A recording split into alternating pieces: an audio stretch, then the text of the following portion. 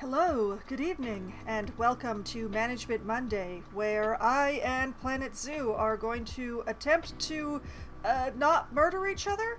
I think that's probably the best way to put it. I intend to be paddling the path system a bit later tonight, but I'm going to be starting by battling the terraforming system, because, well, we have the jaguar pen here, and a very beautiful jaguar pen it is. However, jaguars need water, and this doesn't have any. Now, I think I can leave these slopes as is. Like, I think that this part is probably gentle enough that it's not going to be a problem for jaguar or human. But I do need a pool in here. I do need a pool of water, and I need to turn on my light. Now, let's actually... Jaguars are very particular creatures. I can only have one male and one female in the whole thing. So if I have two adults, I need at least 56 meters squared of water. Which doesn't seem like a lot until you actually try to, put that in. Anyway, I'm going to let time in the zoo run so that the train can come around the corner. Hello, train. And also, we are going to search up some jaguars. And we're going to put them in order of prettiness.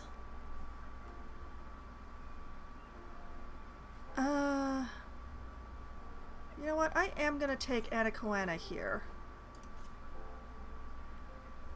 Because 5,000 seems pretty good to me, so now we just need a very pretty male. We will be patient.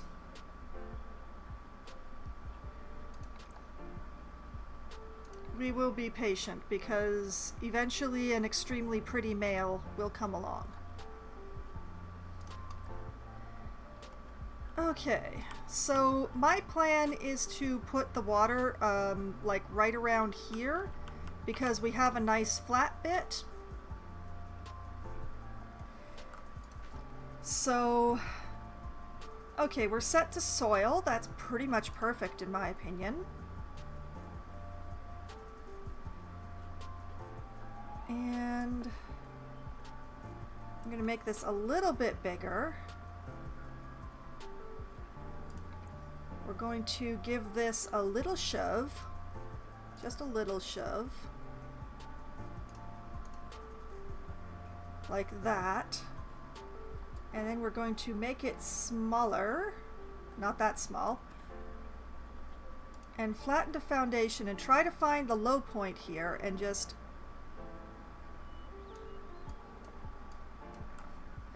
like so.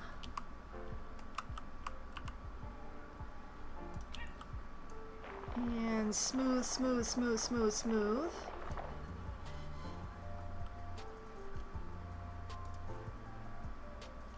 And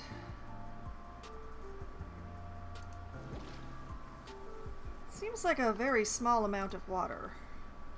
How much are you? You are 86 meters squared, though.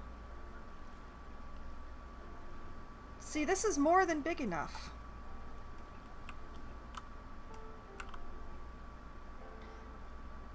Whoop.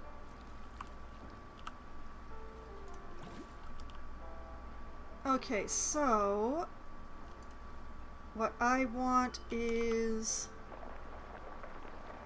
more smoothing around the edges here.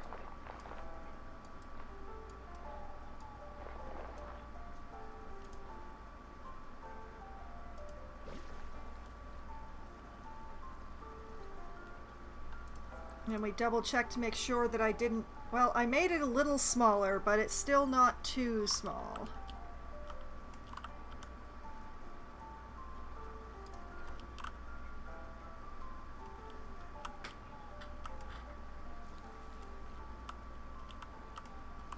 I worry that I might have done something wonky over here, but... Whoop. But you know what? I can be content with that, and it's right about where I wanted to put it.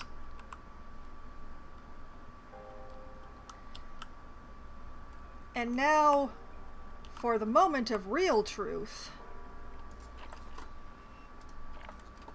it is touched by the water cleaner. We are good. I might need to put in a temperature thing. That is the main thing. Like, jaguars are tropical. 8 degrees Celsius might be a little cold for them, but we will cross that bridge and extend this building if need be. So, I will deal with that when the time comes. So, now, whoop. I've been having a little bit of a problem with my mouse wheel in that sometimes when I scroll it in one direction, it's like, oh, you want it to go in exactly the opposite direction and even stronger than you scrolled. Whee!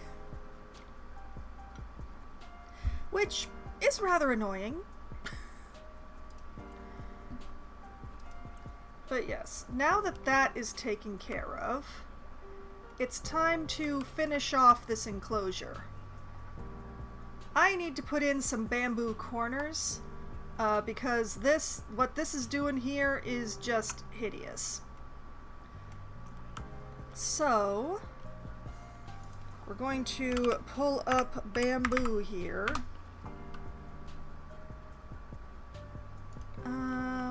No, we don't want the thin beam. We want the thick one with 2 C's. That one, yes.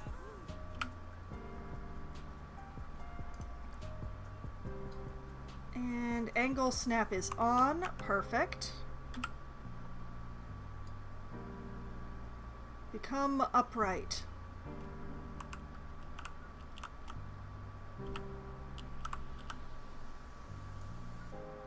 And then I just need to juggle it around until it is sitting correctly.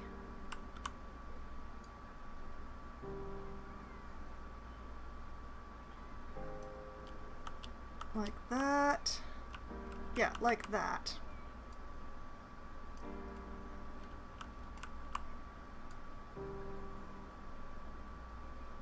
Line it up there. Check whether I have random rotation on, which I do not. Line that up there.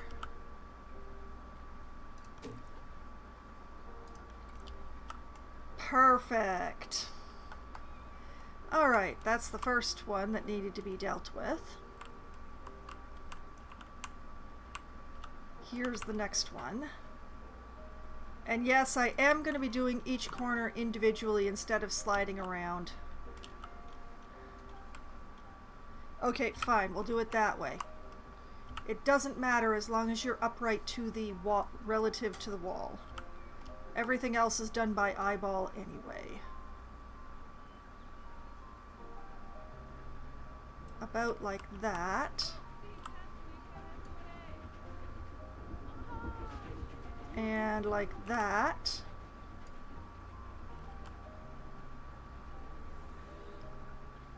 Line it up at the top.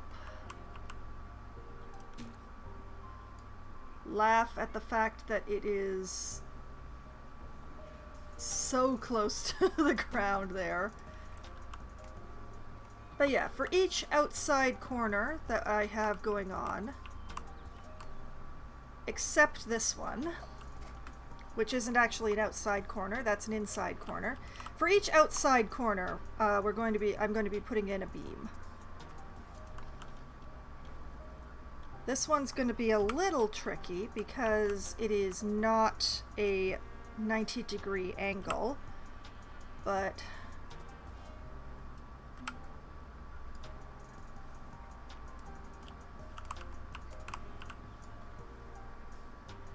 I'll juggle it into position one way or another. Or one way and another.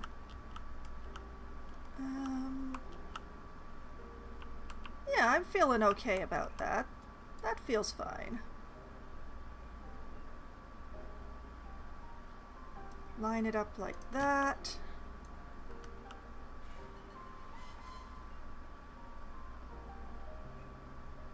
And like that.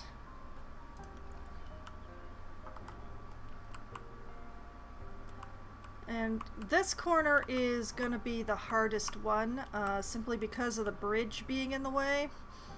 But I'm going to try really hard. It's too early in the evening to lose my temper now.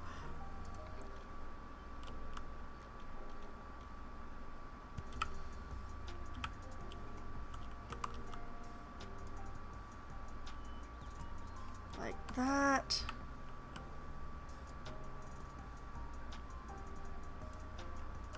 Like this.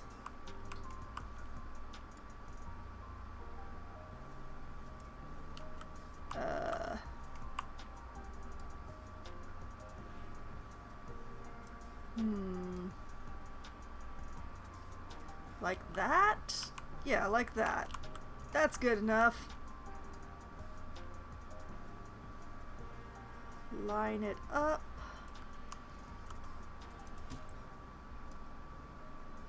Whoop, too far. Just right. Now the unfortunate thing is that all this bamboo is climbable, which means I'm going to have to go in and juggle the settings a little bit, but this part's going to be annoying. I wonder, if I use the slim beams, can I just fill? Oh, the slim beams are slimmer. That is unfortunate. Alright. However, I am going to use the 6 meter for this section.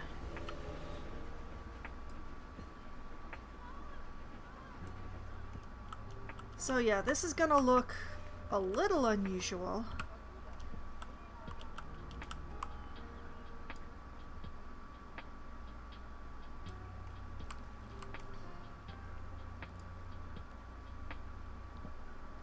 I'll just line this up like this.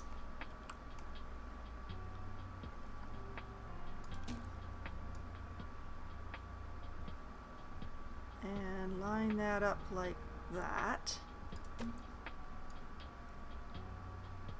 Yeah, this is definitely going to look a little weird. But at least the concrete's covered. Okay, so then we take these 3 and copy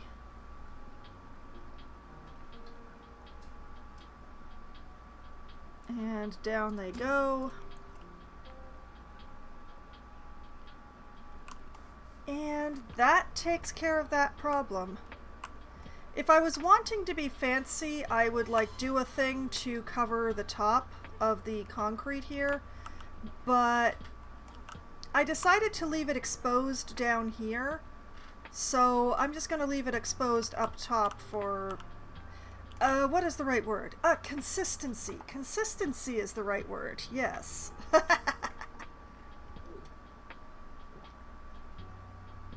Okay. So, with that, I believe the main part of the actual construction portion of this is complete.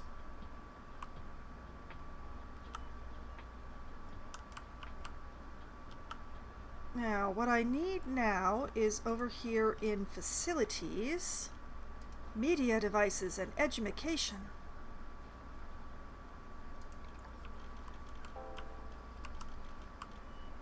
Oh, don't play me like this. Don't. What are you doing? We're going to hope and pray that this is upright.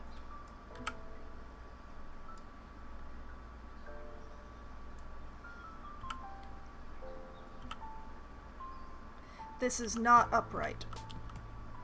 We can tell by the fact that the blue arrow is pointing down into the ground. So we turn that over.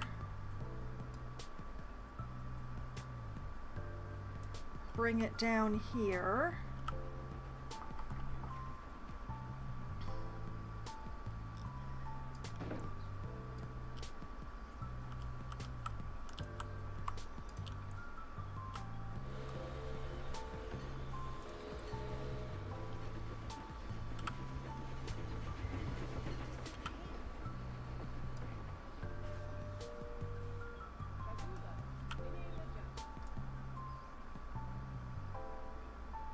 Like this.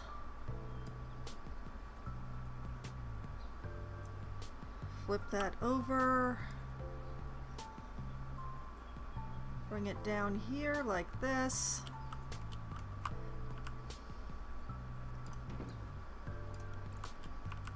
I could put fancy frames on this, but I'm not going to. Especially since if they are in fact upside down, the fancy frames is just going to make things more difficult. Now, whoop, no, I don't want to be inside the train station. Okay. Put one here. And one here. And one here.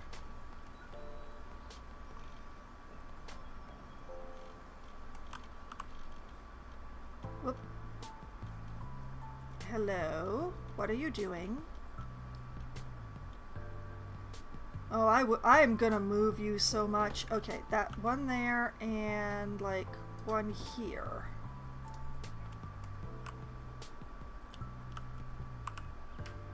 Whoop. Ah.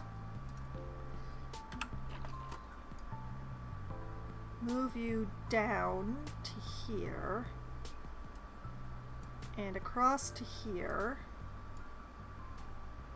And make sure you stick out.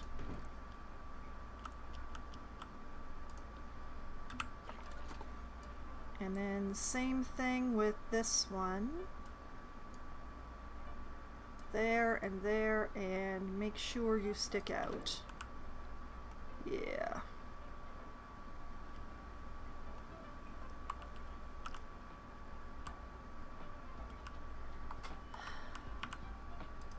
This one, you move upwards just a bit.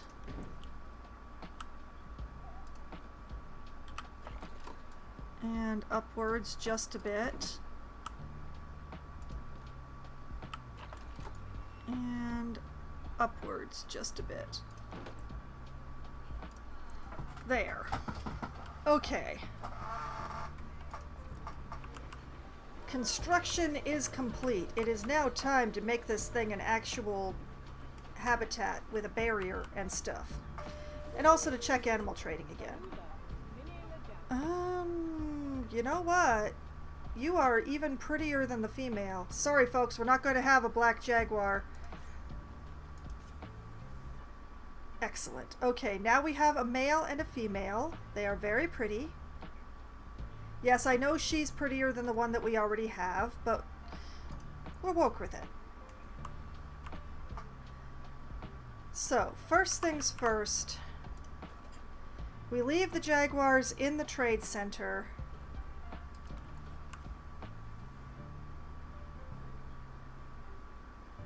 And we get a habitat gate installed right here.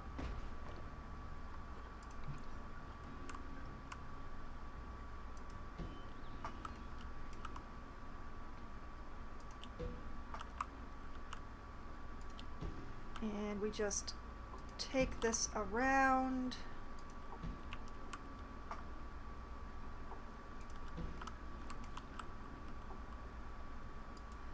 Don't worry about the hideousness. I will fix it.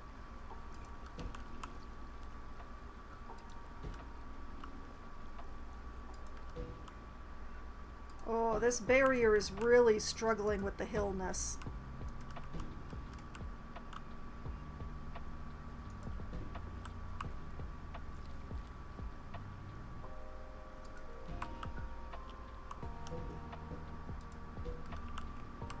Okay, and select this, make it null, make that null, make that null. Okay. Grab this piece, shove it into the corner.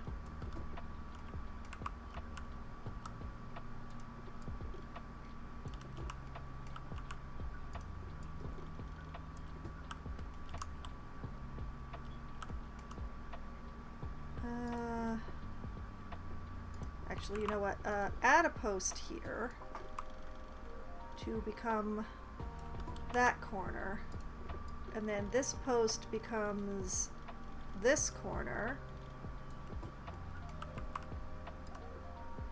We'll just add a post in here to be this corner. What is even happening here? Well, we'll make that this corner here. We'll add a post in here to be that corner. This one ended up outside somehow, so we'll just tuck it in.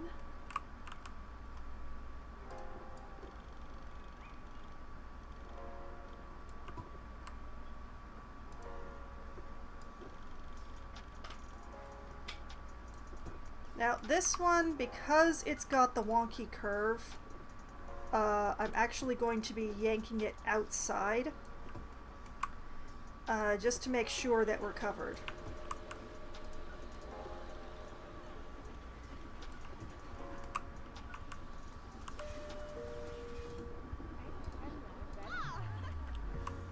And add this here. Tuck it into that corner. Well, that's definitely not tucked into that corner, but you know. Take this, pull it outside.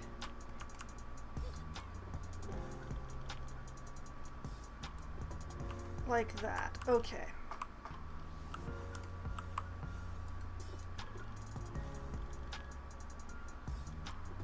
And tuck that in. Oh, and it reveals a minuscule hole. Whoop. Look at that. Look at that spot there. I'm gonna have to do something about that. Okay. We don't have any yellow inside, except where the windows are. That's perfect. And we just need to fill in that one hole.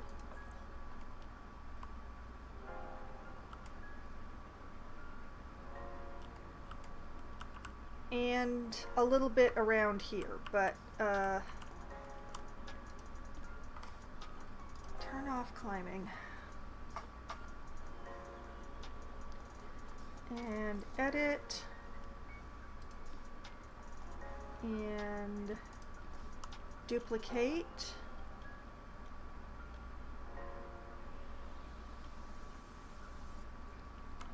And fill in the hole.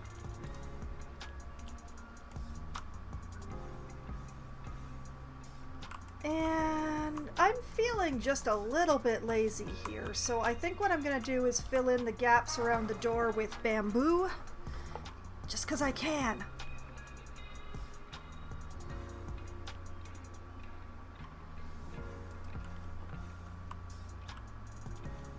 So, okay, fine, you can be up there for now. You realize you're coming to the ground, though, right?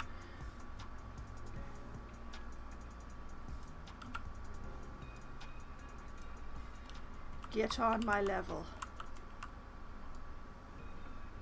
Bring that in here.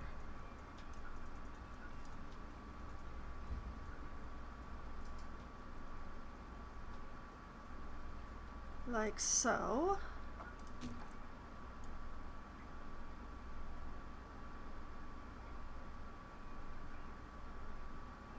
And like so.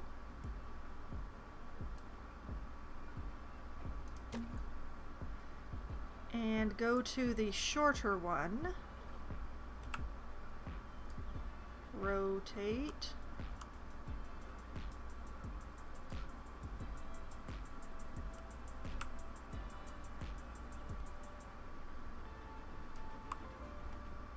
Rotated it too far.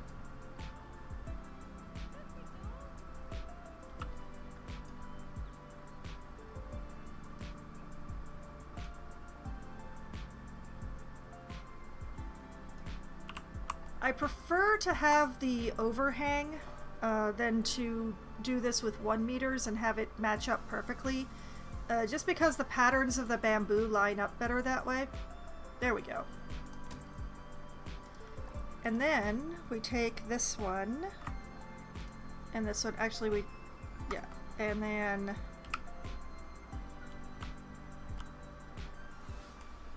we bring them up just a bit so that we have a true crossover. Like that.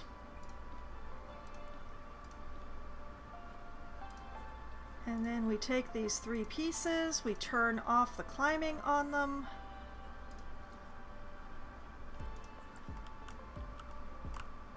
And we have a sealed door. And a sealed enclosure.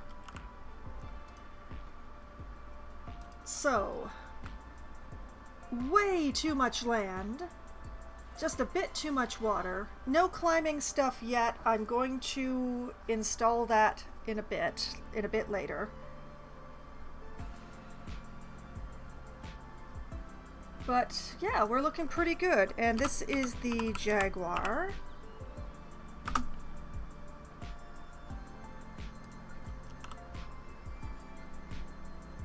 So, we can reset the filters here. And off to animal storage. Toltecatl and Anacoana are going to be joining us.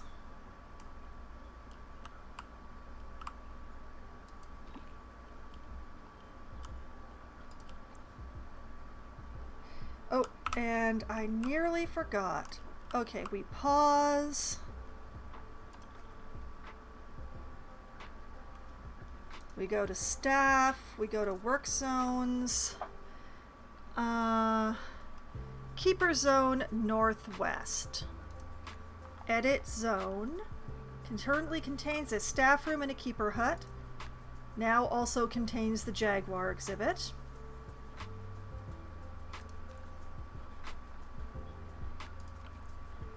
And then we hire a keeper. We let time run for just a little bit. Hello, whomever you are.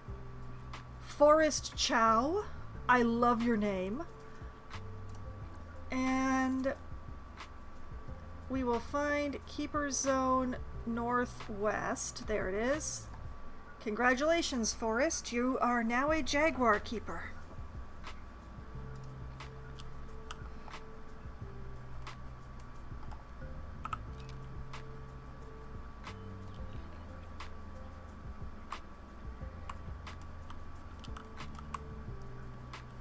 Oh, and there's one other thing that I need to double check here. Okay, select the habitat, go into heat maps, go into habitat, staff traversable area. Perfect. There's one little square here. He can't go, but we can fix that. We can put something there and no one will ever know. And he can't go in the water, but we already knew that. That's perfect. Okay. If the keeper can go there, the Jaguars can go there. So we are looking really good here.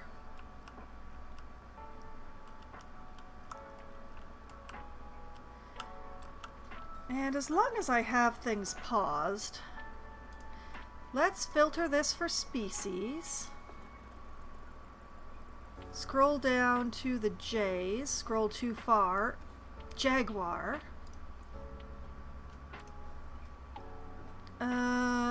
You know what? We will deal with the shelter thing in a bit.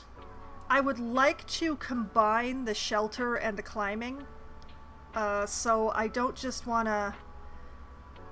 Although... the cave is pretty cool, but...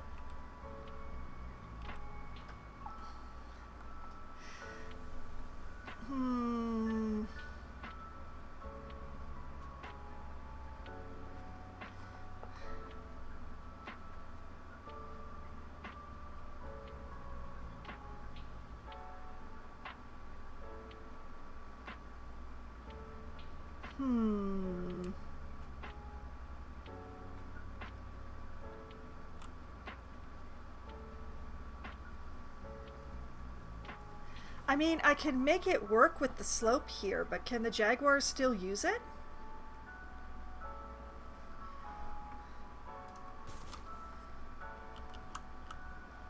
Oh, it made a big old hole.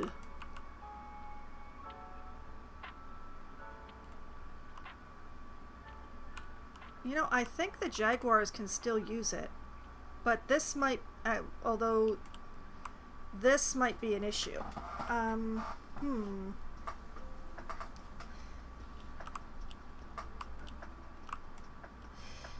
And also, like, the guests can't actually see in there. Lovely idea. Not something I can make work for this, I think.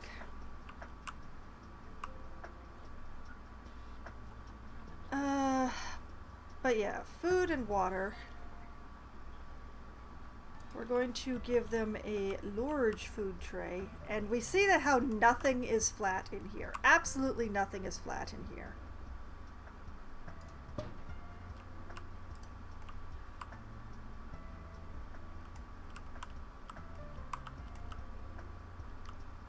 Okay, so I put that there.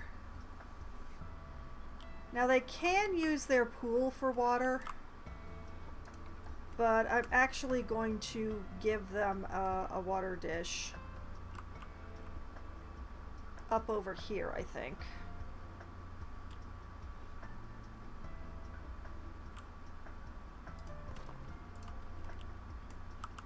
Just because. Now, enrichment.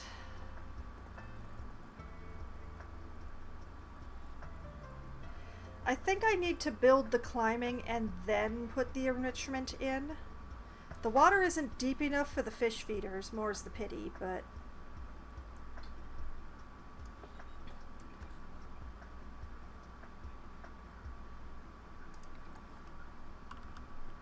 Oh, that's a lot of different interesting shelters. None of which I really want to use for this. Although that one with the logs in the corner is pretty cool.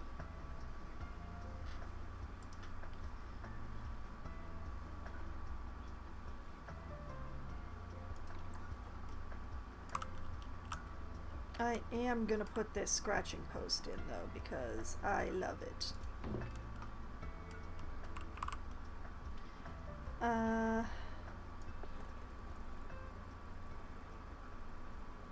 But yeah, I am going to be building my own climbing again, I think. Although I can possibly use the... I can probably use these trees. We're gonna have to check them against the size of the cats. That's mainly why I'm waiting to build that stuff, is that I want to like build it around the cats so that it doesn't look weird. So we're going to have some very unhappy kitties to start with. In the meantime, let's erase a bit of path here. That might have been too much path. Let's put that back in. Can I erase just like... No, apparently I can't. Alright, thanks. That's not helpful. But yeah, what I want to do is bring a path in that loops around this way, connects to this, and comes down here. Whether or not I can pull this off, we shall see.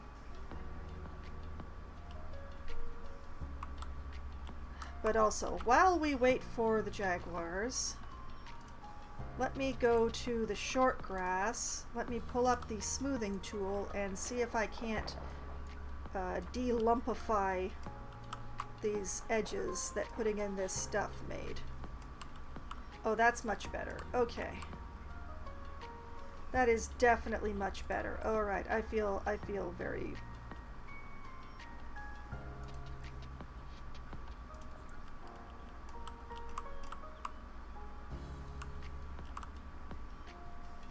The jaguars are also going to need a lot of plants, but once again,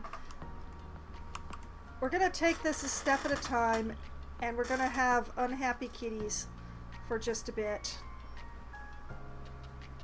But it'll be fine. It'll be fine.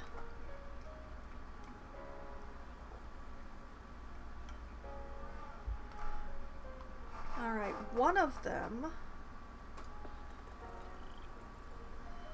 Oh, you know, I haven't included this in all of the keeper zones. Oh well. Alright, you two. Come with me. We're going to your new home. It's gonna take a really long time because there isn't actually a shortcut to get here.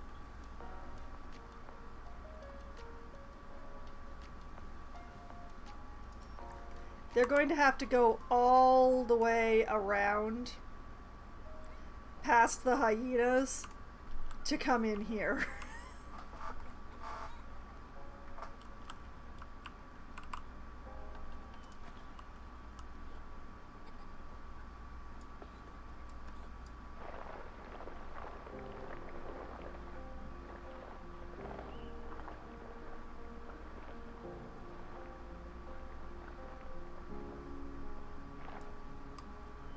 Doing what I can.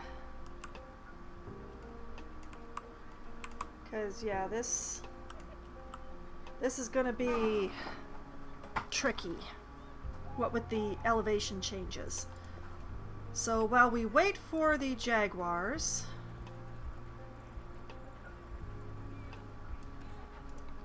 stone slate path.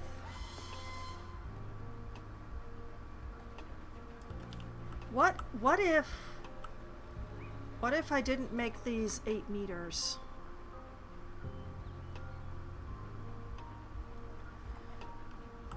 Oh.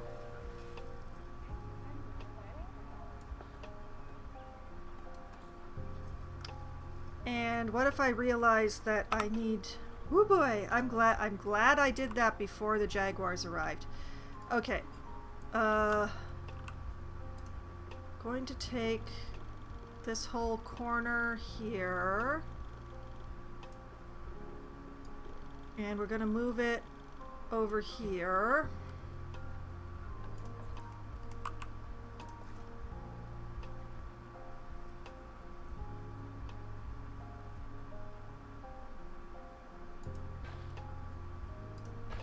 Okay, that nubbin goes there. There is a dot that should go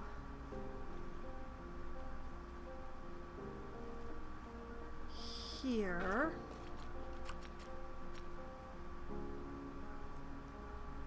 And another nub that sticks out here.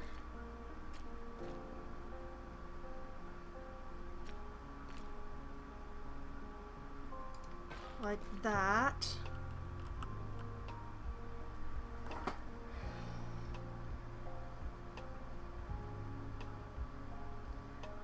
I need to make this a little longer, but not, no, don't you dare.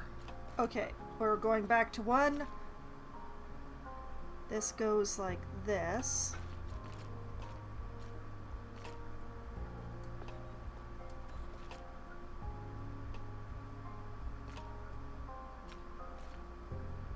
And like this.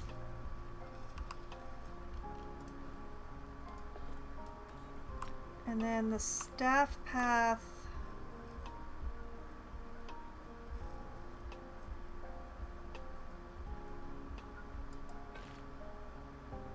Oh, don't you dare do that ugly, ugly thing. How dare you? How dare you even contemplate doing that? That is almost worse. Can't go that way.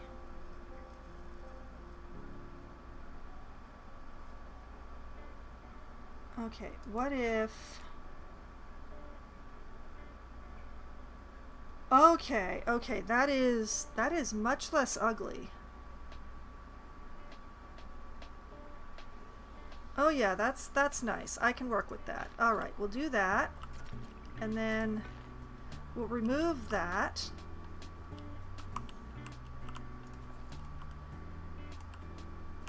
And we will contemplate the horror that is going on right here.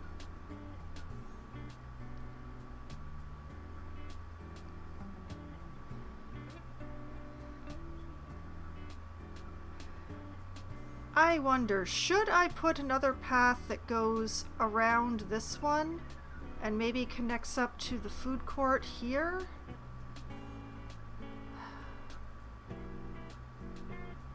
I don't really want people viewing the animals from the food court though, so this is...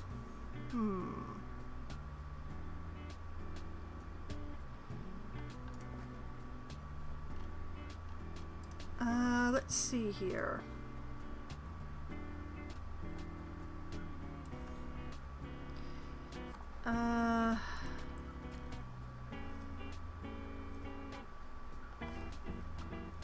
Okay, let's do this in a slightly more sane way. Align to grid, grab this grid, yank this out this away. Deselect grid.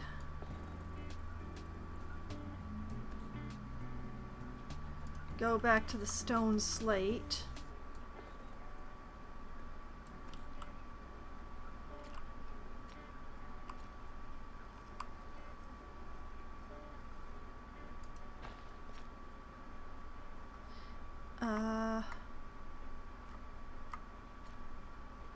Undo that. Let's see, like here.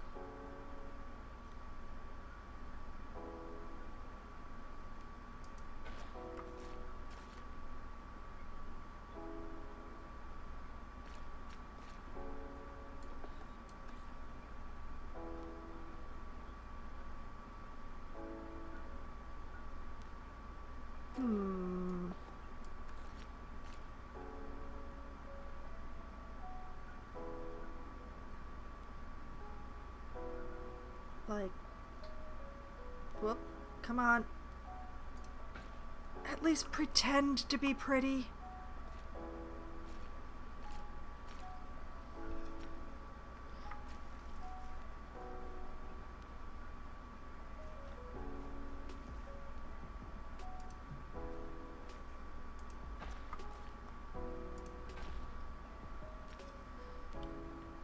This is just getting uglier the longer I go.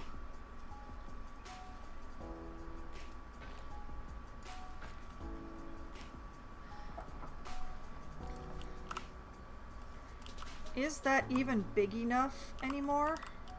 And also, it's a pit. Oh no. Okay, undo all of that pathing nonsense that I just did.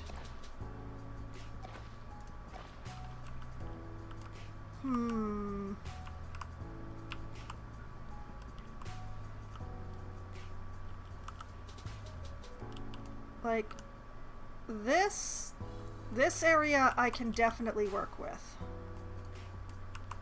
We could even have 360-degree viewing, which I probably won't do because I'm going to need to use this edge for viewing for these guys. But, working with the stuff over here is not going to be affecting the stuff over here. So, let me just...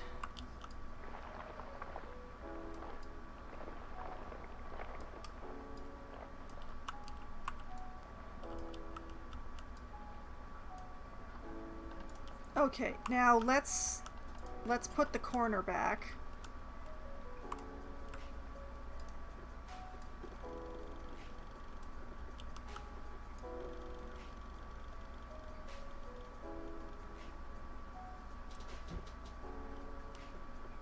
Is that correct? Maybe. That is not quite correct. Gotta nudge this guy out a little. Yeah, I didn't quite get it back into the same place as it came from.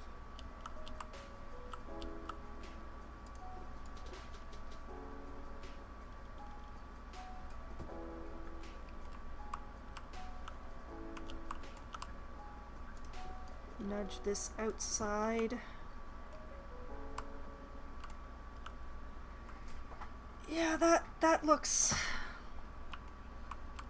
more like what it was. Yep. Okay. I am so glad that I decided to fool around with the paths while I waited for the jaguars, because now I'm in a much better position. Okay, and we still have 250 in this space. It's a really weird space, to be admitted, but I can put viewing along here and along here, and then leave this side for all that's going on here. But I need to do some terraforming along here. This ridge is, it's not good. See, even the hyenas are laughing at it.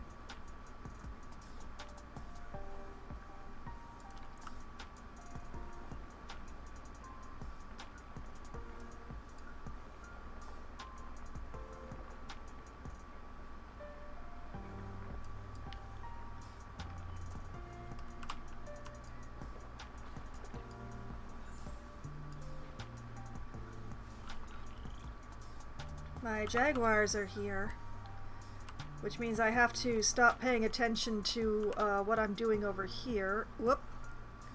Which hopefully is making things better?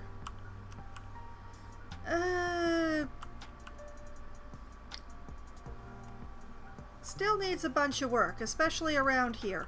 But we will worry about that later. And we're going to have to put in a lot of plants right here. Brother John, hello! Welcome back to the stream. It's nice to see you. I do wonder that this might be too much of a loop. I wonder if I should tap it down a little. I think maybe I'll tap this down a little. Let's get... Yeah, that's good.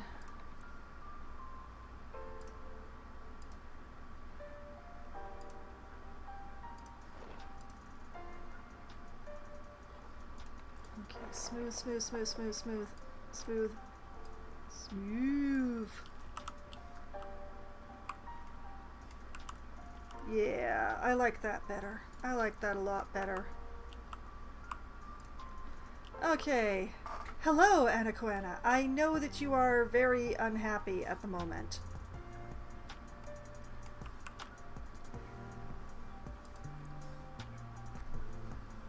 The good news is you have lots and lots of land. However, you are not perceiving enough water. I'm gonna have to make the pond bigger. Oh my goodness, Sean! Thank you very much for the resubscribe.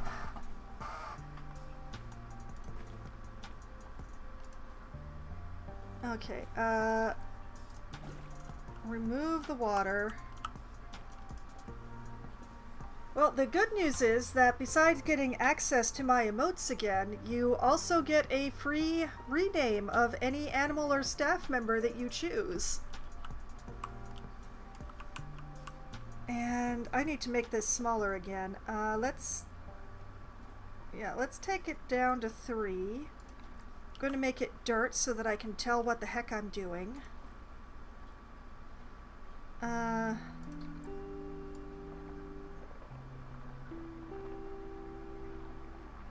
Make this bigger.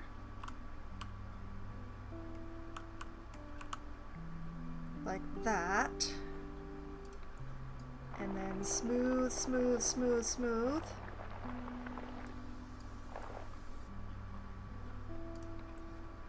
Make this a little bigger.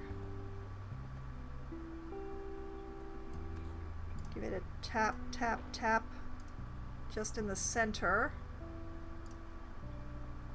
Like that.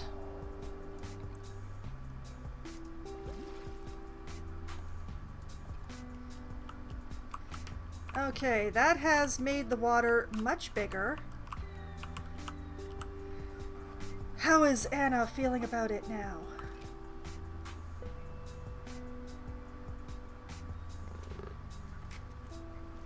Okay, still massive amounts of space and more than enough water, which she has just thrown herself into with abandon.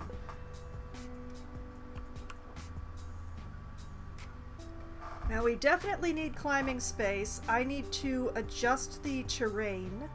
Thankfully they do not care how much short grass they have, so we're doing well on that. The soil that I used for around the water is a good start, but I need more. They need more long grass. And the only patch of long grass they have is in a place where I don't actually want there to be long grass, so this is just spectacular.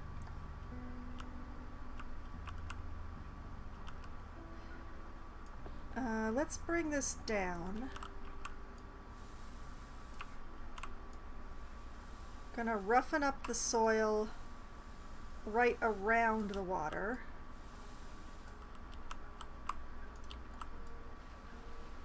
And we'll make the light soil halo a little bigger.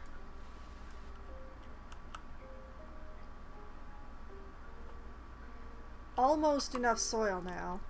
I'm actually gonna I'm gonna mow the grass here because I don't want long grass right up front there. What I'm gonna do is just put the long grass in up over here.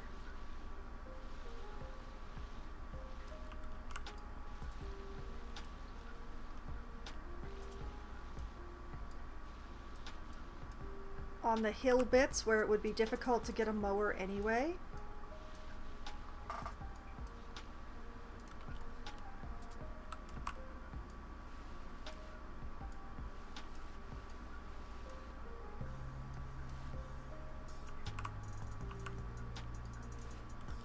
Okay. We now have the balance of the painting in just right.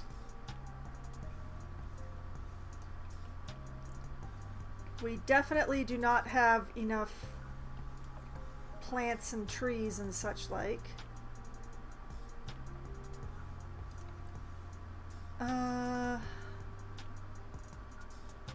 Yeah, let's use both north and south just to increase my odds. We're going to concentrate on tropical and temperate, and we'll leave the grasslands and the aquatic out.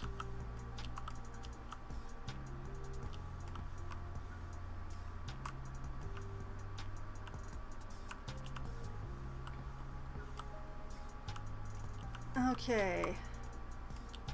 So, now what I'm looking for are climbable trees.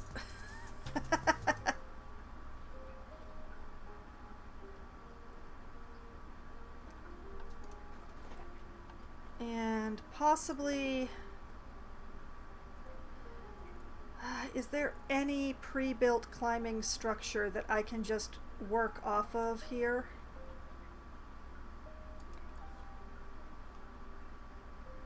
Like, this thing is a beauty.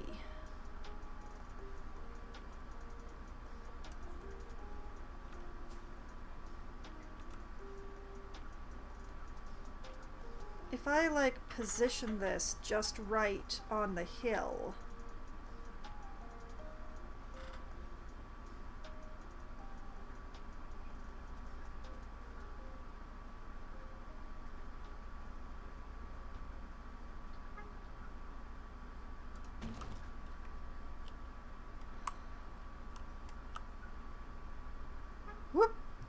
my mouse is doing the thing again. If anybody knows how to fix this mouse thing that I'm having the problem with, I would love to know.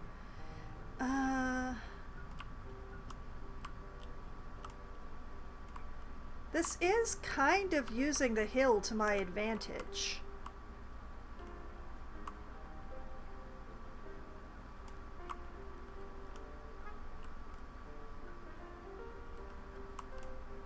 Admittedly, it is very close to this now.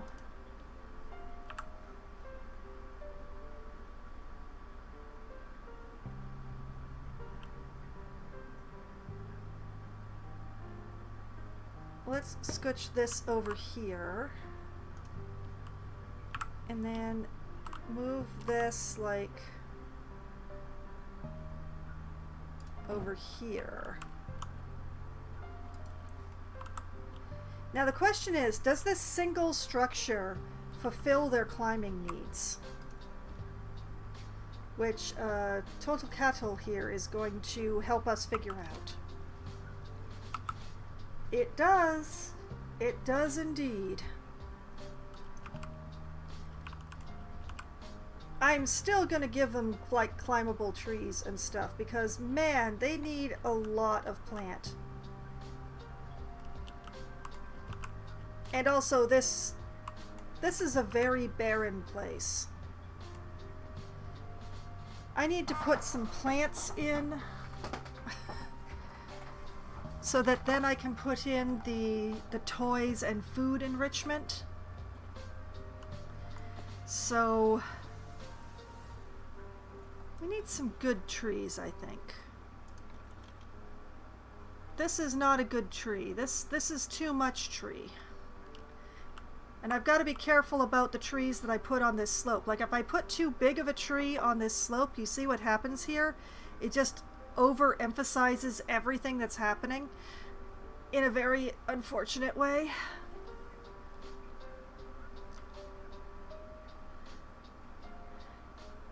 So I want some like good healthy trees, but not like any giant trees.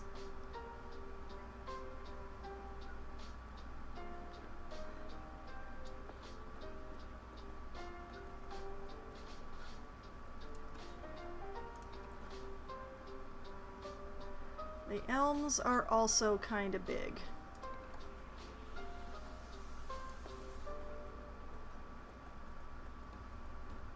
I mean, this would be an excuse to put in a bunch of palm trees, but I have to admit, I don't really love palm trees.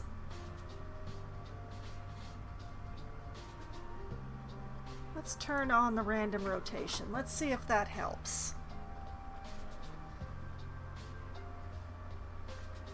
I would like to say this thing is gorgeous. Difficult to use, but gorgeous. Got that out of the workshop. Large forest coverage. Yeah.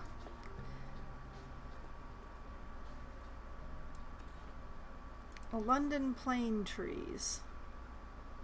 That just doesn't feel right. Maybe I should take out the temperate stuff for now and work just with the tropical stuff.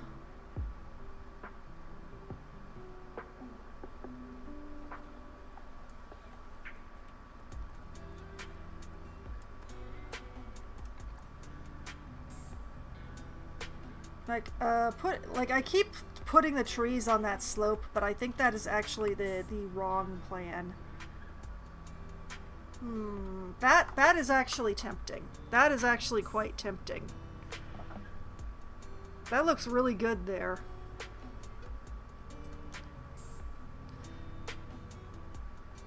Let's pop that down there just because. When else am I going to have an excuse to use the larger trees, I ask you? Tamarins. I do like the tamarins, they're pretty.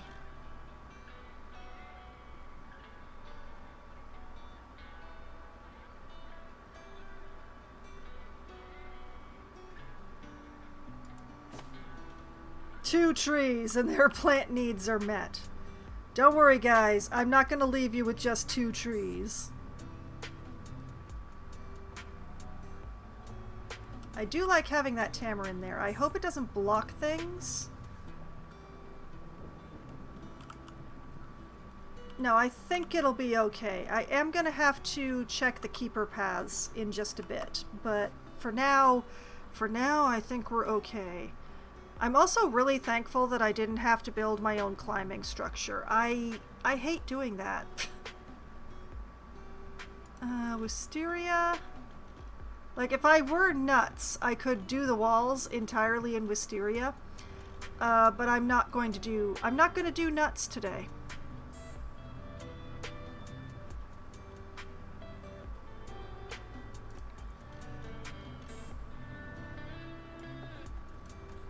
Oh, use the yellow ipe actually as a tree? Dare I? Dast I?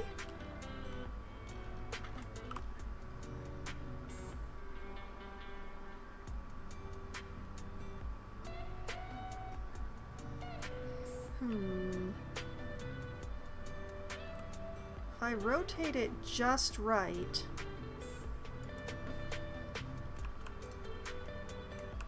Ha ha ha!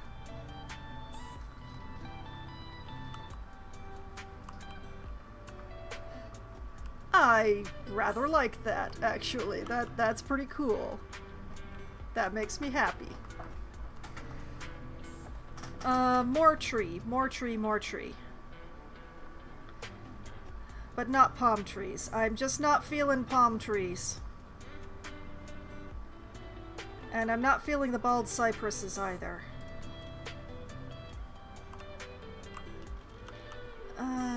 Not really feeling those either. Let's see. Bracken, bramble. Brazil nut. These ones are actually hard to use. They're just... They're a lot.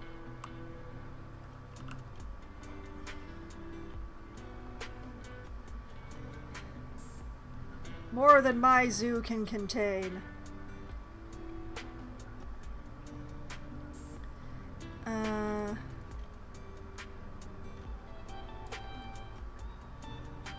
I never want to use these as trees. Like, they make excellent bushes if you sink them into the ground, but I just don't like the look of them as trees. They're so spindly. They make great bushes. Like, you bring them down. Excellent bushes.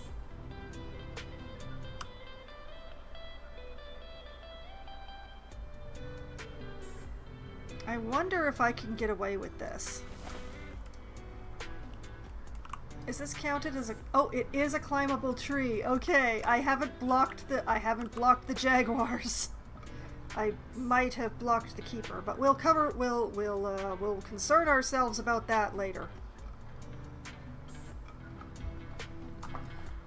Let's see. But see how much better it looks as like a tall bush than it does as an actual tree?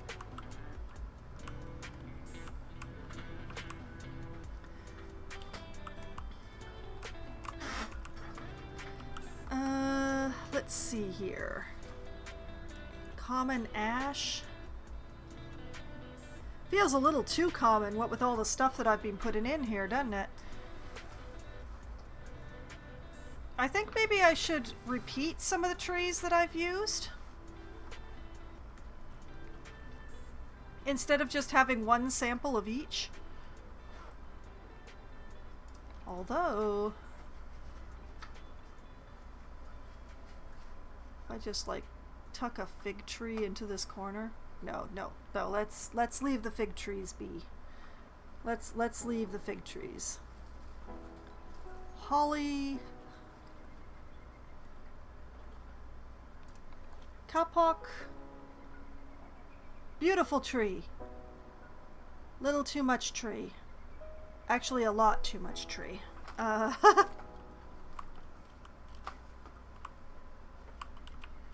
Gorgeous trees, though. A very tree-like tree.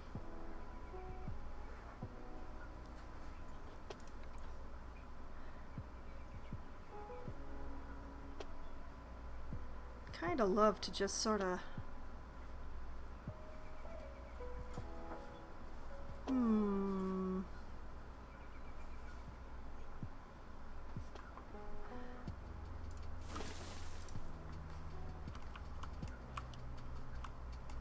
A little too much tree for inside the enclosure, but for this space just outside the enclosure, I think that might actually work really nicely.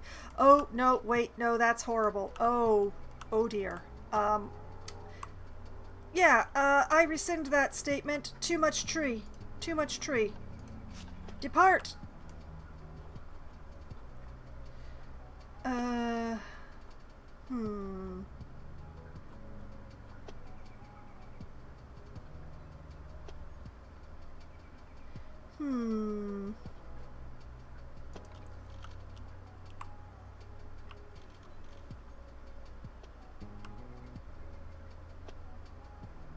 What if I use rainbow eucalyptus instead?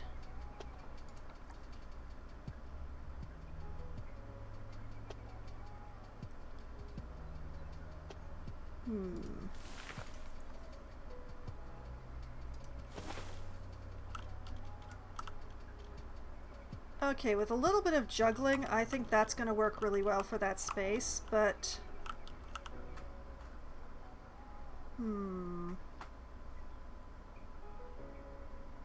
Does that work for me in here?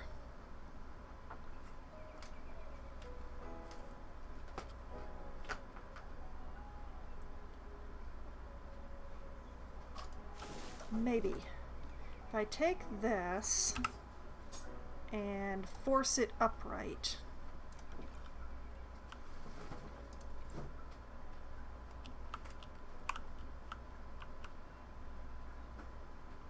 Yeah. Yeah, I'm liking that.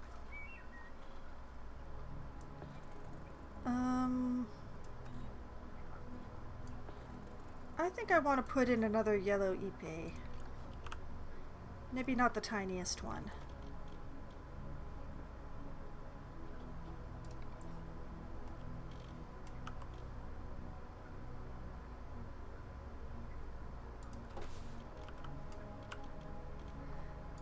That.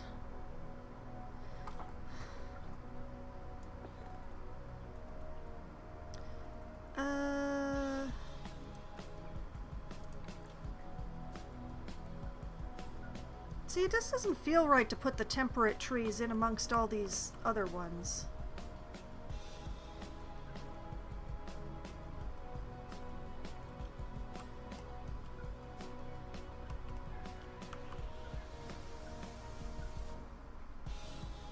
I do think the sycamore maple could work over here, though.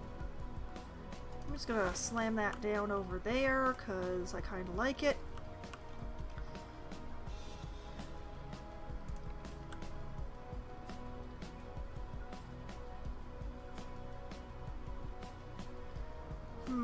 Do I want to put a second tamarind so close to the first tamarind? Not really.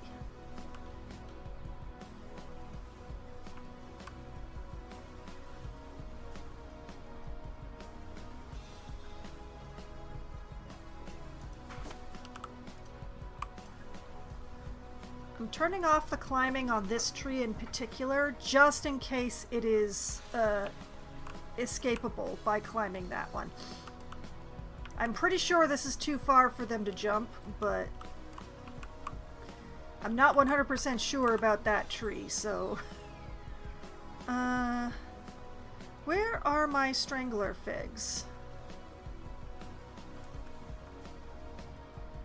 London Plain, no. Gone too far.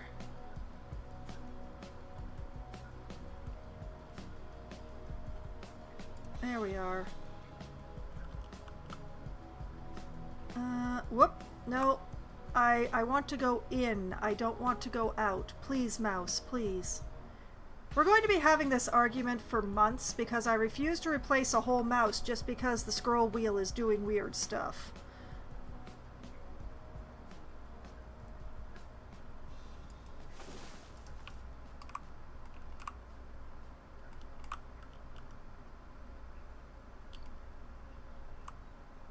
Okay, I am kind of liking the look of this. I'm leaving this corner fairly bare because that's like right around where the door is. But I think I need one more tree like right here.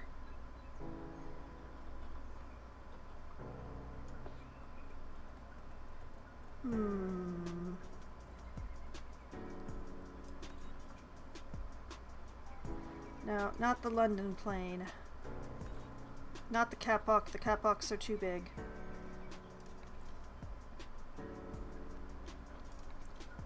The holly is not quite right.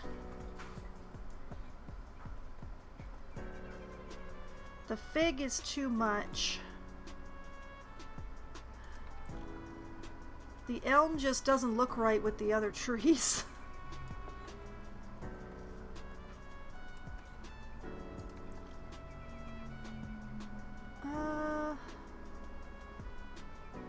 Maybe the common ash? No, it's not quite right either. A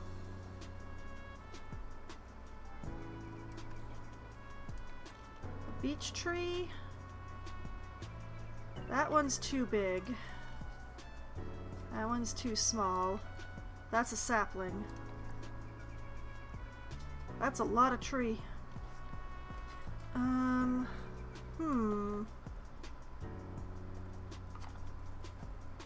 There's gotta be something. Maybe another tamarind?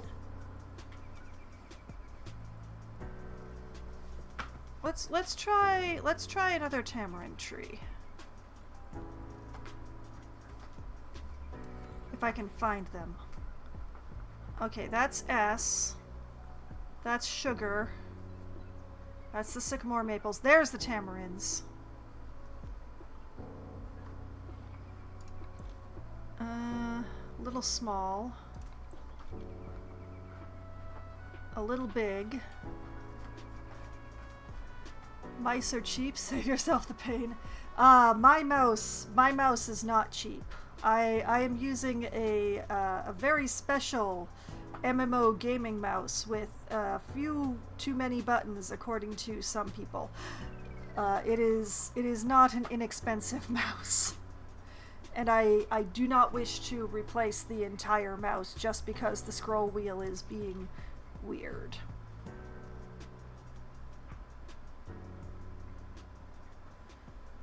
You know what? Let's put this here.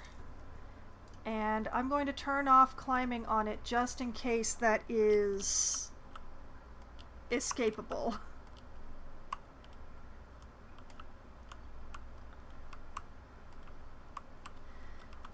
I feel like that's some good tree cover. And the nice thing about these guys is that you can't actually top out their plants. You can go on forever and not have to worry about it as long as you are remaining within the correct environment. Which means now it's time for ground cover.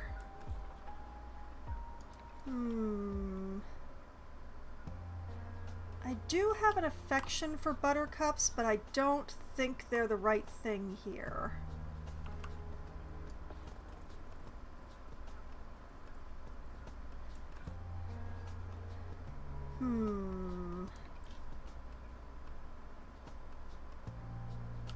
Can fill with some arrowroot, but the problem is that, like, finding the stopping point of, you know, hey, I should probably stop putting arrowroot down. The edges are difficult to define sometimes. But, you know, let's tuck some in here. Like it's just growing around this area.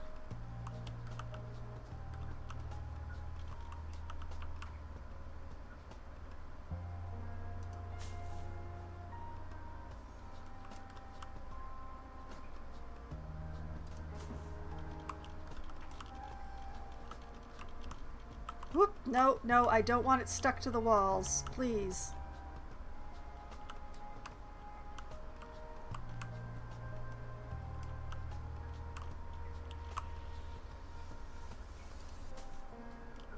think they have the same mouse. Not super cheap annoyance has a price too. That is true, and if the scroll wheel thing becomes super annoying, I will consider replacing the mouse with another one of the same kind. But for the time being, it's just like, I just got this mouse. I spent nearly a month waiting for it to arrive by shipping. I just really...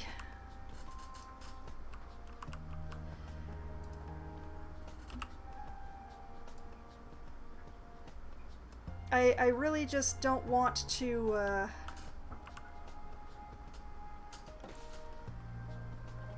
I don't want to have to replace it so soon. Hopefully, even though I've disabled the climbing, they can still use this stuff. I think I am gonna have to double check some stuff. Okay. How new RMA is a thing?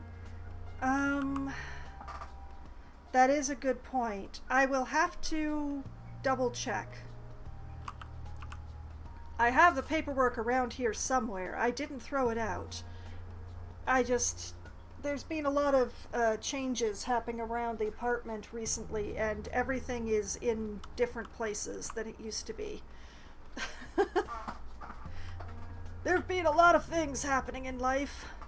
Okay, animal selected, heat map, animal traversable area. Oh. See, they can't actually traverse this, which becomes a problem. But the good news is I'm not seeing any haha I escaped from here spots.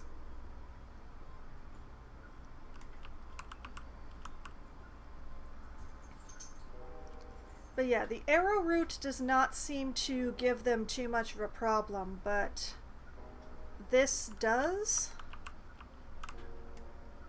which hopefully does not affect their climbing area too much. Interesting.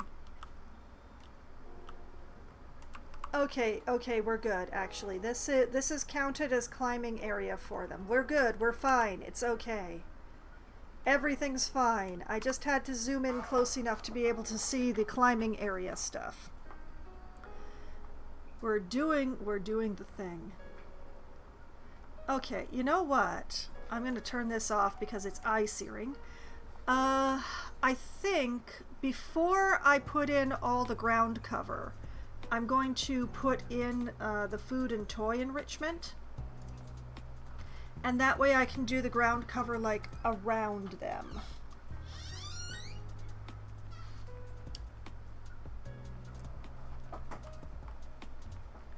Alright. So, habitat, enrichment.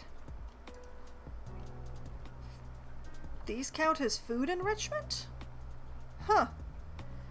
Alright, we're gonna give them a blood pumpkin.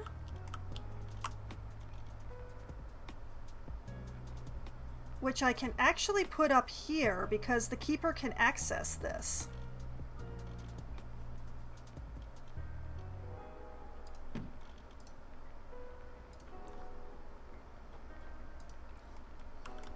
Because this ramp is enough that the keeper can walk up it, so that will be nice. Going to tuck a rotation line feeder in over here for the people from the train to enjoy. Oh dear, that took away some of the long grass. I'm apparently going to have to redo a bit once I do this. And a block of frozen fish. I'm going to put like right at the edge of the water, I think. Alright, and then the toy enrichment. How could I not give them a fire hose ball?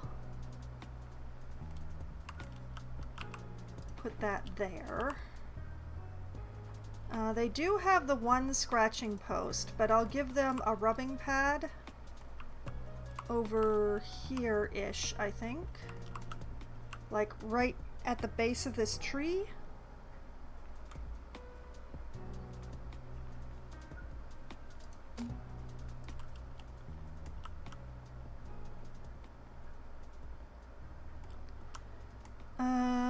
Let's see.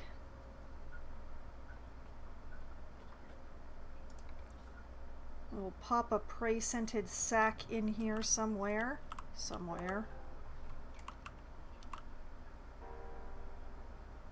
Here.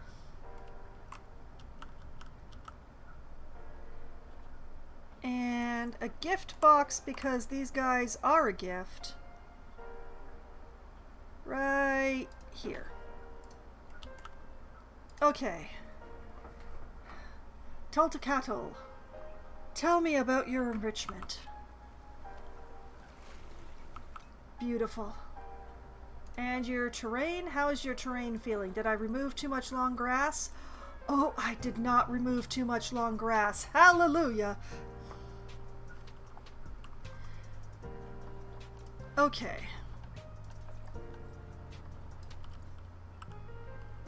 Back to the plant life. I'm feeling like I'm doing pretty good, but the thing here is that now we have like a lot of trees and not so much ground cover, so definitely need to get some more smaller plants in here. I am not going to go nuts with the arrowroot, I swear. I promise by all the things. I'm not going to cover the entire place with arrowroot. That is just overdoing it by a massive degree.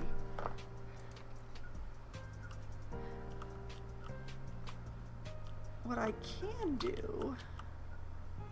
Like, I could...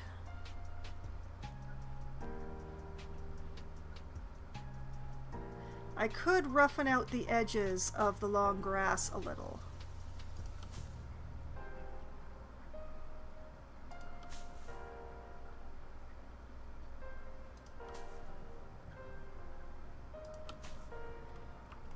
Here and there.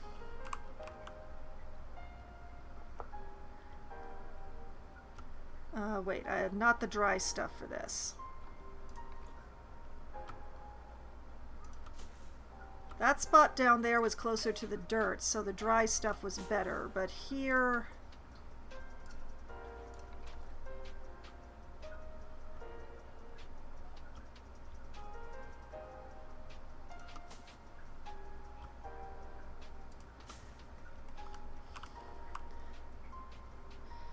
Just use the buffalo grass at varying heights to roughen up where the long grass is, or the edges of long grass anyway.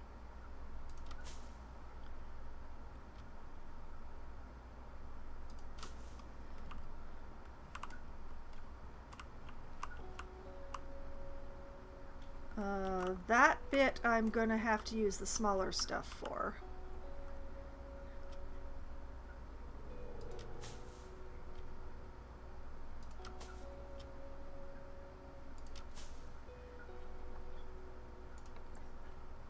So we'll just use the medium for this weird edge here.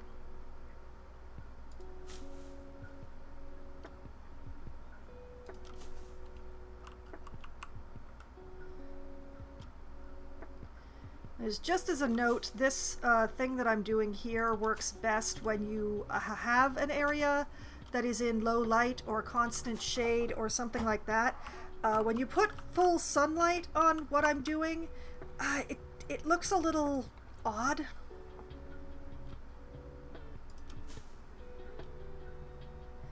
But when you have partial light or low light on the area, and you remember to mix your dry and your green,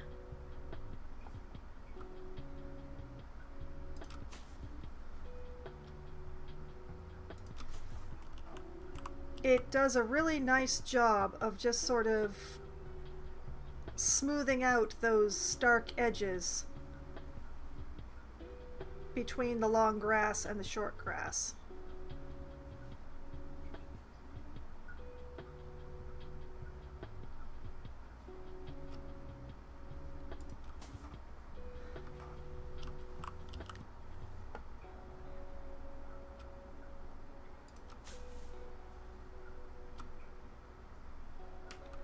The only problem is that I've got to do all of this like a little bit at a time, very manually, because of the slopes that I'm working with here.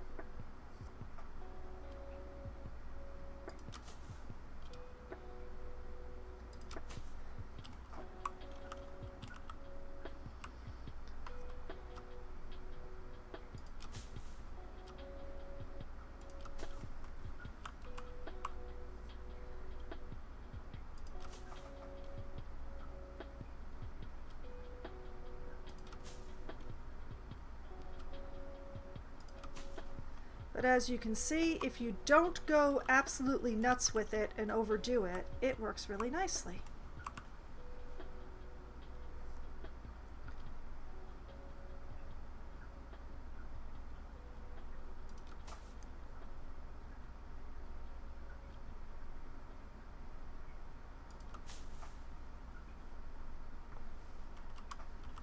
Just a little bit here, a little bit there. Mix the green and the dry, and things end up looking a little better, less stark. Let's see, what else have I got? Should I put down some sort of flower? Maybe? I mean, I can put down like some water lilies.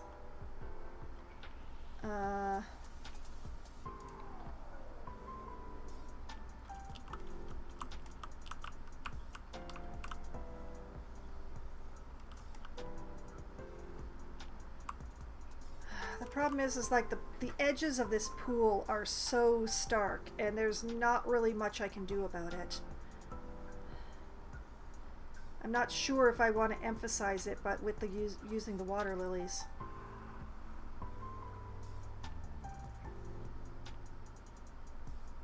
I'm very bad at water edges.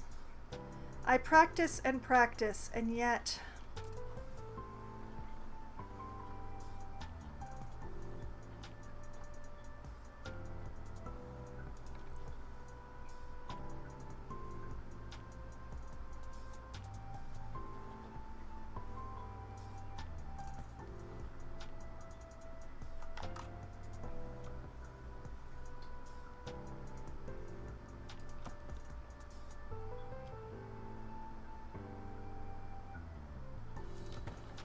no matter how much I practice, something always seems to go weird.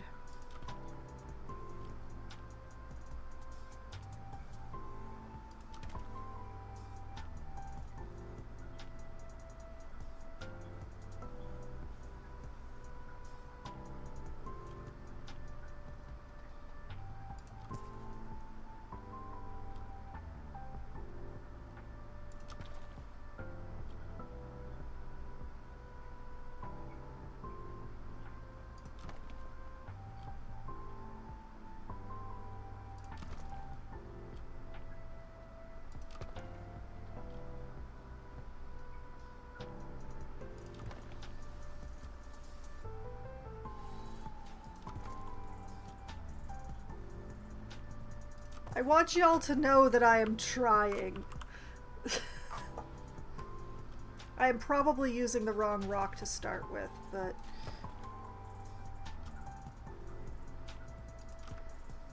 frankly, as long as I don't trap the jaguar in the pool, I'm doing better than I normally do.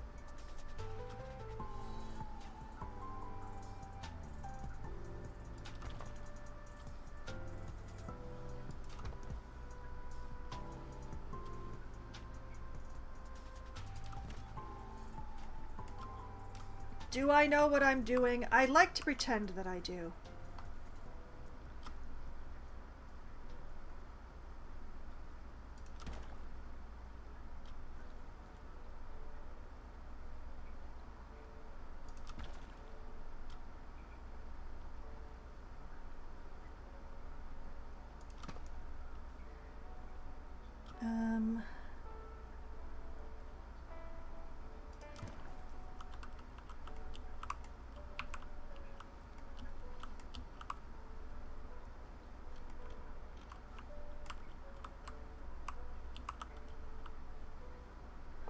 My water edges are always weird, and I don't know why.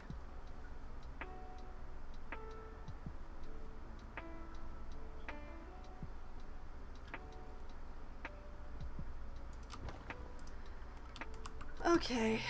A. Anaquena, are you trapped in here? And also, do you still perceive the amount of water that you had before?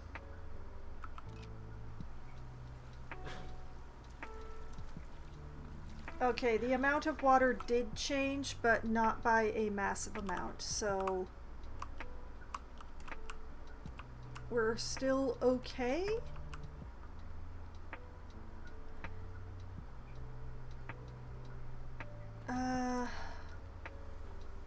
What if I...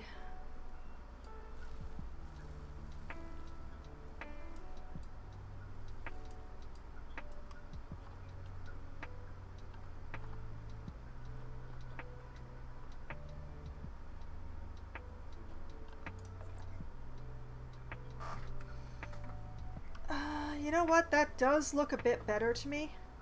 The edges are still a little odd, but...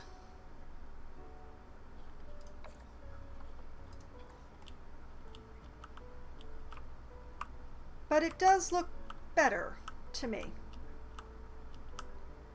And the jaguars are still perceiving the water pretty well. Speaking of... let's see... Everglade...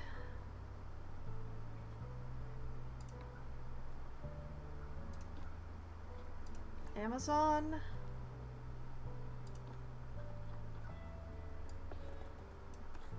Tropical? Wow, tropical is like super clear. It's even clearer than crystal, dang. Midnight? No. Toxic is definitely not right. Cosmic cow? Oh dear.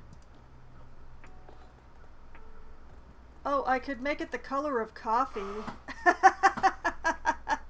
Which, while thematically appropriate for me, doesn't actually look good for the jaguars.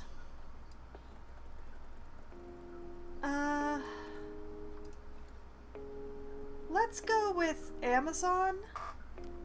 Makes it a little darker, but it's still... you can still see through it.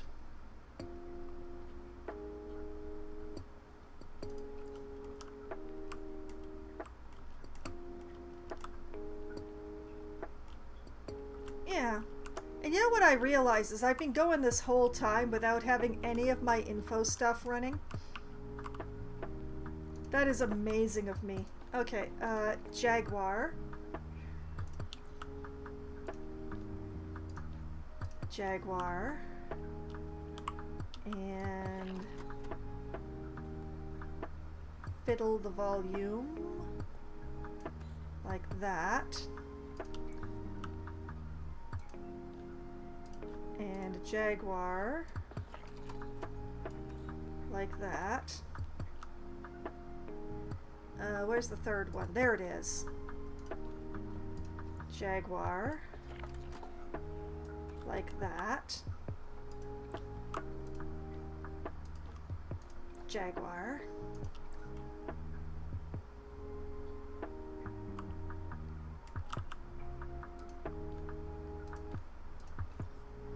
Jaguar.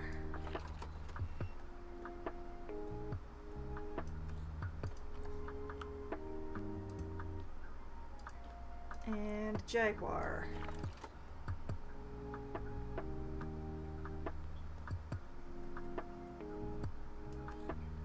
Turn that one. These ones I'm making extra large just so that they like cover the most part of the train tracks. Because they're giving the same information, it should not be a problem that they're overlapping. We'll see if it decides to give me alerts anyway. Okay, I'm not going to put plants in the pool because now I've made the pool a rock pool. So, no dirt, no plants. At least in this case. So, no lily pads. Let's see. I'm not going to cover the whole thing with arrowroot, even though I could. Even though I could.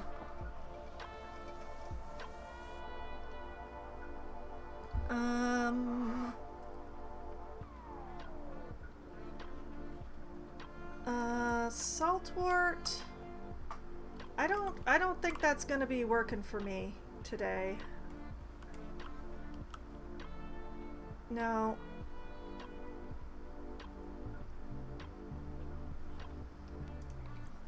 There are the cornflowers, but I think they might be... Yeah, they're... Oh, they're definitely not right. Oh dear. Jaguar just traipsing through the flowers.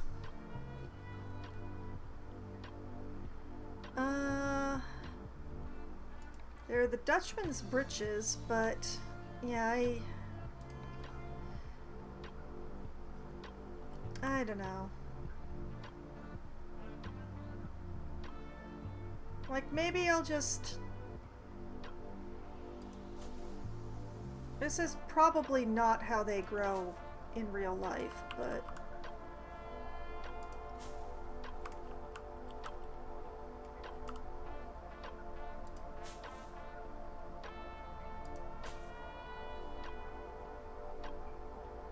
Oh, come on.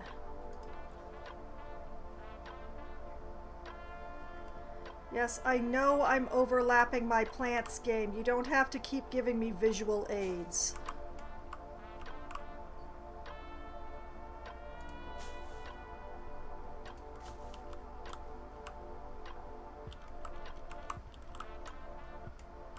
Let's not overdo it. Although I do kind of like how that looks, so... My problem is always overdoing things. Putting too much of any given thing. So I'm trying to keep control of myself.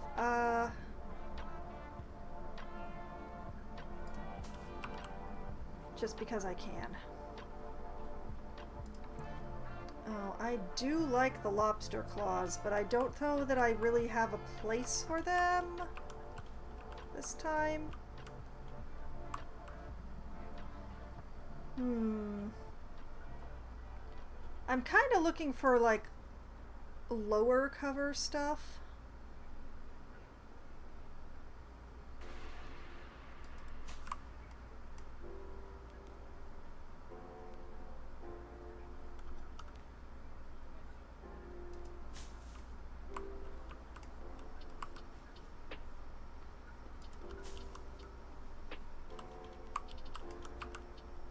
I know I'm getting things a little unnatural here.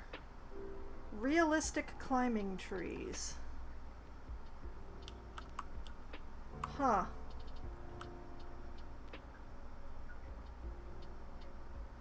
Those aren't really cat trees, are there? They're more simian. Ah, well.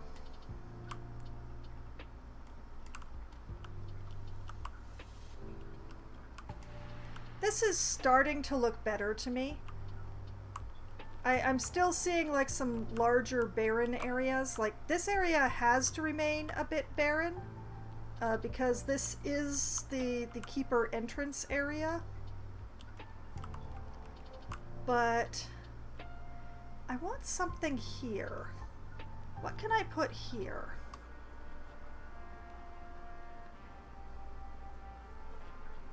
Saviola?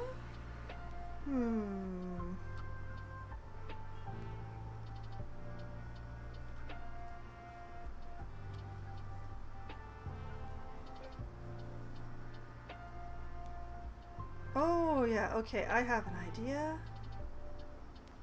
We'll just do like that. And we'll grab like one of these smaller ones.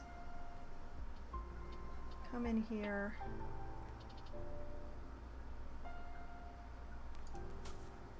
let it sort of spill down that away like that. Wah! What just happened? Huh. I accidentally switched windows. That's weird. Okay, I need another small one. This one might have too much of a bulge, but let's see if I can make it work. Yeah, that one's not quite right.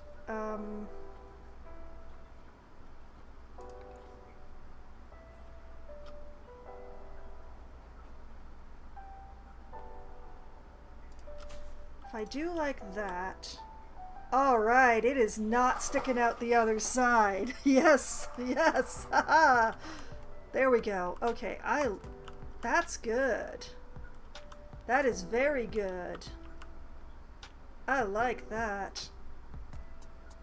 That does a thing for that corner that needed to be done. Let's see, are there any other places that just don't feel right?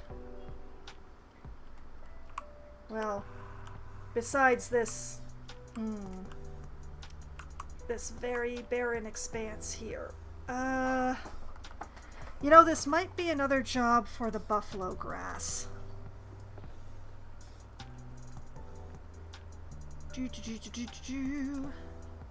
No, not the cornflowers. A little further up in the alphabet.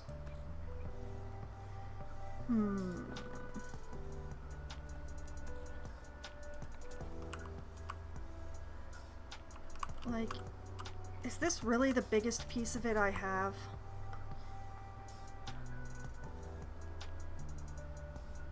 Maybe I should use the scaviola bushes just because they're bigger.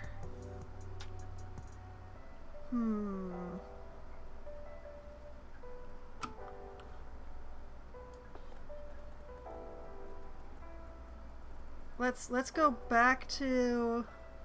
I'm probably not pronouncing any of the names of these correctly, but like if I take this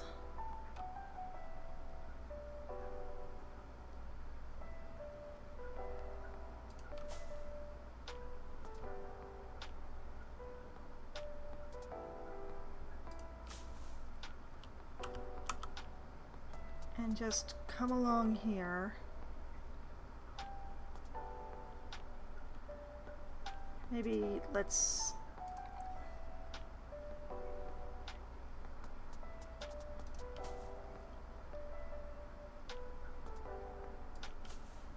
Oh, no. No. Like, it looks all good over here, but as soon as I came over here, something started going wrong.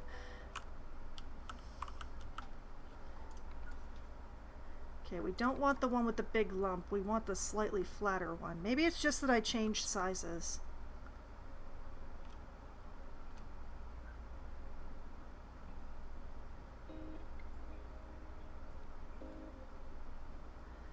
No, I think it's just that it doesn't work through the flatter area.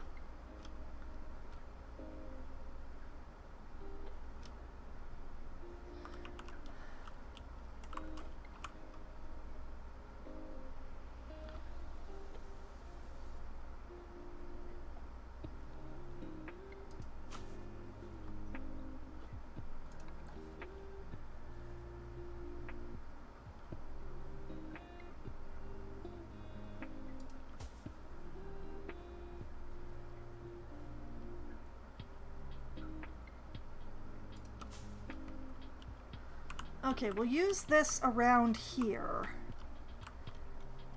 But I think we shift to the buffalo grass for this area. Which is going to take a long time because the buffalo grass is so much smaller.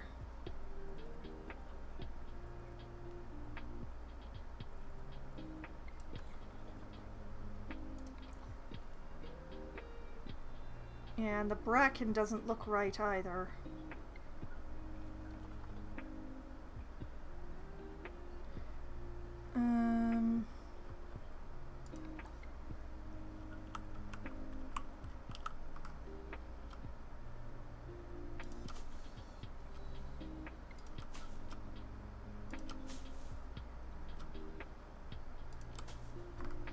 We'll just scruffify this area a little. We don't need anything too emphatic going on here.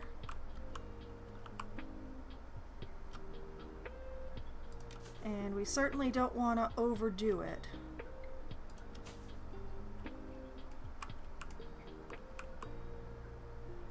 We just want it to look less manicured. That's all. Yeah! No, I don't want to be up the tree. Thank you.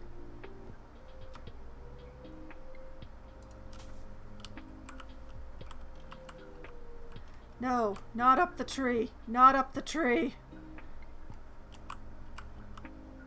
Please save me from myself.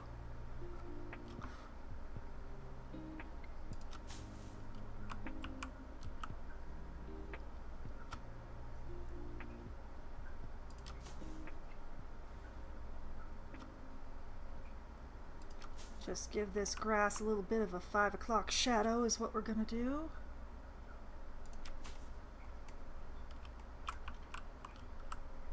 Just make it less pretty and perfect.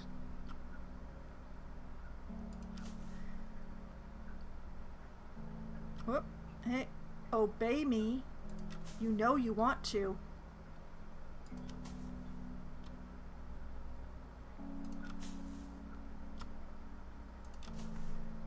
Now the best part about doing this way is that you don't have to have 100% coverage. In fact, you want to avoid 100% coverage. Because 100% coverage looks too perfect.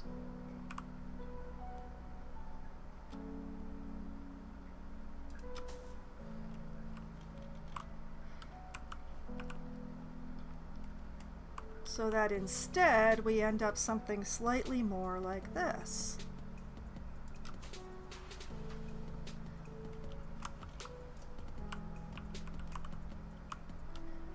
I may have made it a little too patchy, but I can come through with the medium and do a little fill here and there. A little bit there, a little bit here.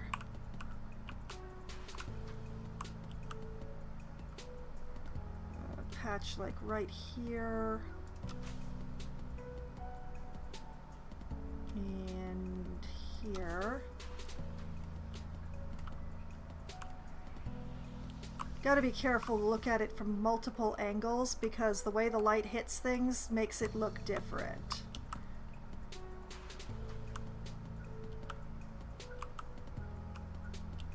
Yeah, I'm liking that. I'ma call that good.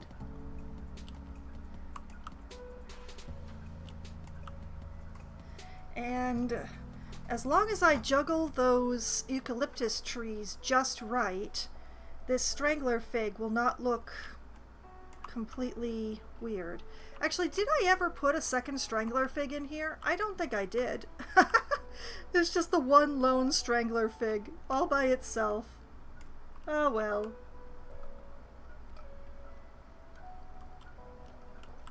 Okay. We are good now. It is not possible to give jaguars too many plants, so we are happiness so long as I didn't take away too much of their water or climbing space. So we're just going to check that part, especially since Anacoana keeps losing the climbing space. There we go. More than enough climbing. Way more, like double the space they need, nearly.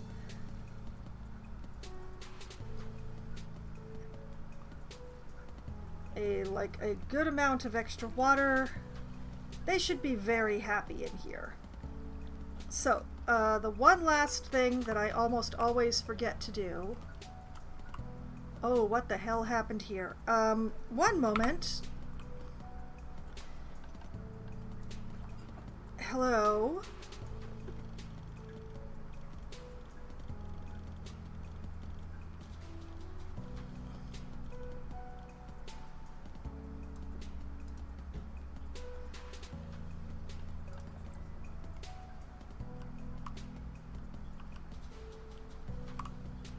Okay.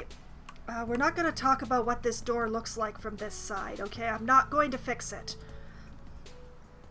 What I am going to do is give them grade 3 food quality.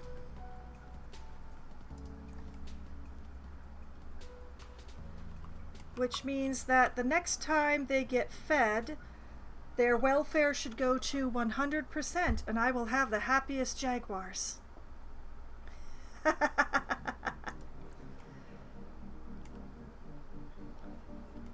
Okay, we can let time run, now that the jaguars aren't going to be escaping through the door that wasn't in the right place for whatever reason.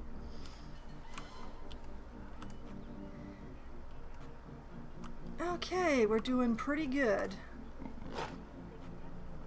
Oh, aren't you two pretty? It's going to be a long time before anyone comes to see you, but you two are real pretty. The main problem here, for those who have not been watching my zoo as it progresses, is that these guys are kind of off at a far end, all by themselves. Also, I have limited the number of guests that can be in my zoo, just for frame rate purposes. So, until I get more animals into this little section, it is very unlikely that anyone is going to be coming to see my jaguars. Sadness.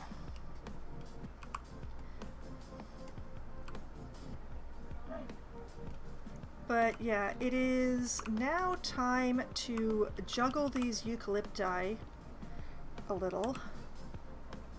Actually, no, I don't want to be... Bring it... You belong here.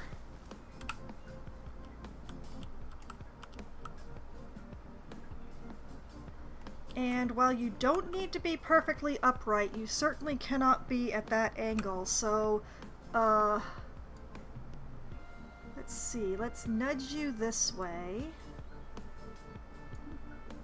And... Actually, I think I nudged you a little too far. There we go. Okay, like that. And I'm just gonna tuck you down a little bit. Because we're weirdly lumpy around here, there is nothing that I can do to change that. So, we're just going to put you down far enough that your roots aren't showing in a strange way through the weirdly lumpiness. Now, this one, I think, actually may well be fine. But I do think I need to shorten it just a little. But I like the angle that it's sitting at. I just think it needs to be just a touch shorter, like that. There. That way it is not looming over the strangling fig. And rainbow eucalyptus is not climbable, so I don't gotta worry about that. I do need to figure out what kind of ground cover I'm putting in here, though.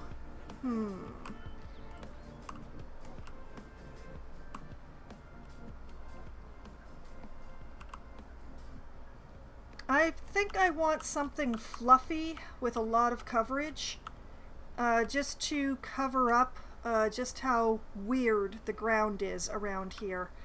Possibly, I am going to make sure that I use the tropical or the temperate plants.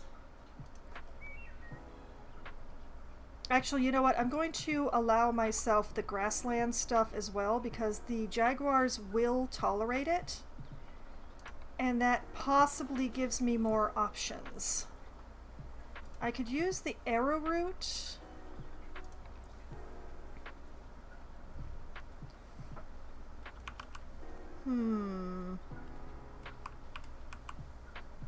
This could be a job for the arrowroot. Do I like the arrowroot better or the scaviola?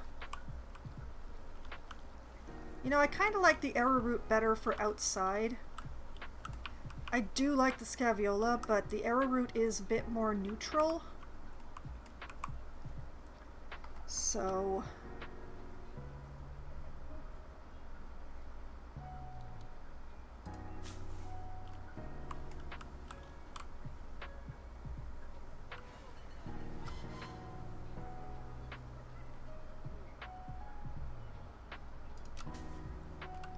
Please don't look weird on the other side. I can't tell because there's air route in the way. Okay, that is definitely poking through, but it doesn't look too weird. But yeah, if I just...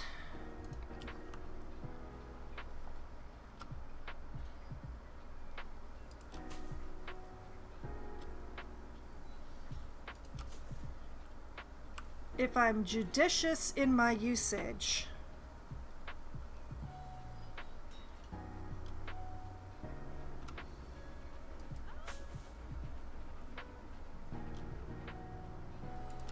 I can probably get away with this.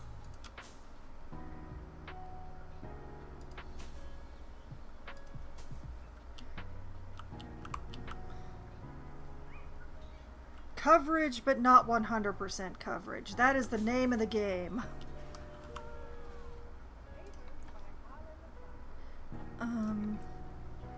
Oh man, do the 2 meters have to be so lumpy? That is not helpful.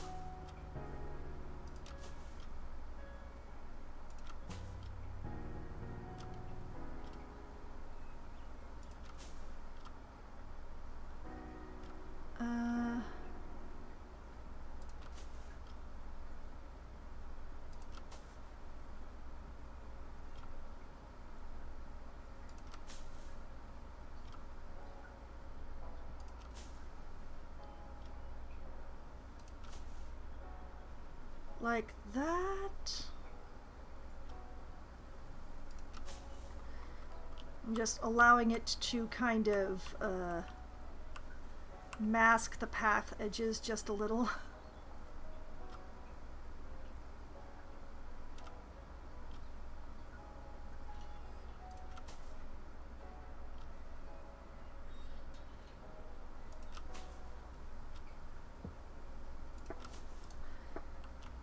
Like that.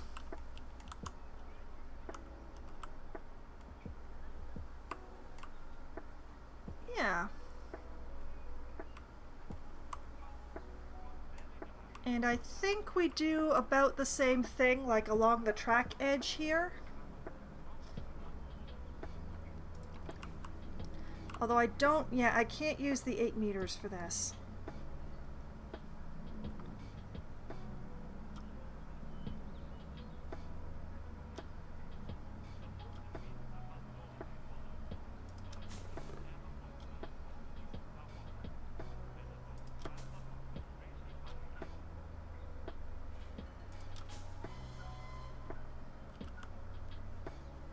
Although I think I can use the 8 meters over here, maybe? Yeah, I can use the 8 meters over here.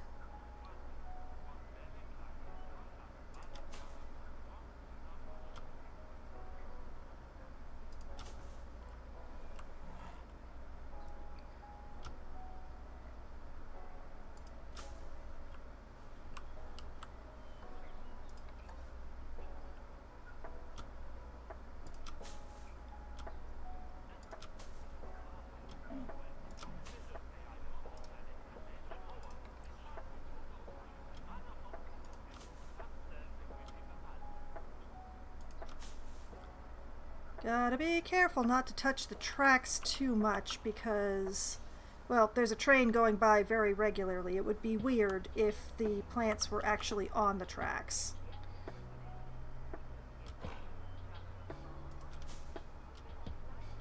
Near the tracks, no problem. On the tracks, definitely a problem.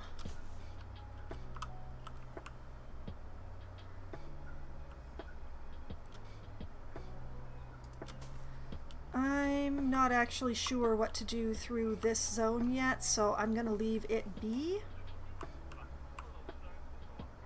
It's not as if I can't tell that this is arrow route. I hate how lumpy the 2 meter is. This makes it much less useful to me.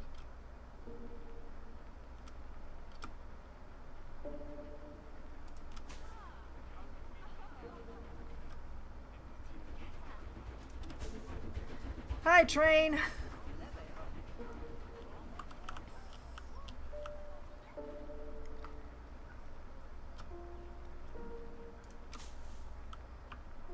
like that, I think.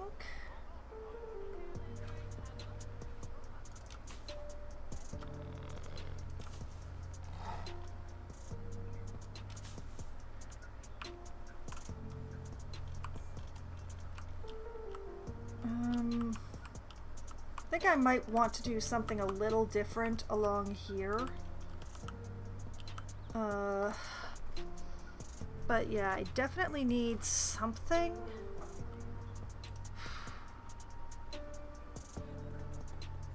Wait a minute, wait a minute. Isn't bamboo?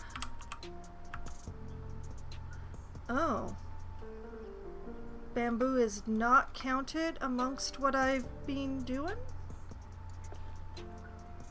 I thought bamboo was counted as part of South America.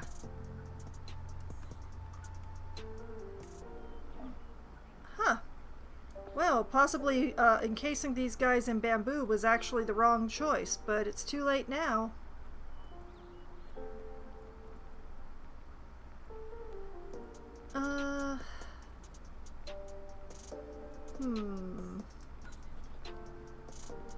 Like, I could maybe use the cypress trees in this really narrow area?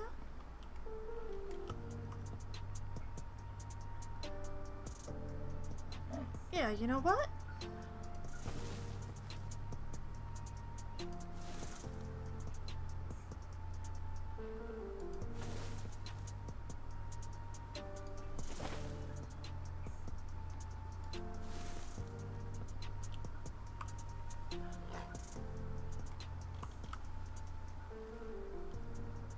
My goodness, these jaguars are loud.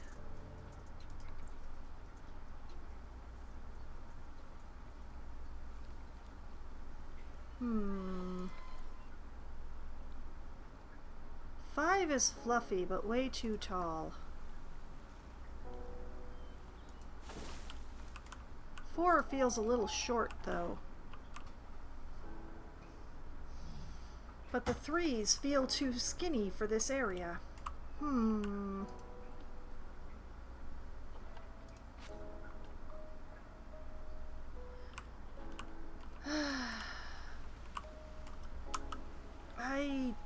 I don't actually like that. I don't like that at all.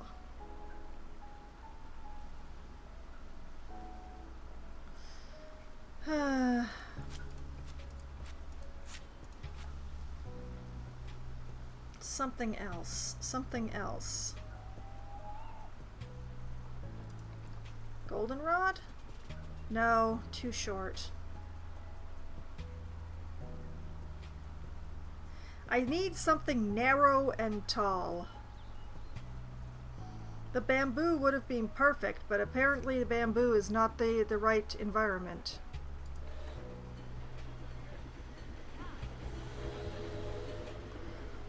I mean, I could use the plane trees.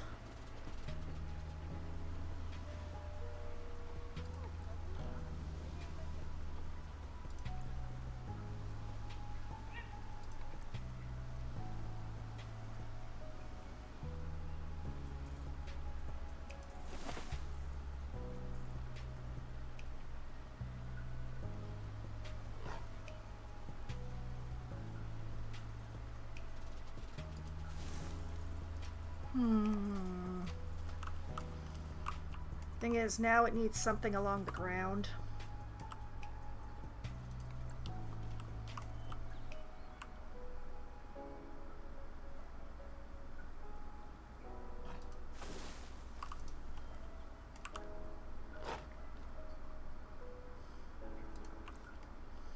Every time I add a plant, these jaguars sneeze at me. What's going on?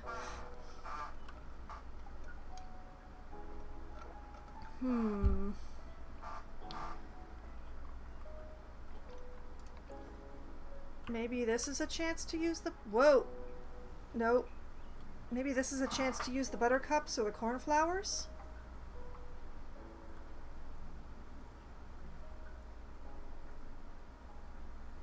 I would like to use the cornflowers if I can. They're very pretty.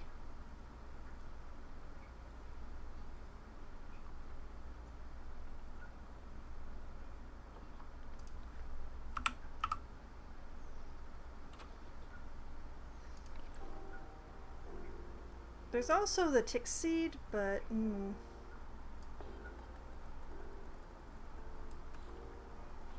meadow buttercup.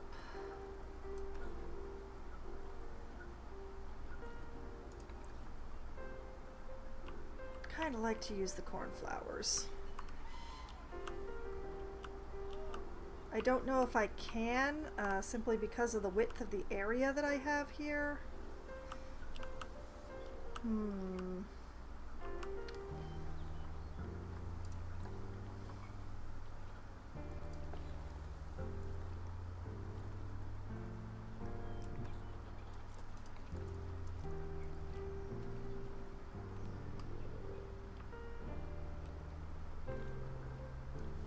I could use azaleas.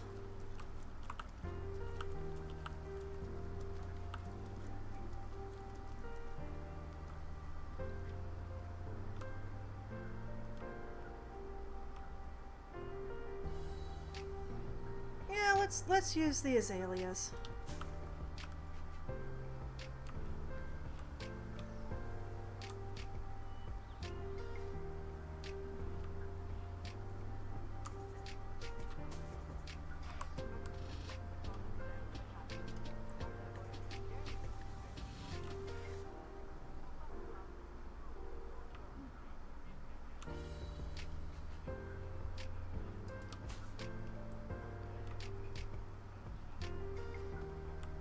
Gotta be careful not to block things here.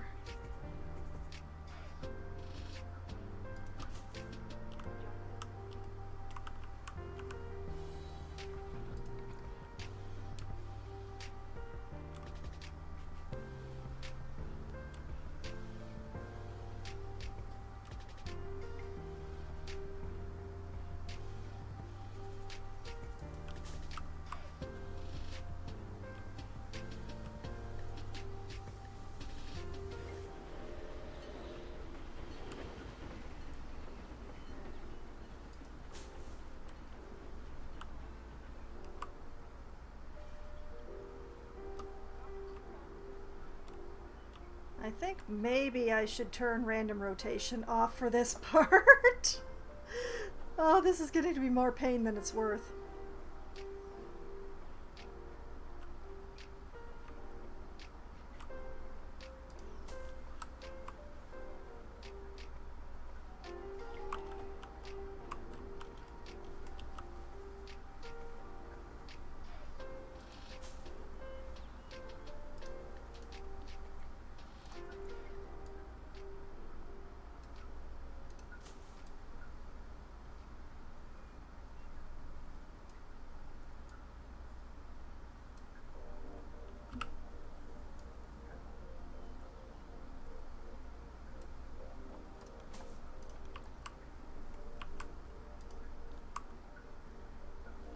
Just turn this into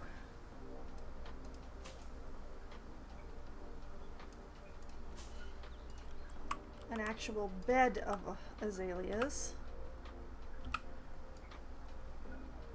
once I get them juggled a little.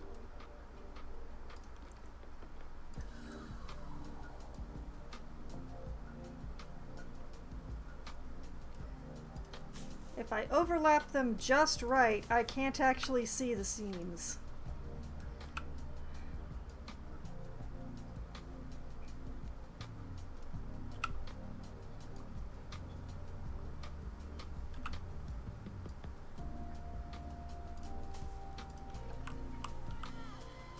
Admittedly, this method does cause like little ridges, but I can look past that.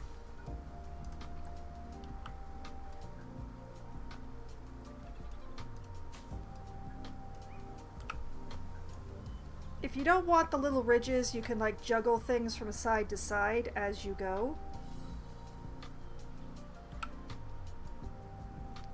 Generally speaking, when doing stuff like this, like that's just filler, that I'm hardly ever going to look at again, I don't bother.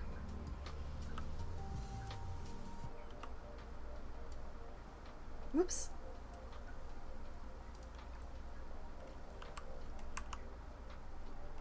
that wonkified it. That wonkified it real good.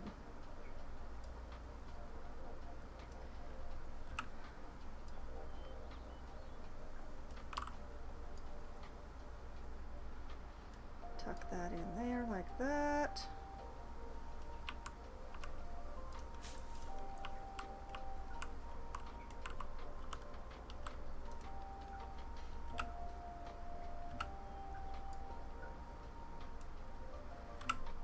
This sort of area is actually the hard part, simply because you have to like juggle your own visuals around the barriers.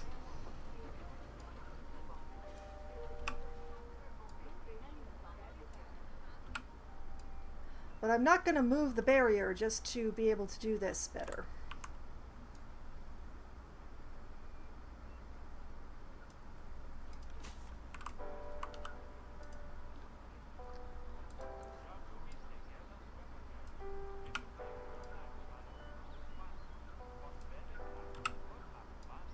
But yeah, I love animals that don't really have a top end for the amount of plants. It makes doing stuff like this so much easier. Because even though they might be perceiving the azaleas, I can never give them too many plants. Oh, please use the scratching post. Please. I want to watch you use the scratching post. Do it. Do it, do it, do it, do it. Yes! Oh, good kitty. Oh, and it has the sounds too. I hope y'all can hear those as clearly as I can. Thank you, cat whose name I will never be able to pronounce.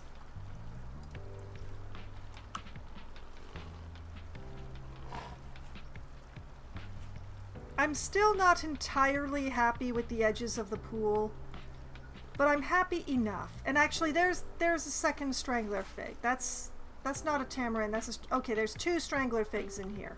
It's not a single strangler fig all by itself. Okay. Oh, you know what I did? I forgot to give them bedding. Don't worry, guys. I got you. I got you.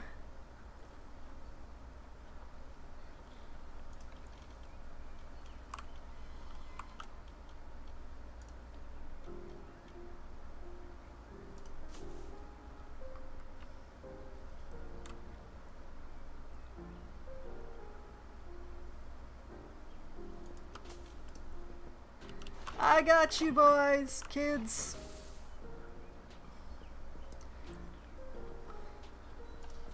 Oh, I almost turned off.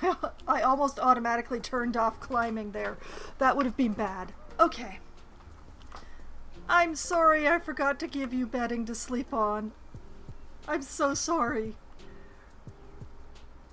Oh, what is the problem with the habitat? Cleanliness. Okay, the keeper is going to take care of that. Forest Chow is going to take care of that, and everything will be beautiful and wonderful and whee! I love that. I love that. I love that. Okay. Everything is 100% except the cleanliness, and the keeper is taking care of that, so yeah, we're doing well. We're doing quite well.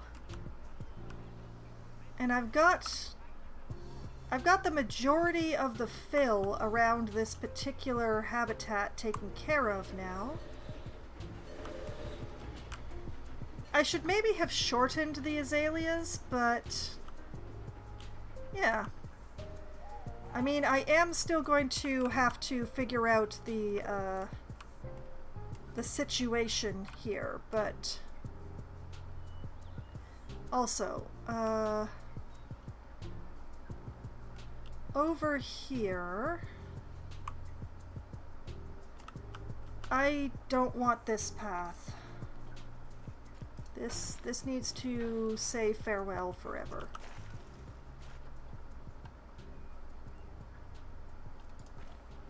And make this big. Smooth, smooth, smooth, smooth, smooth, smooth, smooth, smooth, smooth. Wait a minute. I'm using the wrong grass. Long grass. Smooth, smooth, smooth, smooth, smooth.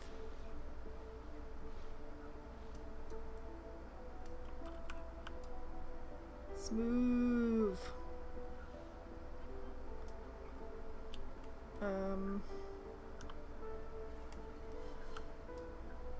There's still like a visible ridge, but the long grass should hopefully hide it.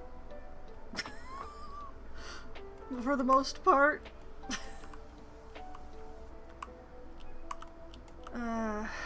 There is a lot of terraforming that needs to be done through this area, and I did that to myself. Speaking of, this is going to be the major terraforming project here.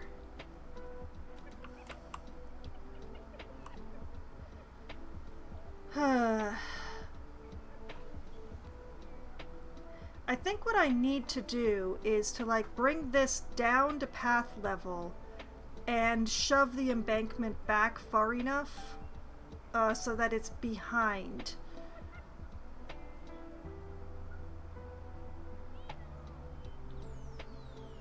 That is a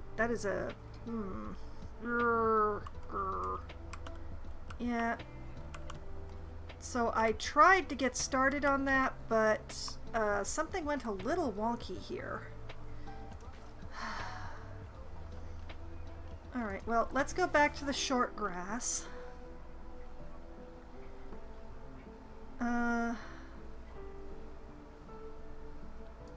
Let's try flatten to foundation going off the path.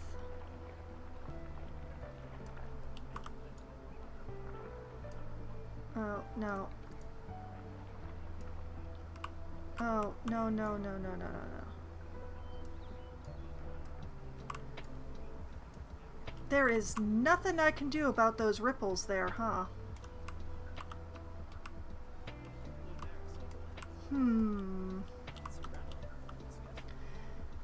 Maybe I do the same thing as I did for the skunks. Maybe we try a plan B.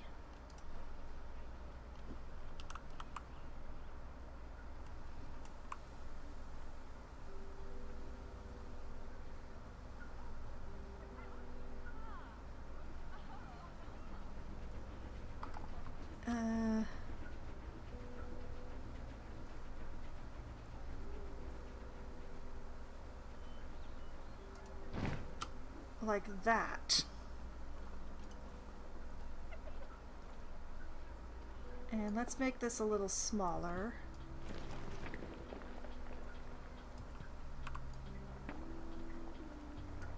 Because I know that the top of the stamp that I just put in is flat. That's the whole point.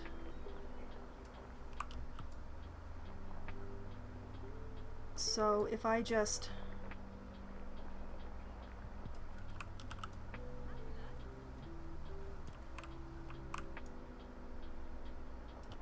Whoop.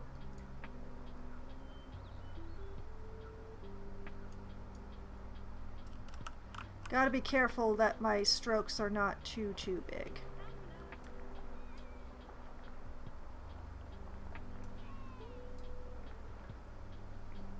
Why do I keep hearing children in my nocturnal zoo? You should not be bringing your children here.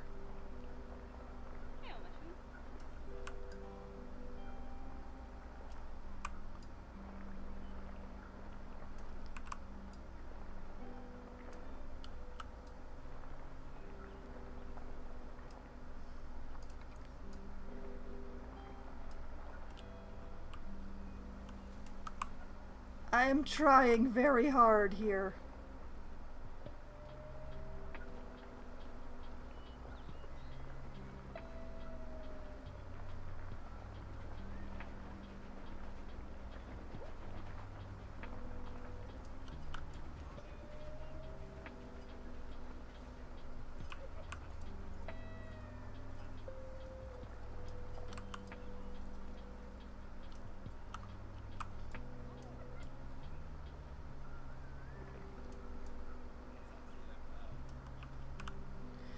Okay. That's probably the best that I'm going to get out of it.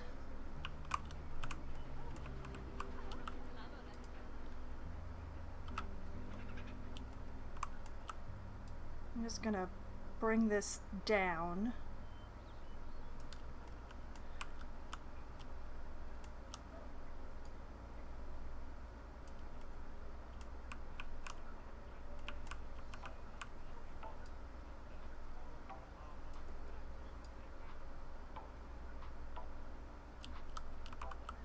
I want this like here.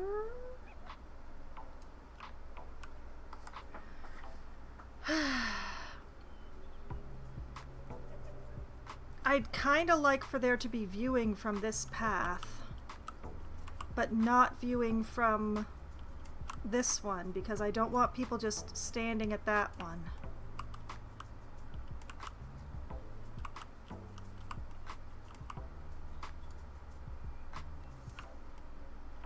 So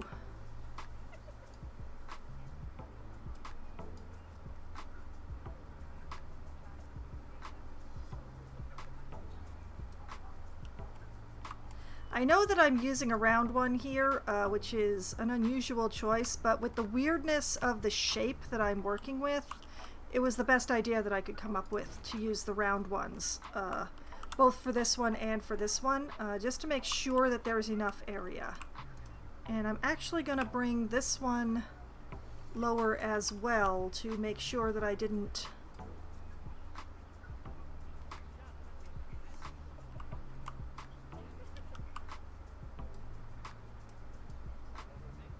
This one I am absolutely going to work with the terrain that's in here, because it's just, with the way the paths are, there's no way I'm going to be able to change it at this point anyway. So yeah, this one is going to have viewing here and viewing here.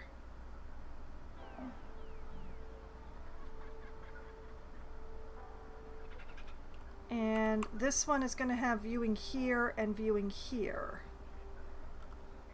Yeah. And that means that I did in fact terraform enough of this, although this ripple is going to bother me for a very long time. I will figure that out once I actually build.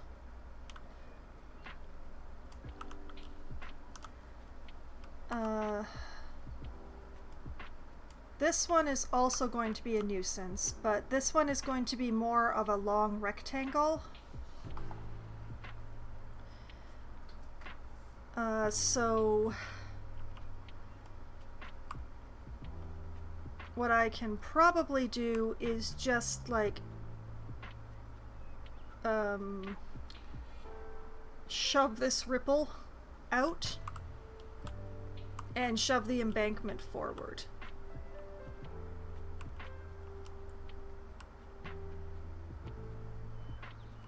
This one is actually going to be simpler, because this one I just make this area just a little bit bigger and then fill all this in with plants so you can't even tell what the ground is doing. The other side is a different kind of problem entirely, but that is a problem for future Foxwine. Current Foxwine declines to think about it right now. But especially what's going on over here, I dread what I'm gonna have to do there, but... Okay.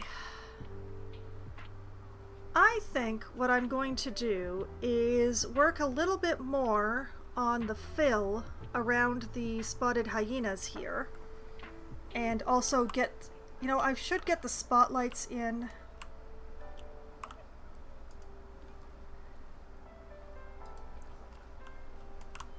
And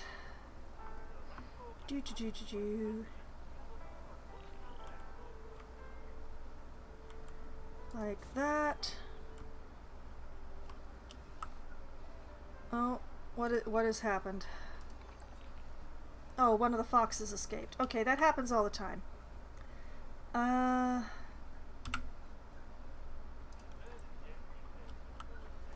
Make sure that's upright.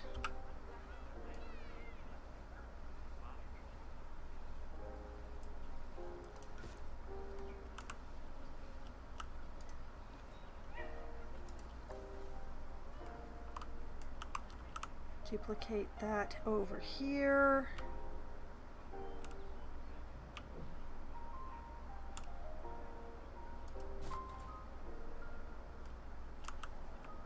Whoop. No, no, no, no. Obey me. No, this guy does not go up here. Does he go over here? Probably. I think it's a very good chance that this goes right here.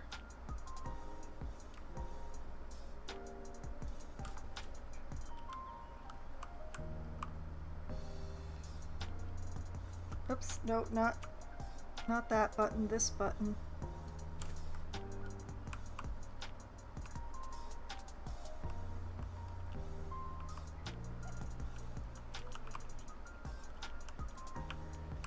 Excuse me, what are you doing up there?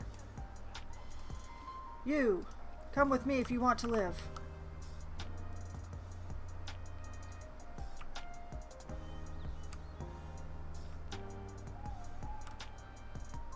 One there. And one there.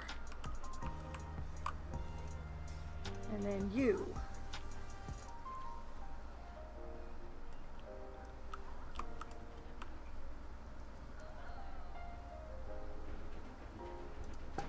There.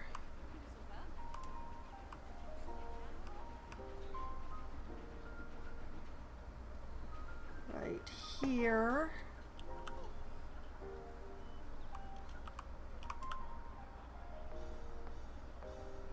Here.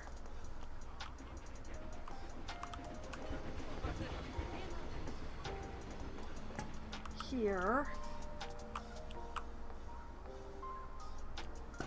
Here, here. Don't worry, I will fix things as I go.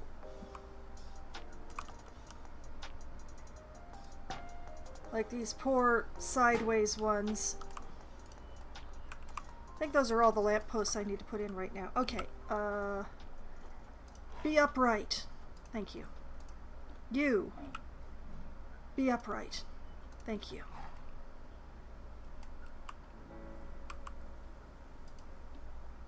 Same for you. And you. Just in case. You do look upright, but I'm going to make sure you're upright. There we go. I do not put enough lampposts in my zoo. It must be admitted. I try to put adequate light in, though. Okay, so I do need a fence to go along here to here. I'm gonna leave that for future Foxwine, however. But yes, as I was saying, I think I'm going to work a little more on the plant life around the spotted hyenas before I take my break tonight. Because I'm on a roll with the nature stuff, and because the spots that are left aren't close enough to touch the hyenas, I can use whatever I want. I do think that I want a tree here. I think a tree belongs here, but what tree? Not an Aleppo pine. They're a lot. And apple trees, I think I want a little bit more tree. Basically, whoop, I've got a lot of trees around here that are fairly substantial, so I want to keep the fairly substantial trees going through the area so that it isn't like, oh, this area is just like sticking out upward in a very strange direction. So the apple trees are nice, but for this particular spot, because it's going to be merging into that area, I think I need a tree with a little bit more emphasis.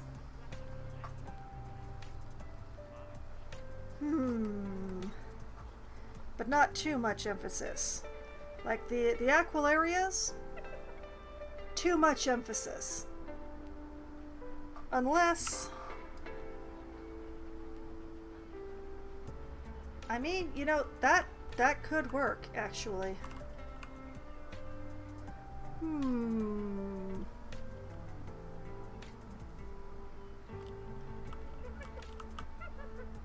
You know, that is actually quite tempting.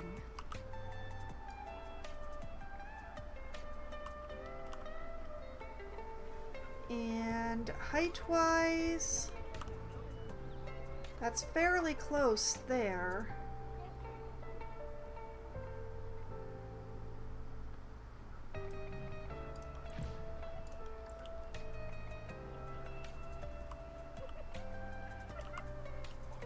Okay, that might...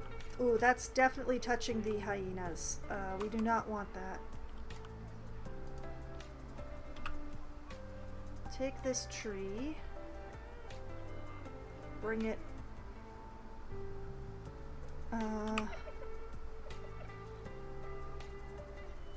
rotate until it's not touching.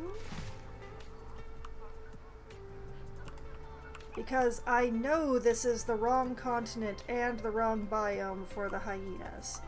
So we want to try and make sure that they're not perceiving it.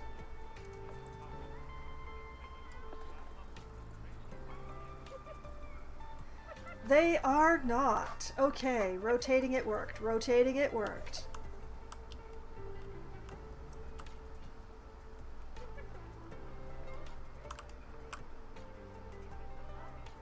Oh, I like a lot. Still needs some ground cover through here, though. Oh, this grass.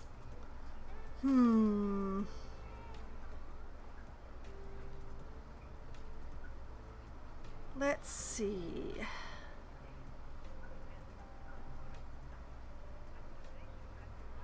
I think I would like something bushy. Oh, wait. Stop, Foxwine. You have one other thing that is slightly more important to take care of first. I put in these lovely spotted hyena signs, but then I didn't put in any lights. And you see, the problem is that when I turn off my cursor light, we have an issue.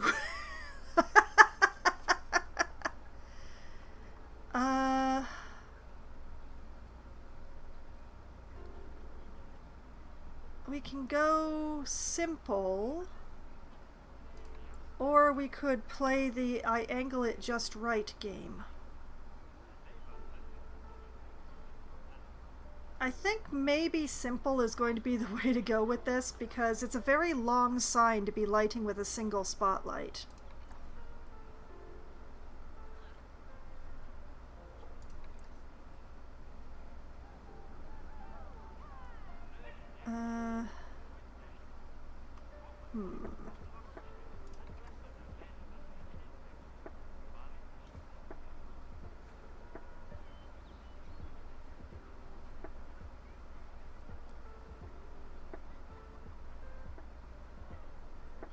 Let's do it this way. We'll put that there.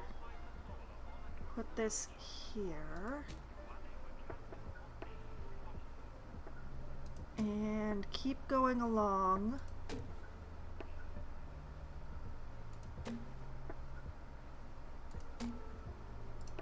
Like that. Okay, now we juggle things around a little bit.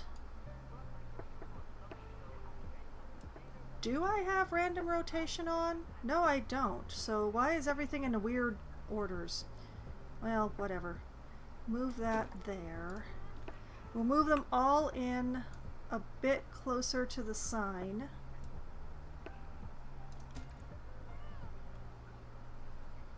Oh, and also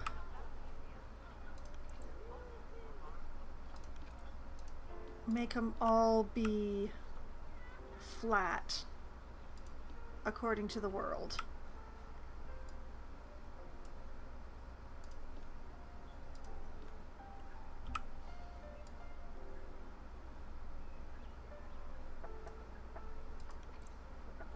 Which will make a difference for the next step.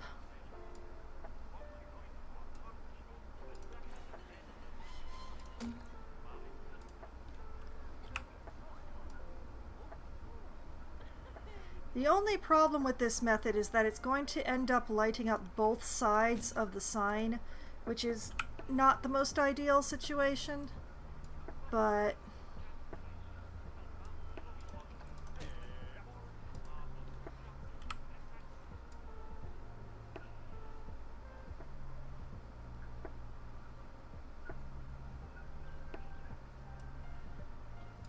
like that.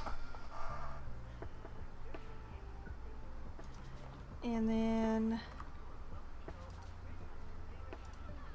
come along and select all of them.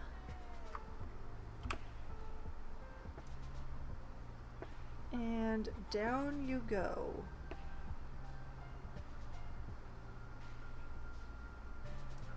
To just under the earth.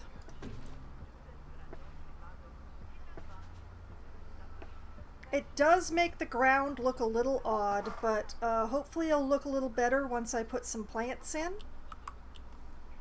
But it does light up the sign a treat.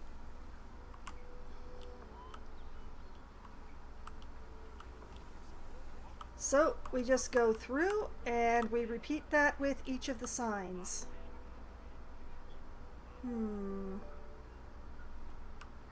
I think this sign needs to go down just a little bit more.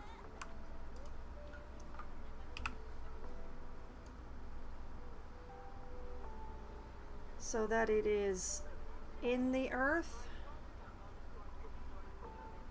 at that one corner.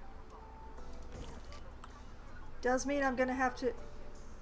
Why does that one corner just look like it's floating when it's not? It's gotta be the lighting. Speaking of, solar garden light. Okay. There. And there.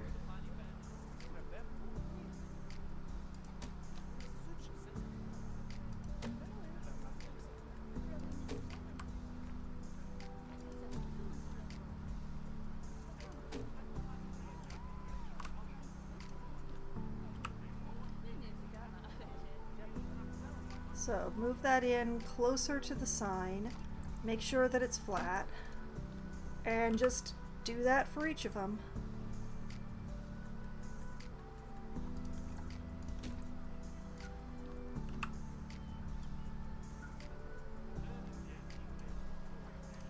Because making sure that it's flat means that they will go into the earth.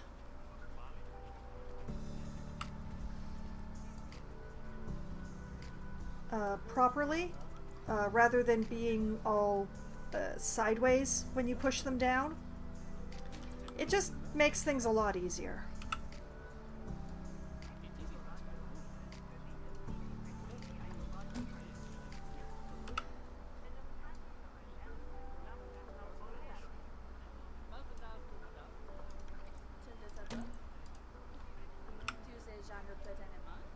And move that in.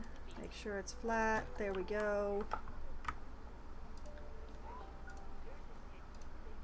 And then select all of them.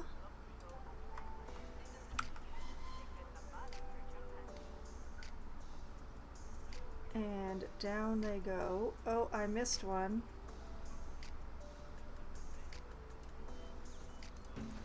I'll just do it on its own.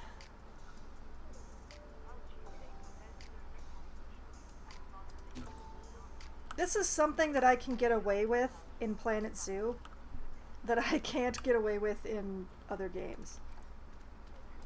Also, why does that one look sideways? It must just be the way the dirt is. But yeah, the fact that the light shines through walls and shines through dirt and all that sort of stuff means that I can do things like sync lights so that they're not visible, and yet there's still light on things. Can't get away with that in every other game, but I can get away with it in this one, and I abuse the whole thing. Okay, and light here, light here.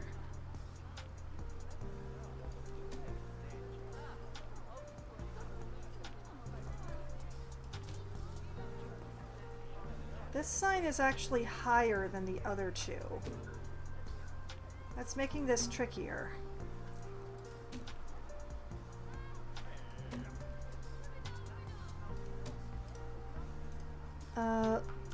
Let's bring the sign down a little, because that makes it easier to light up.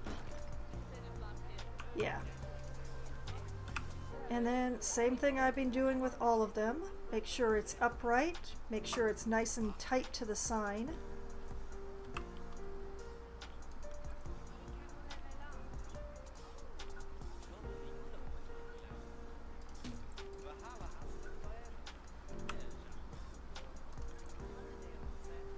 Yeah, especially the ground does not seem to be very flat here, so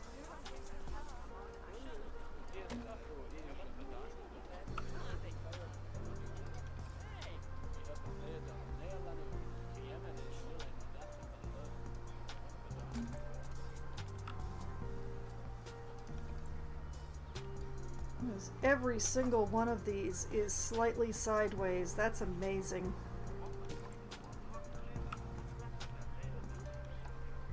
Okay.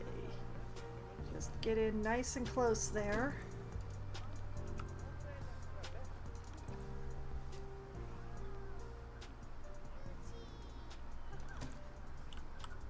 And because the ground is so weird here, I think I'm going to have to sync each of them individually as well, which means I should have been doing that as I went along, but a little late now.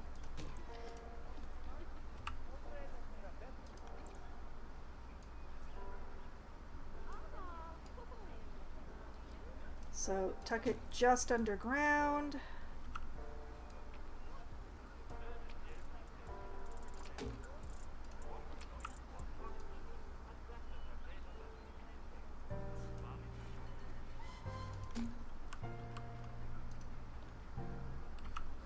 If you want things to look a little more realistic, you can leave like the lights sticking up just enough like this that you can see them. But I personally prefer the, shall we say, directionless, the sourceless light.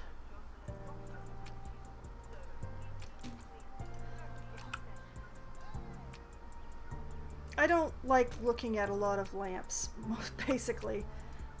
So I prefer to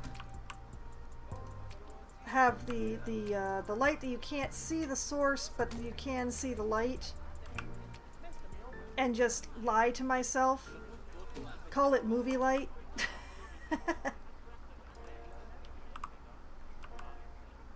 There we go. Okay, now I can see. That's the reason why I did this with my cursor light turned off, because I can't actually see that I did a good job with the light on.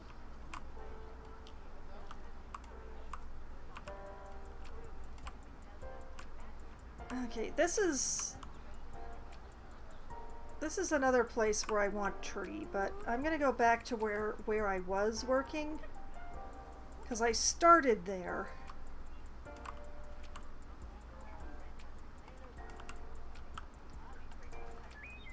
Okay, I need some sort of low ground cover, that still looks nice. These are a bit too much. I don't want to use the pink flowers right by the purple here. It's just...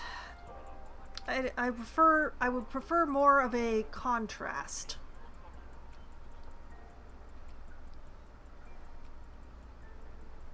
Let's see here, which is the same reason I'm not going to use the Alpine Flacea, because purple on purple. No. As preferably, I would like to use something that maybe... No, the arrowroot is not the right thing here. I could just fill it with asters.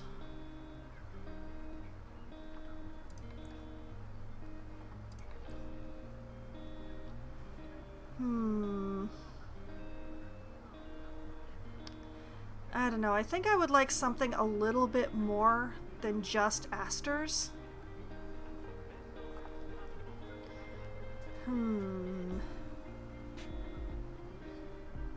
Like maybe the cowberry or the... No. Not these. These are gonna look weird with that tree, basically. It's the wrong green.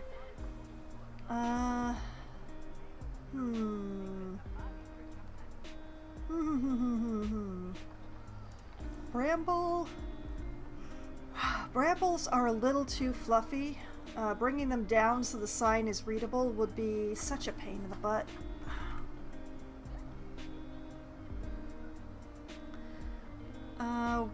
There's always the buffalo grass, but not my favorite thing for this kind of application.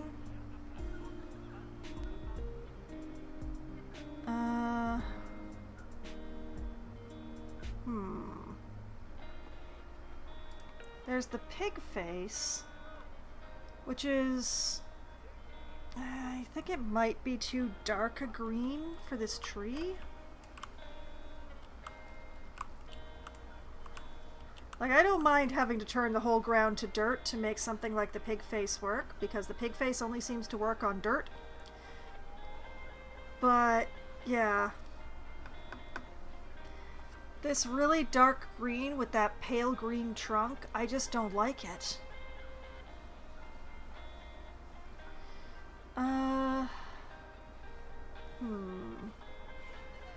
Those are grapes.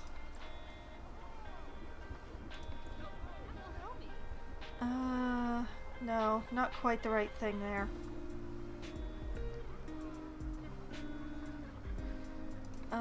Coraline is just too much. You put all this out. Like if I were to fill this entire bed with these, it would just be too much. And also we've got the pink with the purple going on again, which I was trying to avoid. Cornflowers just... Yeah, I just don't feel right about the... I don't feel right about the ground cover. There's the cowberry, which once again the spots. I don't like it. Creosote bush.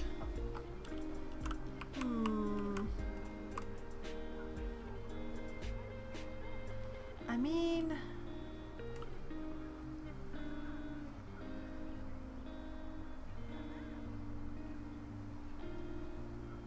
if this were a tree of slightly more substance, this would be perfect. But maybe I use these over here? Like, I still need a tree for this area, but...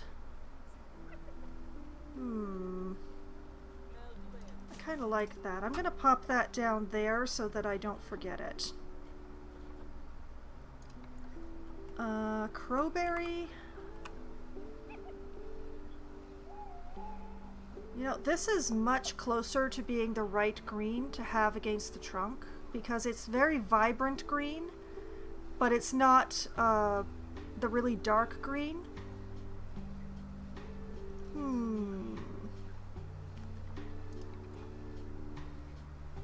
And the nice thing about this is that it doesn't actually have the berries visible on it.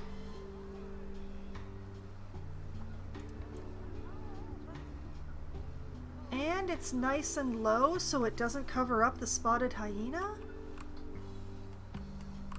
Yeah, I think we have a winner.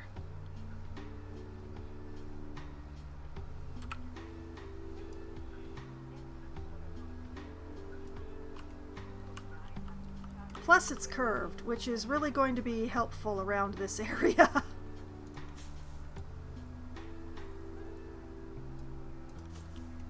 Oh, please let this ground be flat enough to let me get away with this.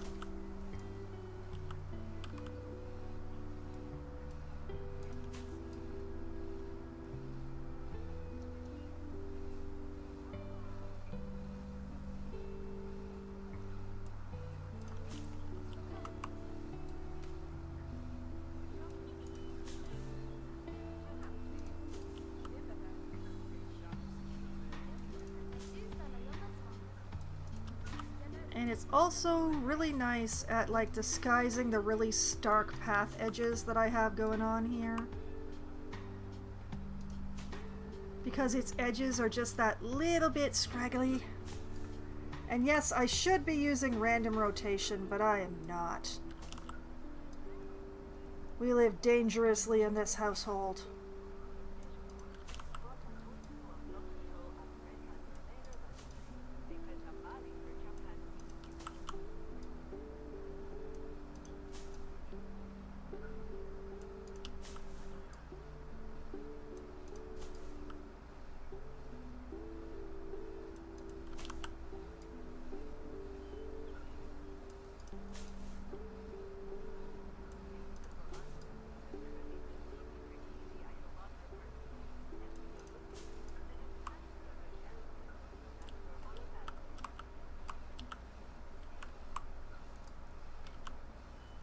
The main thing with using this is that you have to cover up every speck of grass or else things start looking real weird.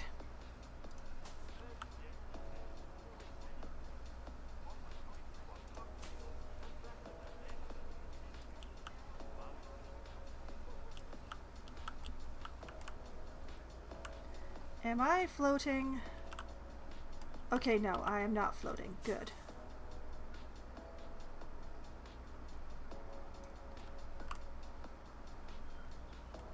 Necessary check to do sometimes, especially when you're not sure your ground is flat, which I'm pretty sure it's not around here.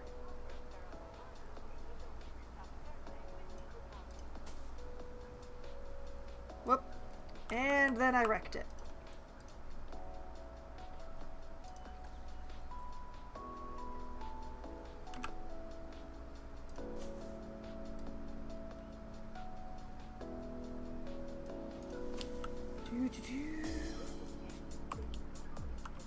What if I did it from this angle so that I can grab those two arrows really easily?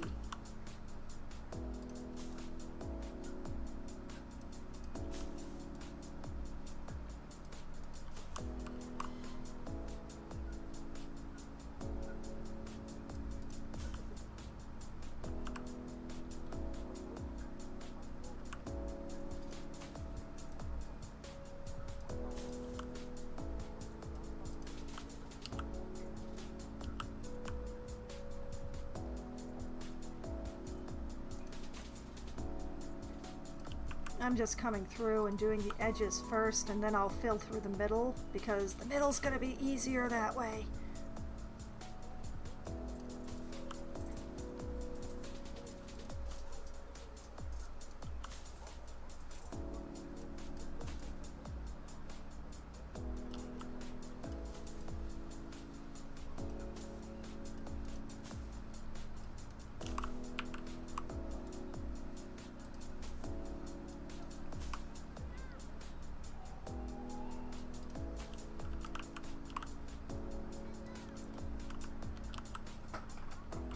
Okay, so I just need to take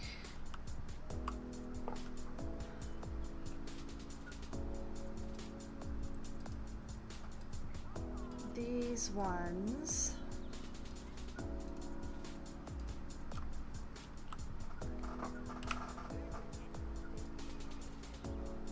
and depress them by telling them how much their student loans cost. There. Oh! You know, I think some people just went and saw the jaguars. I'd give this view of the jaguar 3 stars at most. Well, screw you, lady!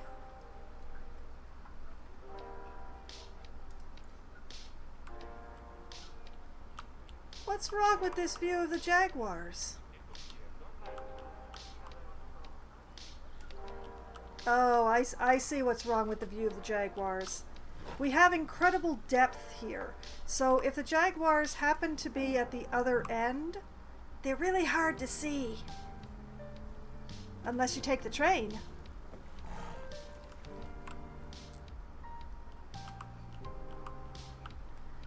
Yeah, I can't really do the plants through here until I do a fence.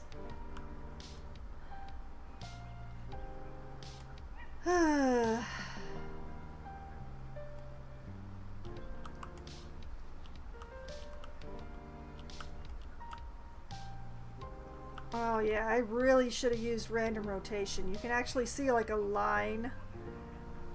Ah well. It'll be fine. Okay, so that area's done. That area I did last time. This area desperately needs tree.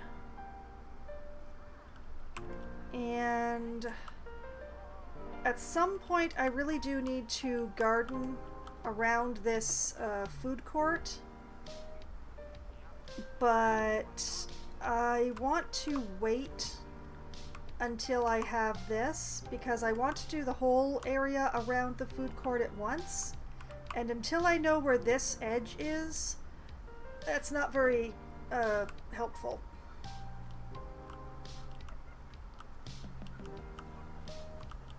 I wonder where to put the keeper door for this. Probably like here?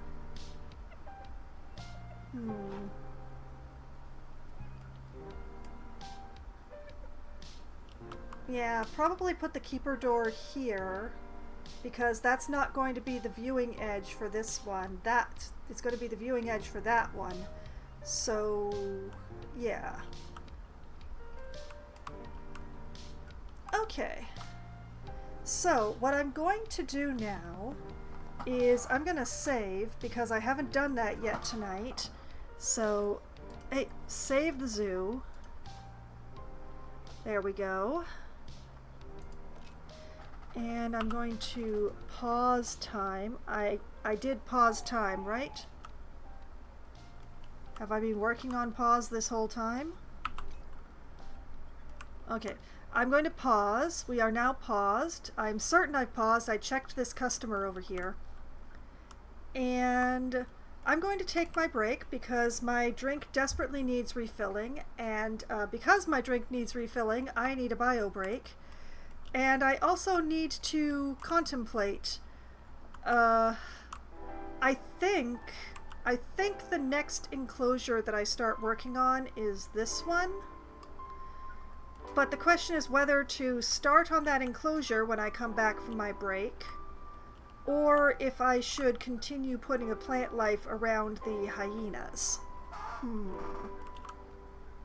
And it's also like, I know what animals I'm putting in the 250 meters squared, but which one am I putting in which? That is the question. So I am going to think about that while I am taking my break.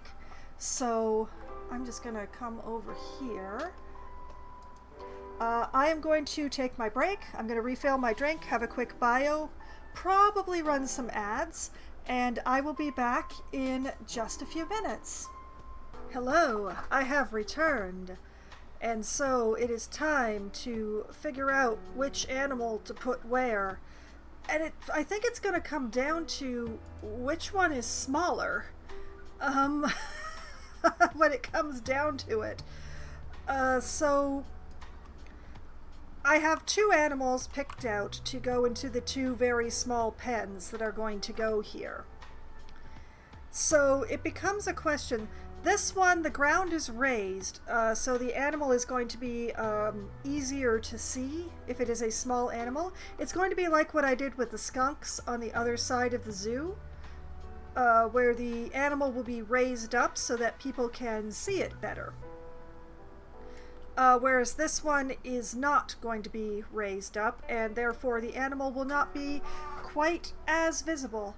So it becomes a question of which one of the two animals is taller, which we're going to find out. To the Zoopedia!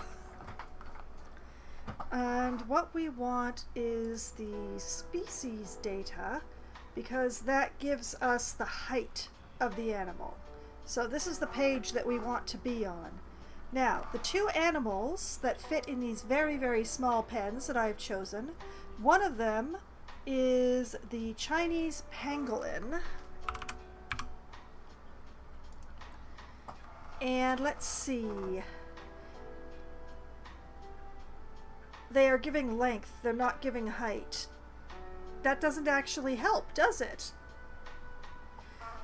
Well, I'm still going to write it down. Okay, pangolins are 80 centimeters. And the other one was the 9-banded armadillo, who is 16. Why is the armadillo in inches? Was the pangolin in inches? Did I misread that? What's going on here? Nope. The pangolin's in centimeters and the armadillo is in inches. That is very unhelpful. Thank goodness I have a program in my tablet that converts this stuff, because I can't do math in my head. I have this condition called dyscalculia. It's kind of like dyslexia, except that instead of for letters, it's for numbers. And it also means that I can't carry in my head. And it's also very difficult for me to memorize the times tables and fun stuff that schools really require you to do.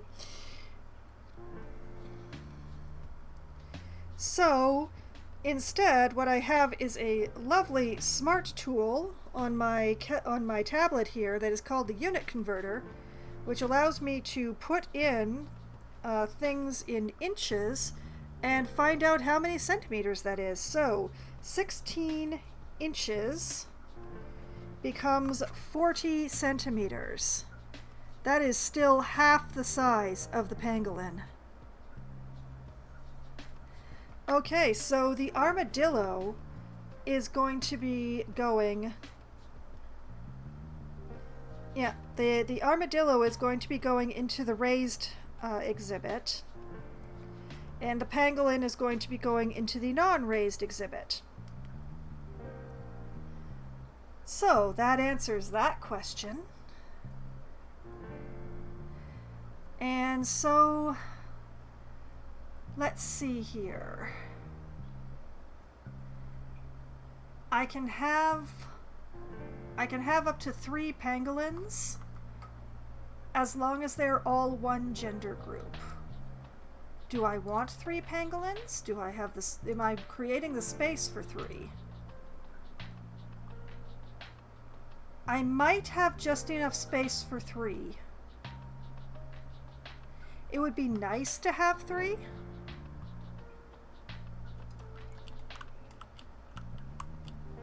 But the main question is just how much space I'm going to end up with in here. Well, the only way to find out is to build it. And also, we're going to jump in here. All filters have been reset. Pangolin. And arrange according to appeal. It's interesting that the silver is less appealing than this nothing.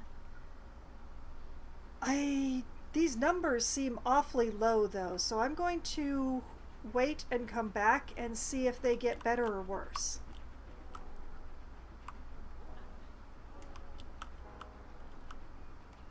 And now, fun part. I'm actually going to start with a door.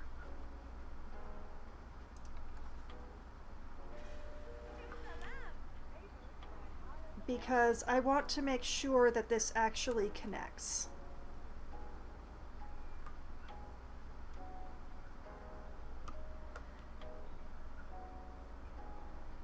And we'll try and line this up with the path as beautifully as possible.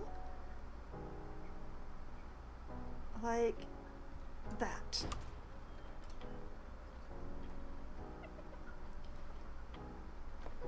And then we're just gonna null barrier this sucker. Nope.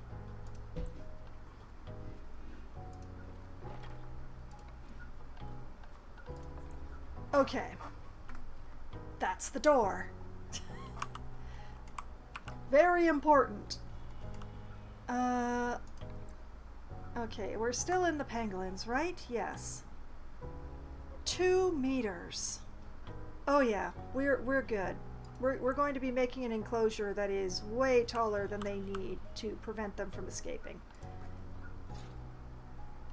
Now, I want to use stone for the pangolins and something that doesn't have very many visible seams,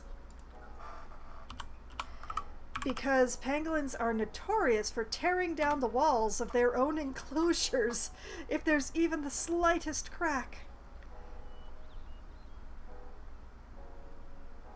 So I want to use something that looks like it was made so that they can't escape from it. Possibly limestone, because it's recolorable, and also I used the concrete over there. Or maybe the conservation walls? Oh no, those do not look pangolin proof, do they? Let's keep going. Not the dry stone, because we go back to the cracks problem.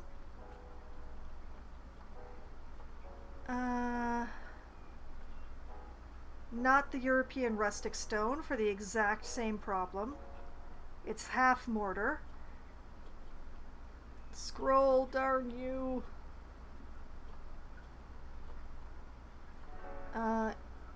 Bricks, same problem. It's half mortar.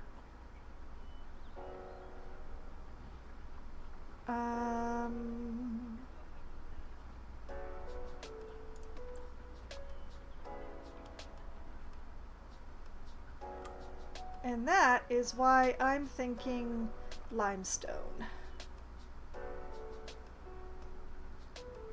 That looks just about right, so I'm just gonna pop that down there. And then let's contemplate colors, because I hate the default color. I really do. Well, let's see. The hyenas are purple. The jaguars are very gold. Between purple and gold is blues and greens. Oh, that is a lot of green. I think I want to stay in this particular green family, but let's... Oh, okay. Okay, okay. I'm liking that. I'm liking that.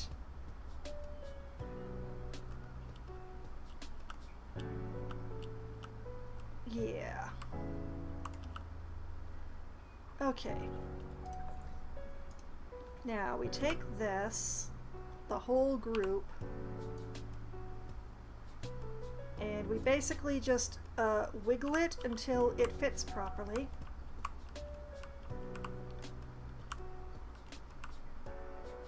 Right now it does not quite fit properly.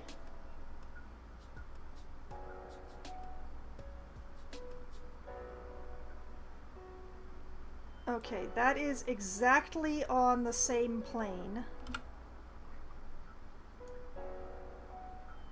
So we just tweak that backwards.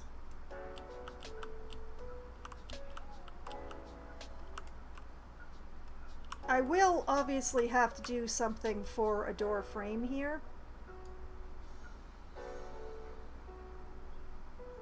I will work that out. I have an idea. I can use my favorite rock, but there. Now we know that that is in exactly the right place. So now what I just have to do is use the 2 meters. Well, I can use a straight line across here, and then I'll have to use the 2 meters for around through these areas. So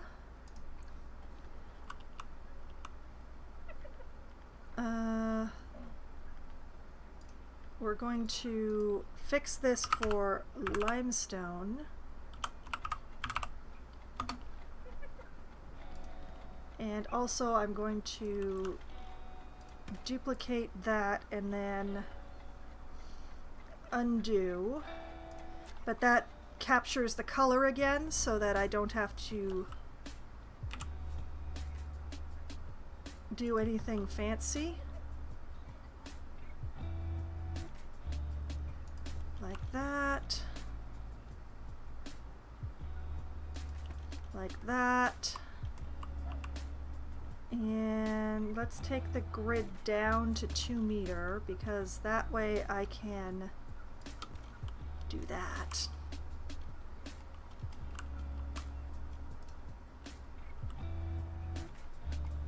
I am gonna have to do fancy things,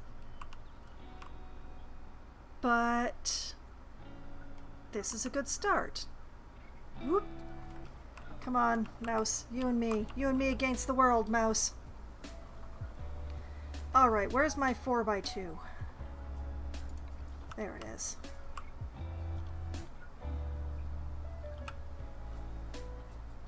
Let's turn on angle snap.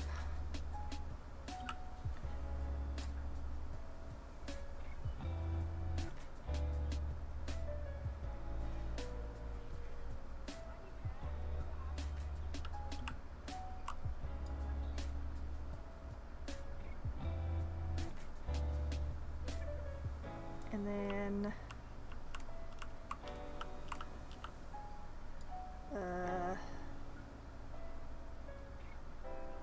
it doesn't have to be perfect on the side on that way, but it does have to be perfect this way.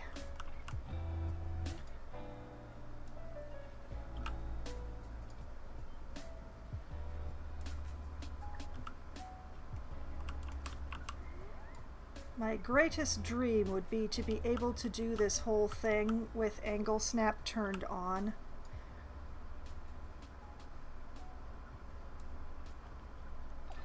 But I don't know if I can. Oh, it's just one of the foxes. Okay.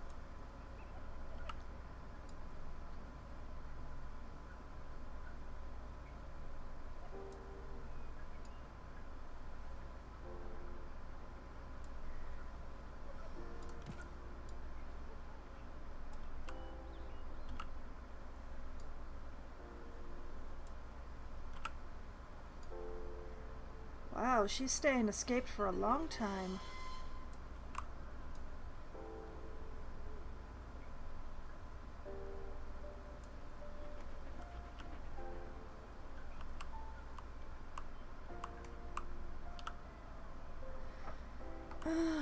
She might have actually made it pretty far. One moment, we're gonna go find Valerie. Oh yeah, Valerie made it real far. Okay.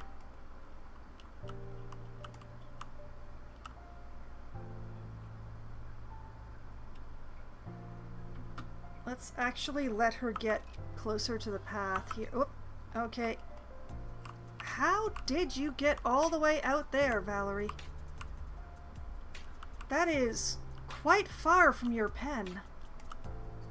Okay, now that you're close to the path, let's emergency capture you.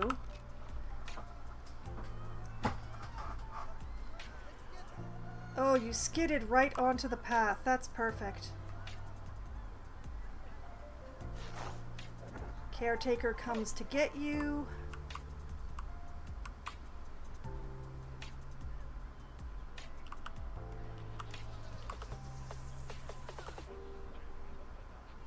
And... okay. I'm gonna have to do... the last time I did this check, it couldn't tell me how the foxes were escaping. Maybe...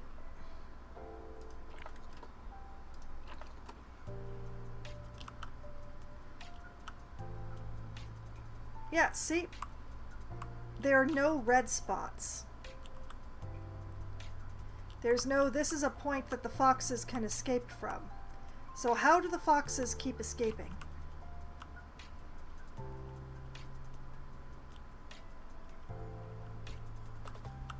Little tricksters keep phasing through the walls, I know, but officially, according to the game's own tool, they shouldn't be able to do that.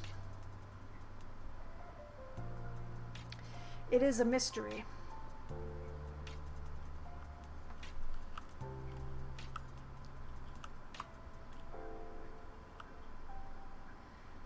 I do wonder how Valerie there managed to get so far. Well, this is no fault of my construction that I have been able to tell.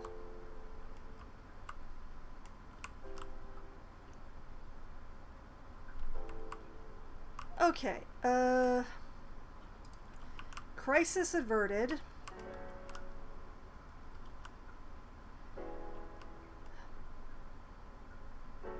Back to this.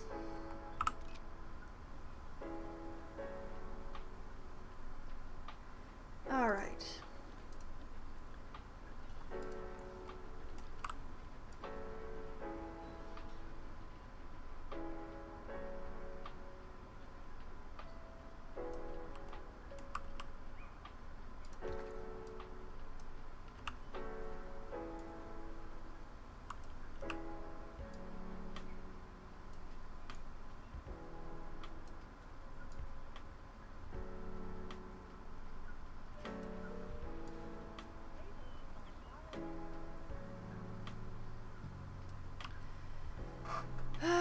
It's official. I'm not going to be able to do this all by angle snap. That makes me sad.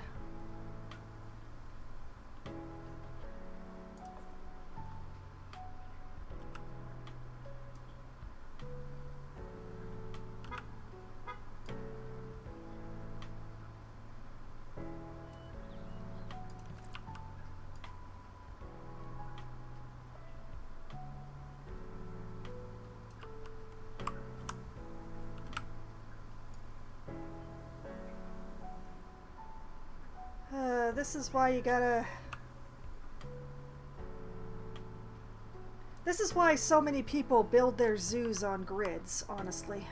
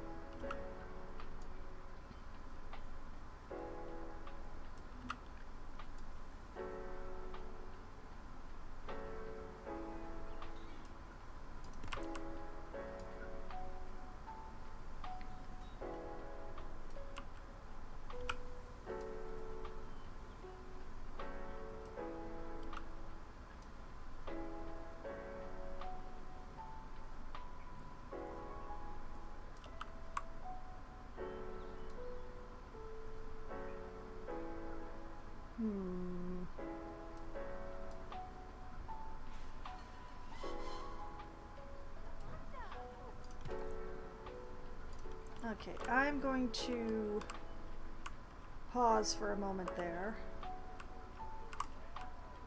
Oh dear. I did not realize I was getting so far over here.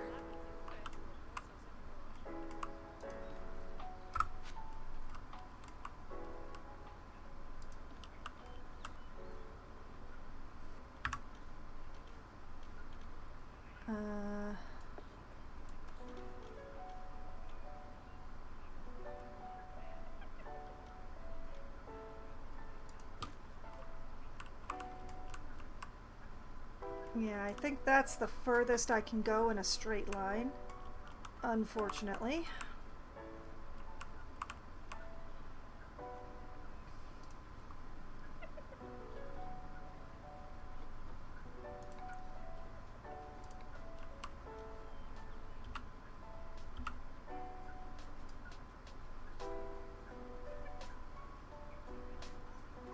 Bring that upright. Like that.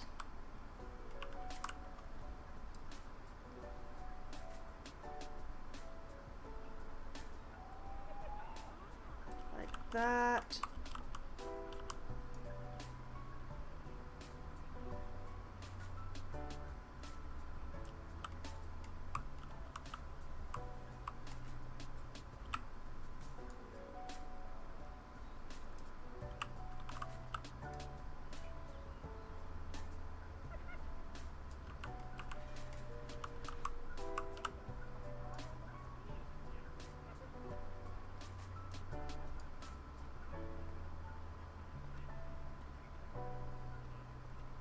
Like that.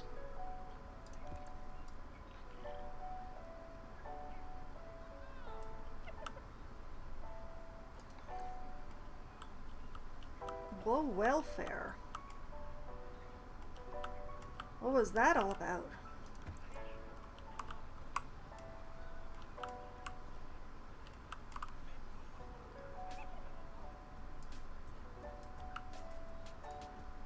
Let's see.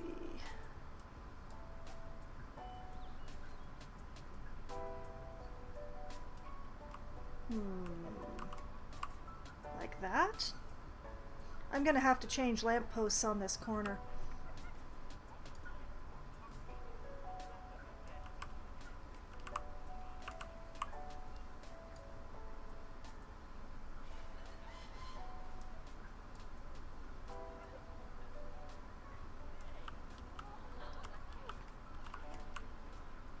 Yeah, like that.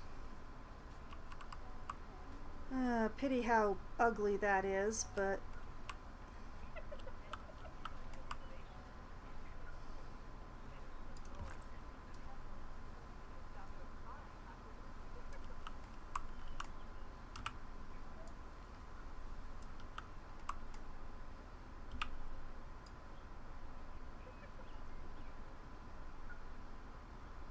and like this.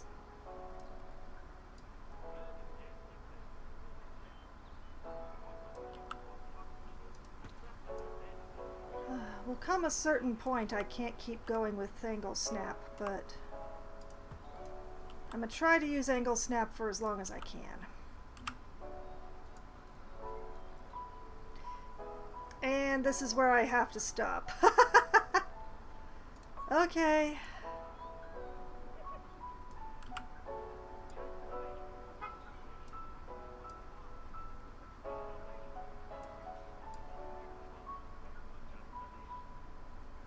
Like this. The fact that I probably am floating above is not making this easy. I am definitely floating above. This is going to be fun.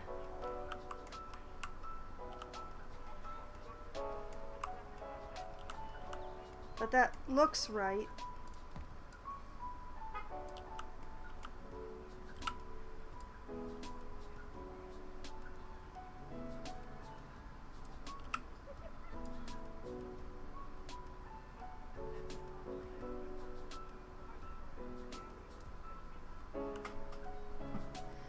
Okay, there we go.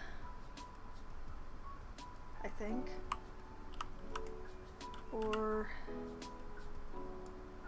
let's send it a smidge more this way.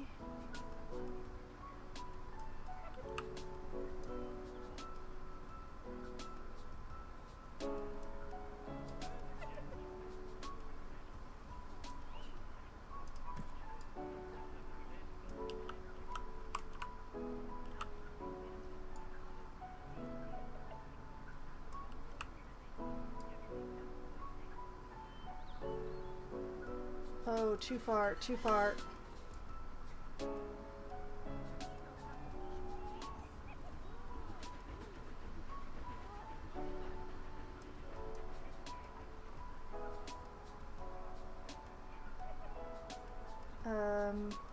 More like that, maybe?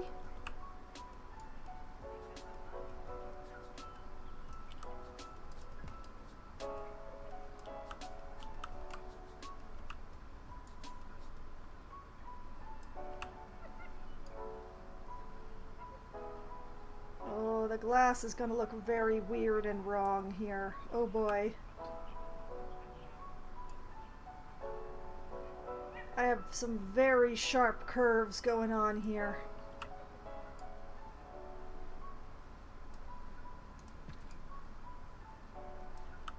And I remember pangolin are shy, which means I am gonna have to have glass. Unfortunate.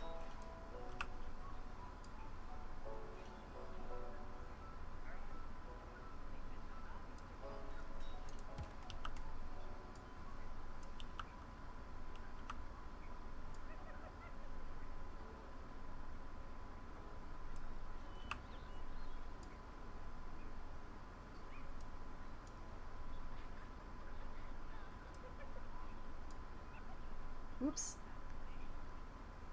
Like that.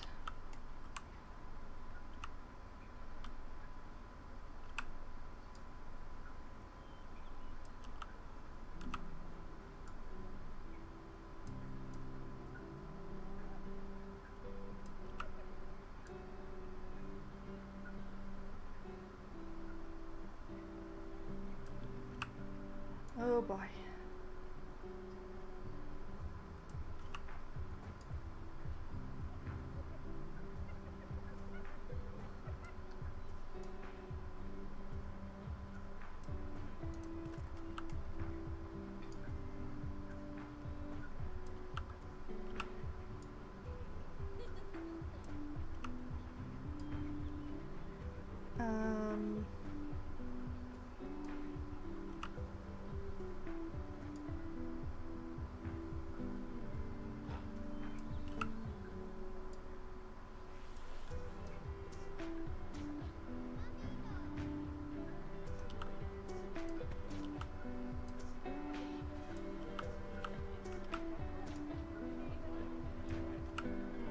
Oh boy.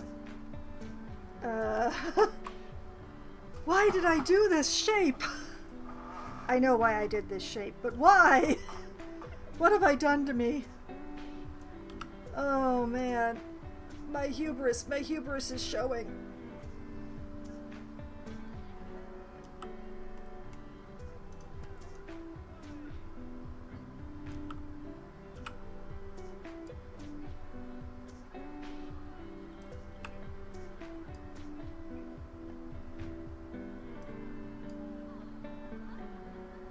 Like that.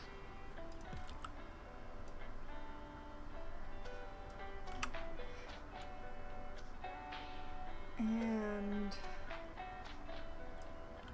sort of like that.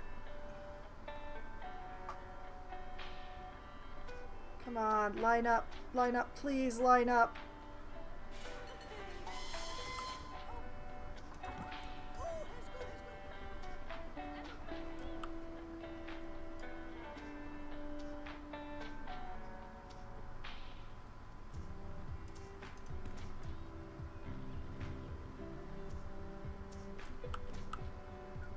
Yeah, I'm gonna have to change the lampposts on the corners.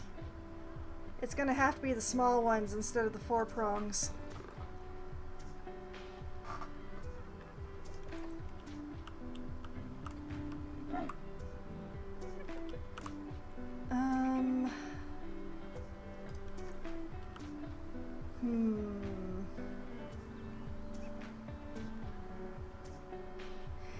I think the best thing to do would be to bring this a little further along and then to make a fake straight line to combine them, to like basically just like leave a bit on the corner. So like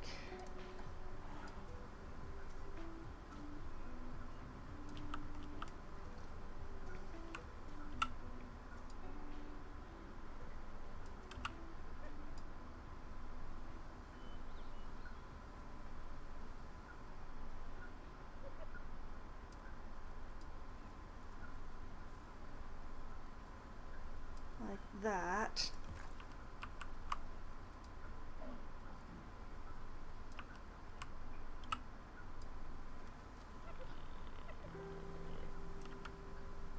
Oh man, my jaguars sound menacing. And like bring this in like this.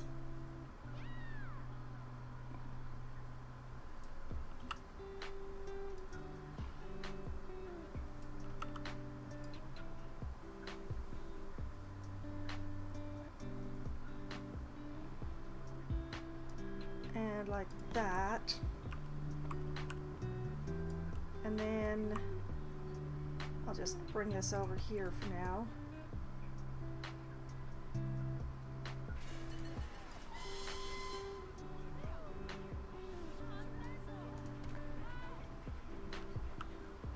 Three is probably too long, but just to be certain, I'm going to use 4.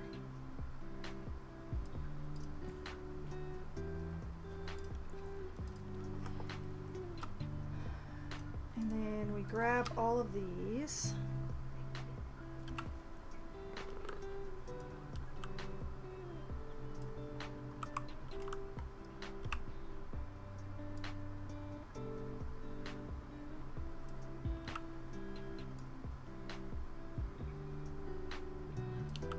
And keep rotating them till they line up.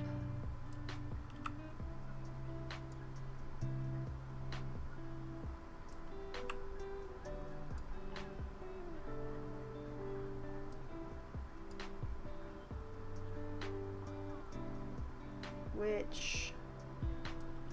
oh, we're so close. I'm so close.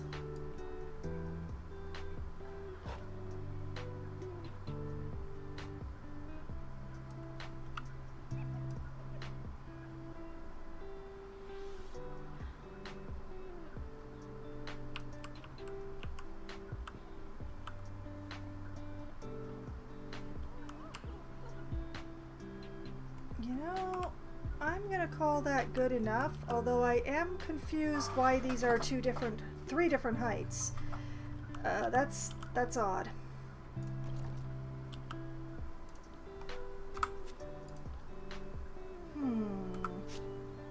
Oh. Okay.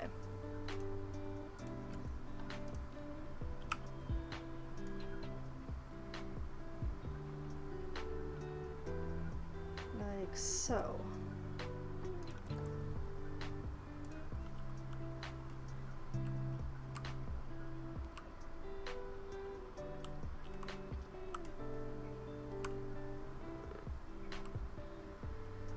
Yeah, it ended up being 2 different heights.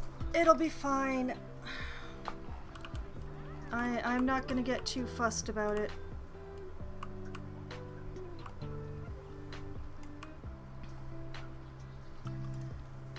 Okay, let's start with the easy ones.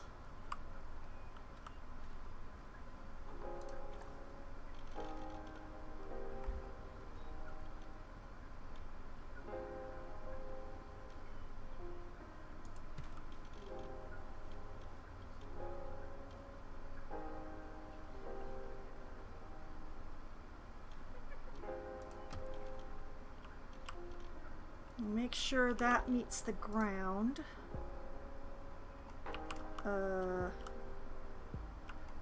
Those do meet the ground, right? Yeah, okay.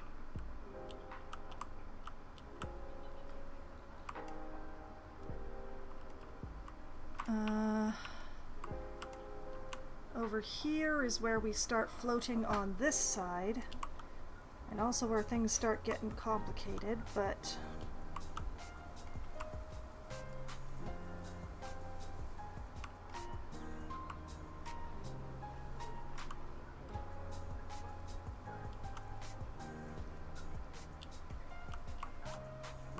Let's see. Viewing area will start here. Go along here.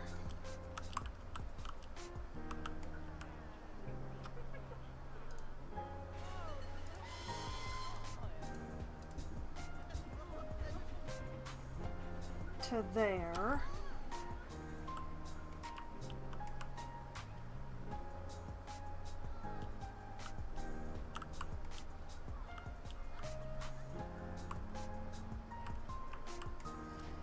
Oh, these are going to be different on different sides. Oh, it's going to be great. All right. This one. Hello, random passerby. Thank you for being so timely.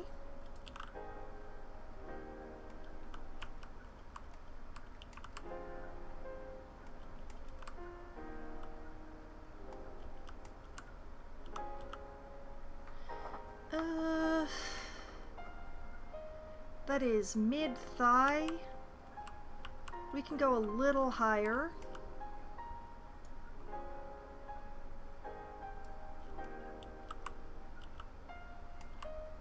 Okay, that's about butt cheek level. That seems good.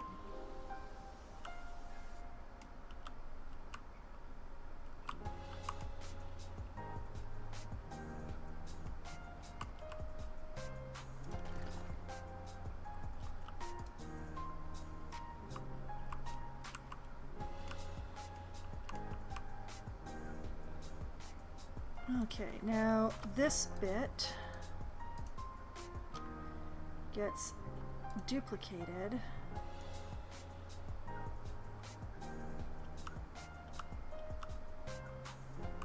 And into the ground with thee.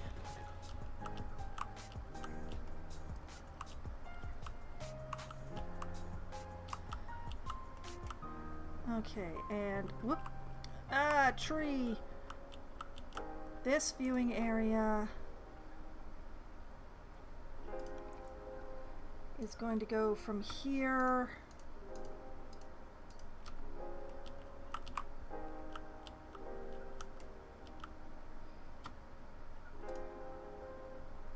to here.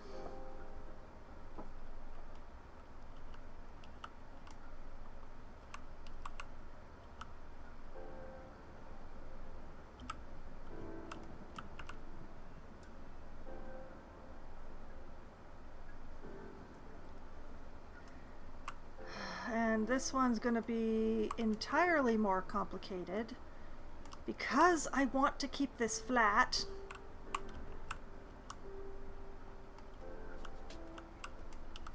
I can't keep it flat. Oh boy. Okay.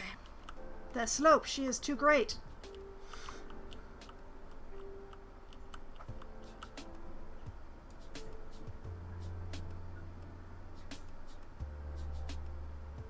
Okay, I'm gonna do like this.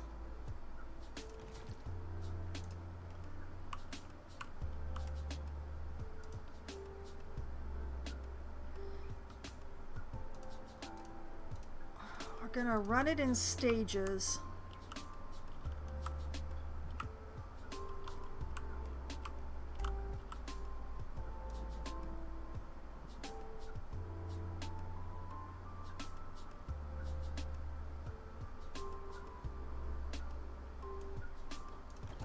Like that.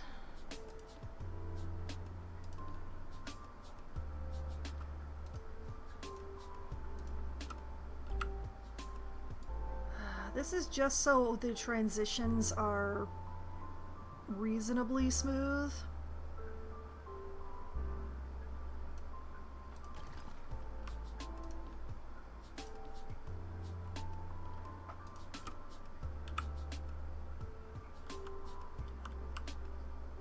use the arrow. Why? Why must you do this to me? Okay, I'm gonna have to do this one from here, I guess.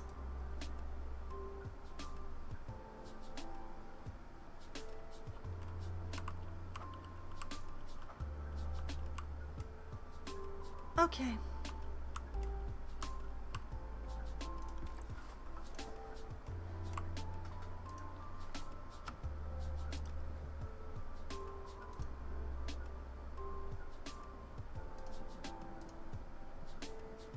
And all of those get duplicated.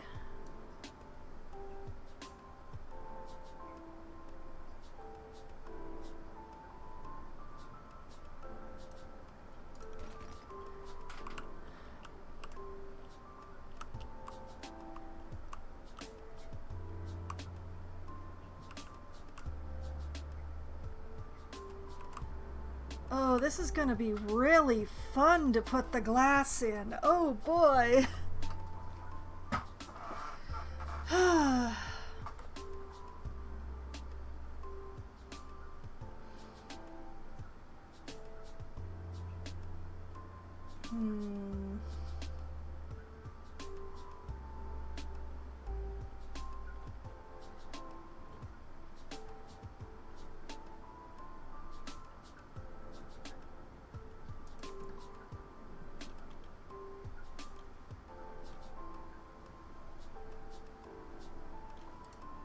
One moment while I do a quick check here.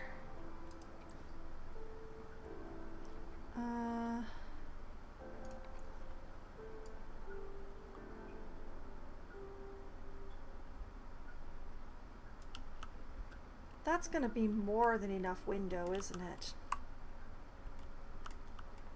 I am pretty sure that's gonna be more than enough window.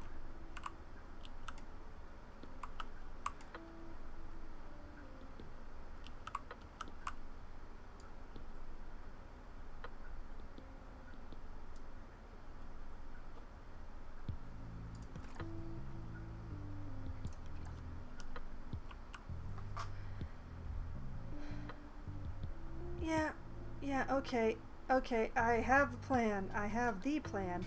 But I also want to double check something, so I will be right back to that construction. Pangolins. Let's see here. Relation with humans. Shy. Guests can enter habitat. Oh no! How about we don't do that to the pangolins? How about we don't?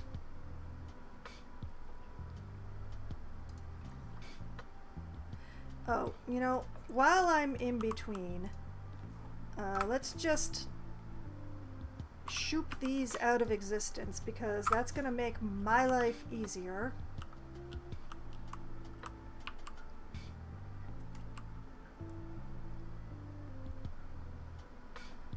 Yeah, okay. Back to the editing. I did that one, so this one is the next one.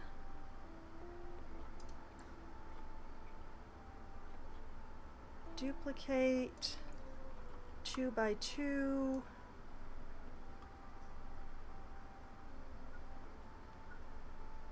Why are you not the right color?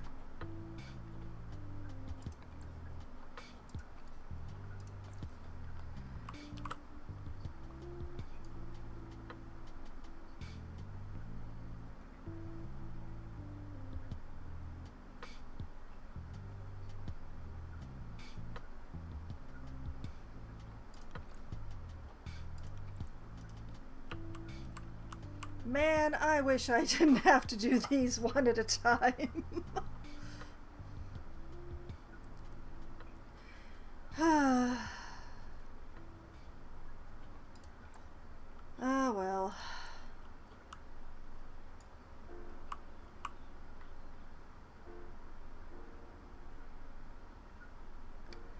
You know, I forgot to check the store to see if any particularly pretty pangolins had shown up.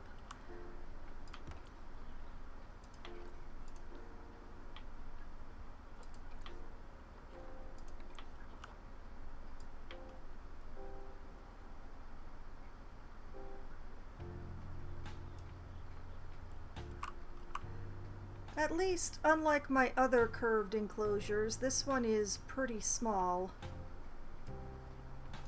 Much less suffering to put the windows in. Still some suffering, but not as much.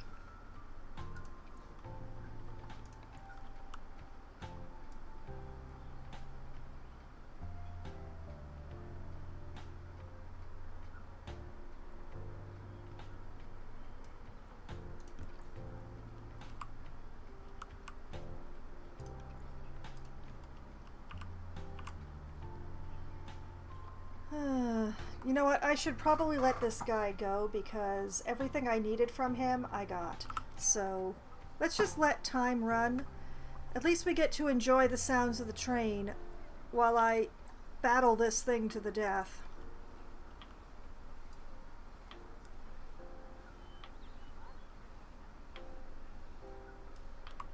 You know, I just realized, the train station that is right by the hyenas is also purple. I put two purple things together. Oh dear. It is way too late to change any of that now. There goes the train.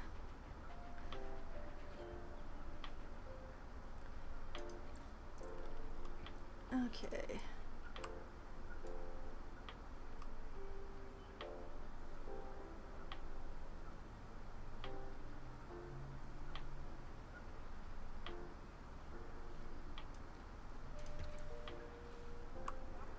There we go.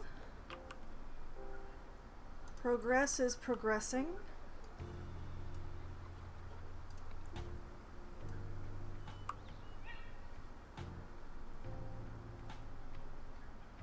This would have been easier if I hadn't put in all these trees and stuff, or the station hadn't been there, but sometimes you just gotta build around what you already done. Sometimes there's no other choice.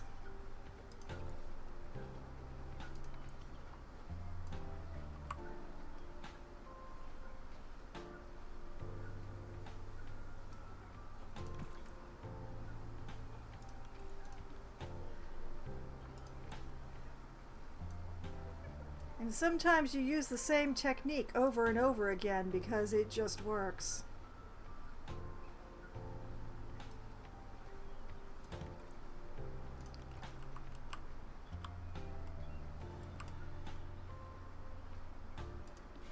Okay, I've nearly got this wall.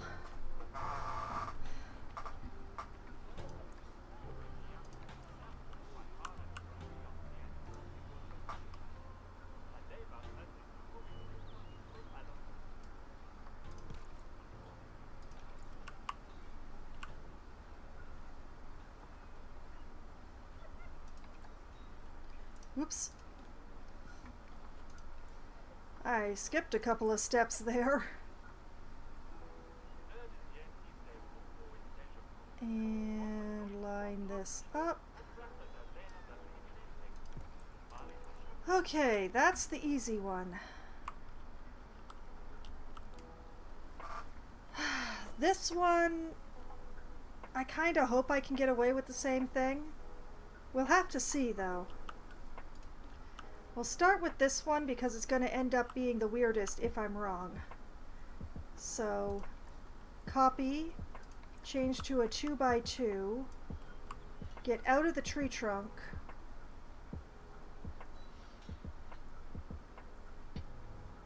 and line that up. That is a much narrower window, but it's still a good window. I will... It's just the windows are going to get bigger as we go down the hill, and I refuse to do anything about that.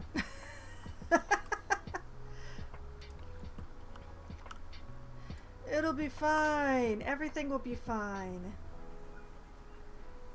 And this means that I get to have a smooth top, which will end up looking better in the long run. So I will not allow this hill to defeat me or to make my enclosures look bad. This is another reason why I don't use the in-game barriers very often, because you often have to do some really weird things with them. to make them work on slopes and such like. And yeah, it's just easier to work with the building stuff than to try to encourage the in-game barriers to actually do the right thing. Or at least the thing that you want them to do, which, you know, the community is very divided about whether or not each other are doing the right thing, you see. We can be a very judgy lot, we Planet Zoo players.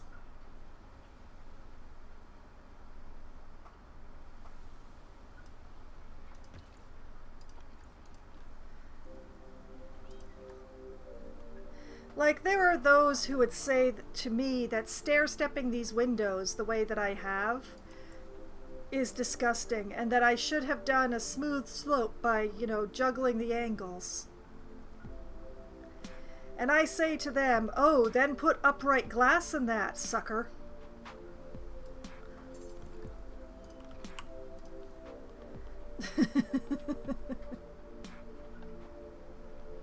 Put upright glass in that and have it look semi-realistic. Yeah, do that.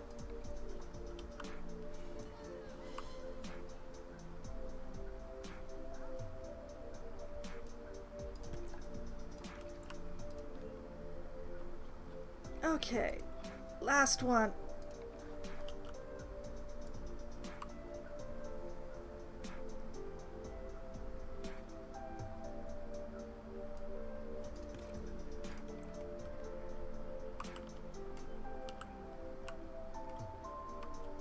It's avant-garde. That's what it is. It's avant-garde.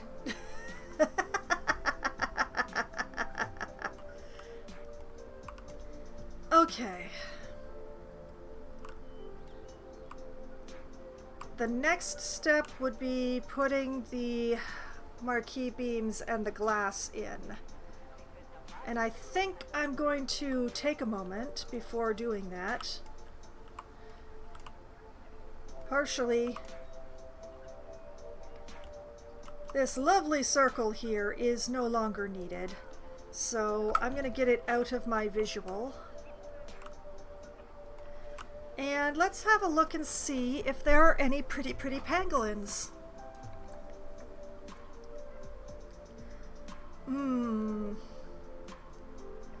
Well,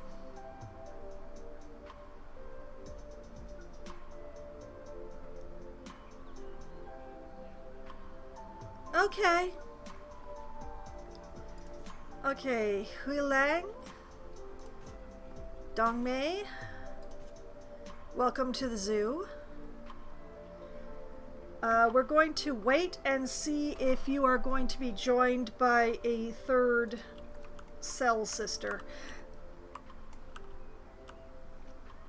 Because I do have to put the barriers on this place and find out how big it actually is before I can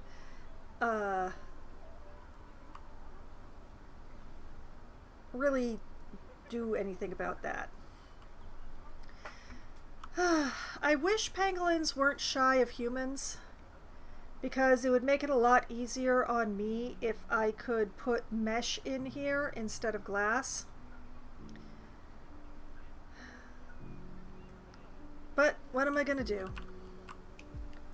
What am I gonna do except, you know, put glass in, because that's what I need to do. Alright, we're gonna leave the limestone. We're going to go to favorites. We are going to remember that the 2x4 glass is sideways.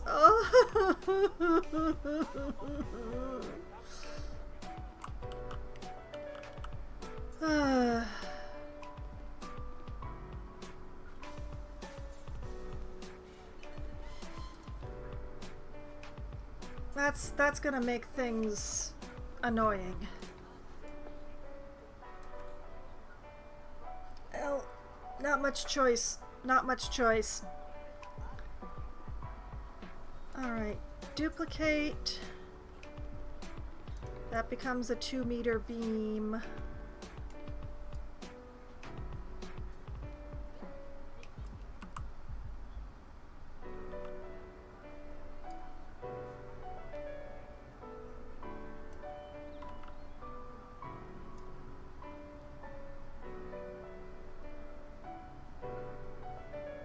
See, that,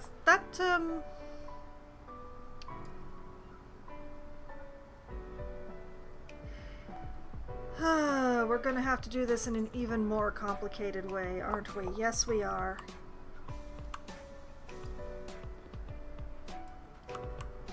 Okay.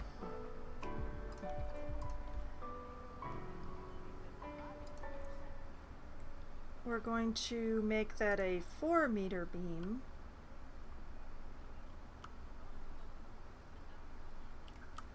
We're going to find the bloody green one.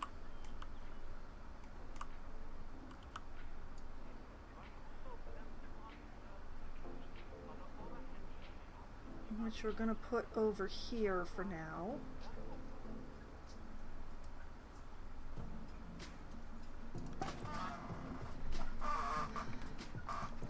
I'm going to leave that default color because I think the default color actually works quite nicely with the green.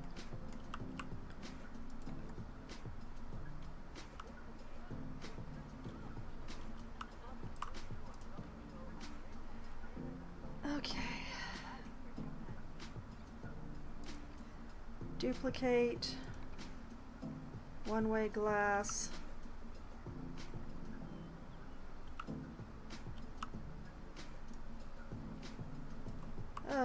Cry a little internally.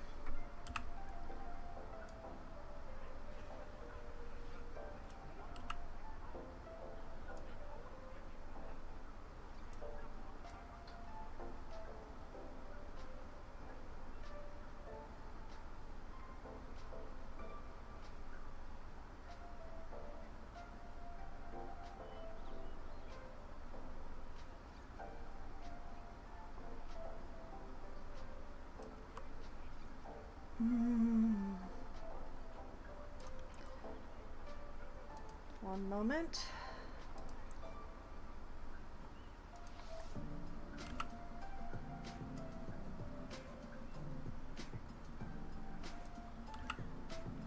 Whoops, not enough.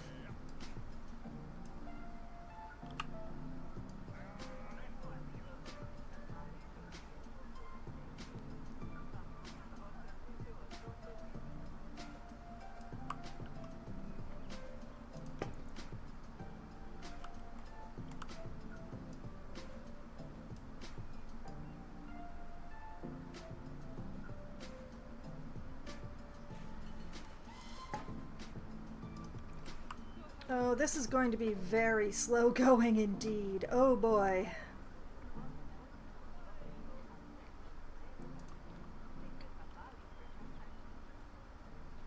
Unless...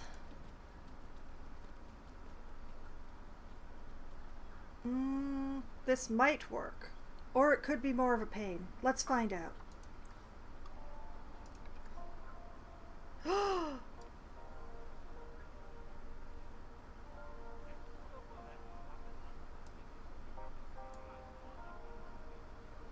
Concern it.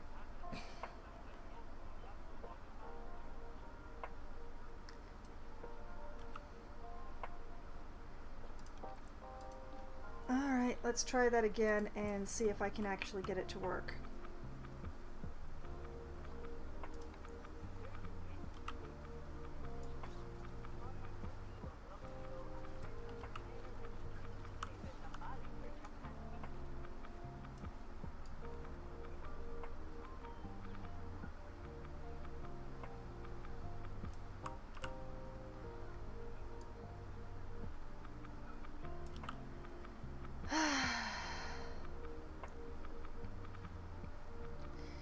I can make this work, but it's going to be very slow going for these windows. I keep forgetting that this is on its side, according to, like, by what I need. Which is very annoying.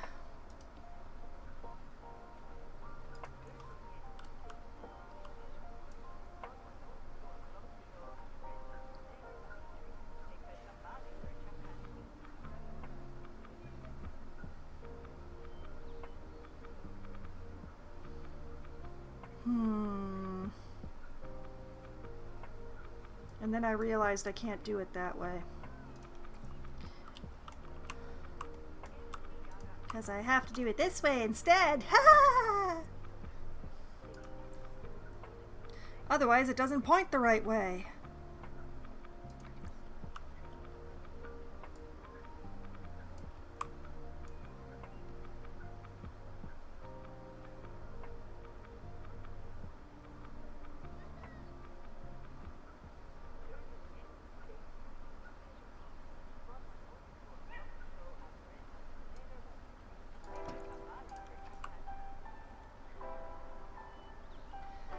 However, doing the glass off of the marquee beam did kind of work, so at least there's that.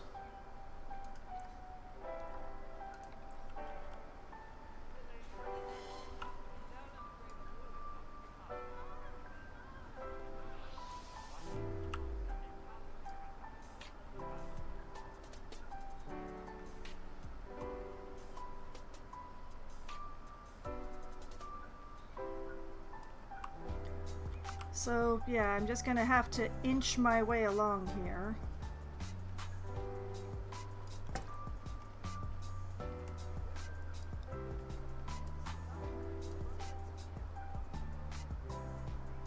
Try to keep them mostly lined up. Whoop! No, no, I don't want to be back there.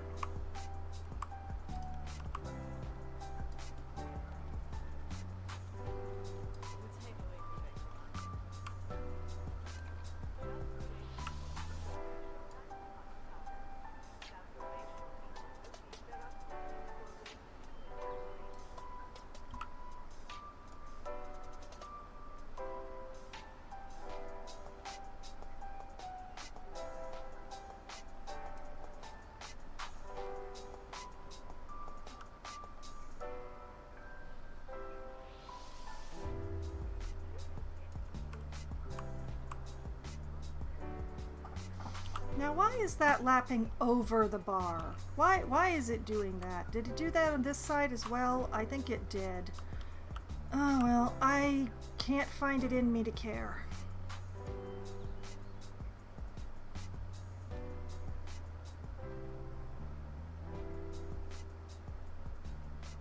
In fact, that gives me...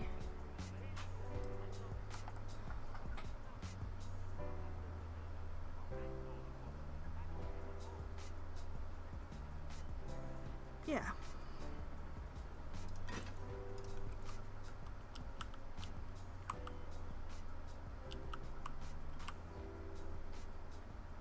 It's gonna look a little weird from that side. This whole thing is going to be a very long endeavor. But at least I've figured out a way.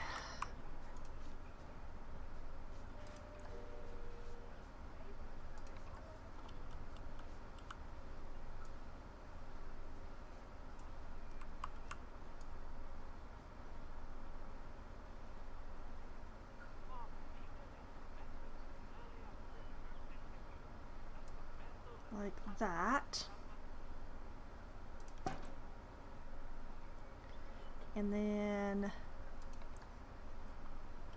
turn that into the 2 meter.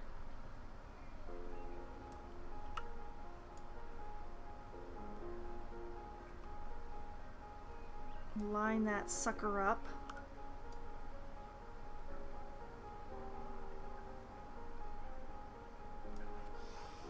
There's really gotta be an easier way of doing this.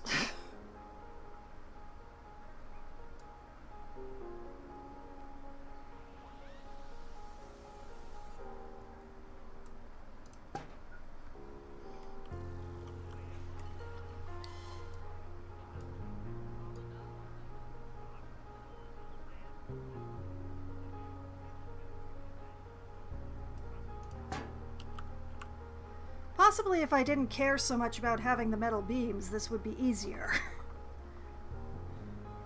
Unfortunately, I do in fact care.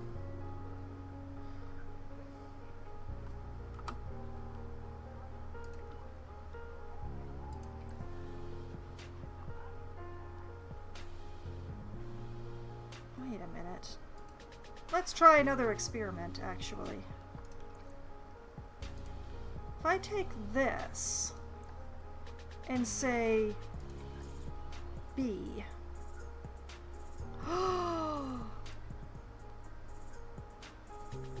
Oh, hello, time saving. Oh, thank you, new best friend.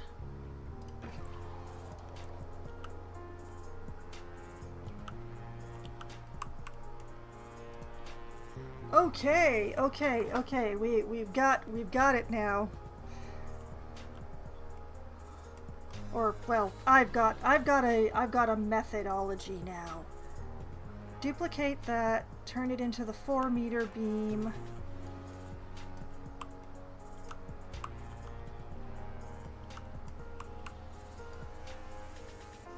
Bring the 4-meter beam in.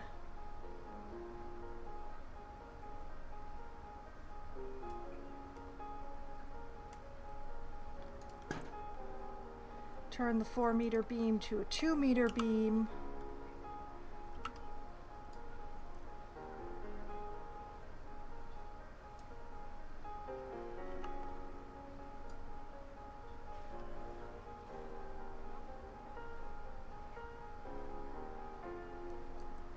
Two-meter beam goes like that.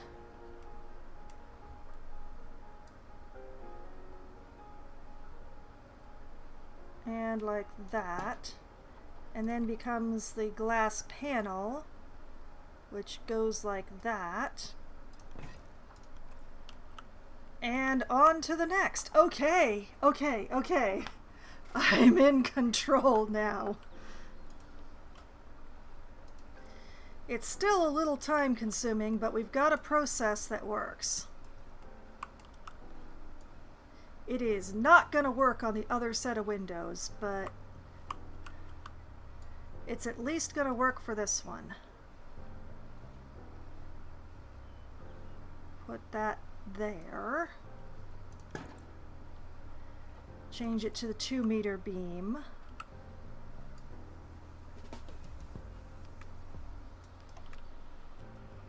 Rotate. Raise, set, raise. Is it just me, or are these getting smaller? The top ones. I think I am getting narrower on the top. I'm gonna try and... Whoa! Hello? I'm gonna try and correct. We're just going to bring this down just a little. There we go. And then be a one-way glass panel.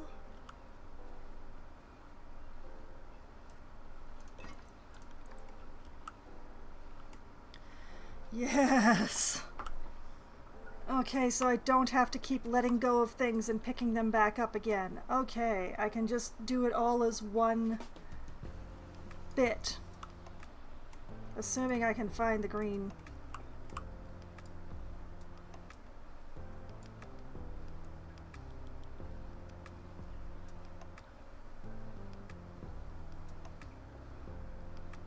And like that. That had better be my keeper. And then like that. And not far enough. That's far enough.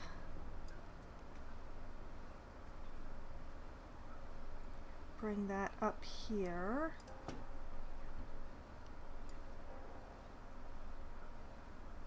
And up here. One-way glass, and bring that down to make sure it doesn't stick out the top, basically.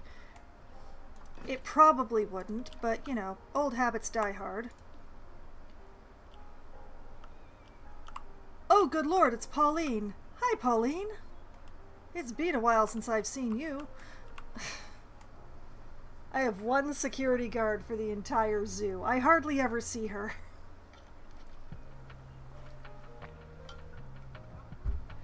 Okay. thank goodness this is a small pen. Where? There it is. Bring that up. Over here. And like that. I wonder what Pauline is doing over here. The majority of the people are on the other side of the zoo. Very literally the other side of the zoo.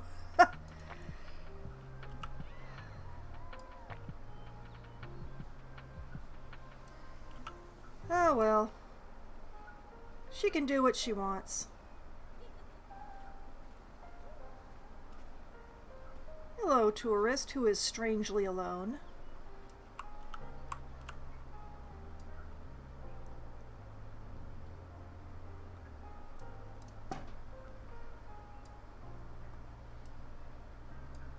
And up here.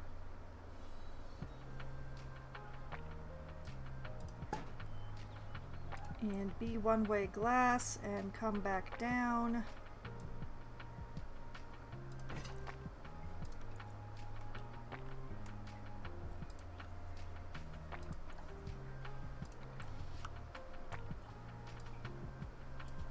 These marquee beams, I swear, are one of the best things that have been added to the game. My favorite thing in the world is this East Asia Stone Support Beam number 2. Useful in so many situations. In fact, I'm going to be using it for the door a bit later. But, man, these marquee beams have saved every window I have.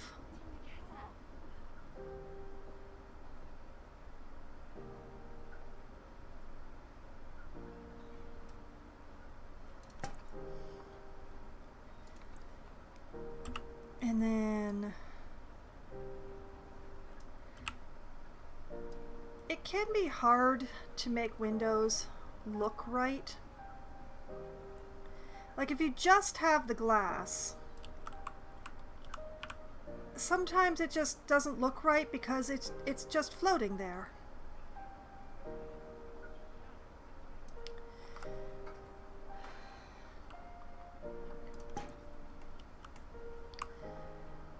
And there are just some materials that it looks weird to have glass just like floating in the material.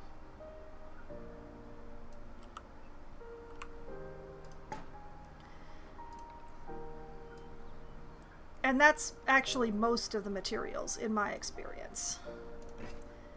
But with the addition of a nice marquee beam, suddenly you have mounting frames.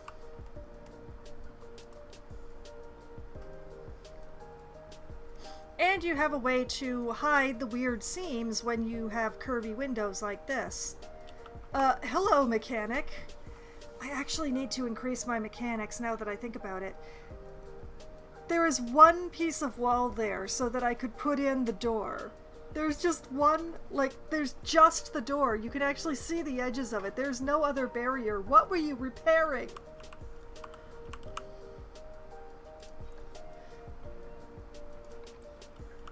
I do need some more mechanics though, because I have expanded the zoo significantly since the last time I hired mechanics.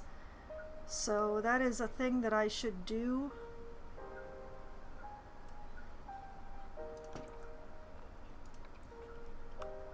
When I finish these windows, because I'm going to have to figure out a whole nother technique for doing the windows on the other side. Whoops.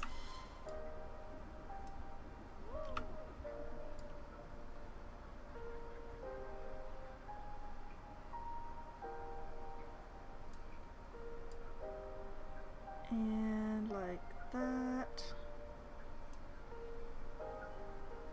That seems a little thick on the bottom actually. Let's sink that a little more. There we go.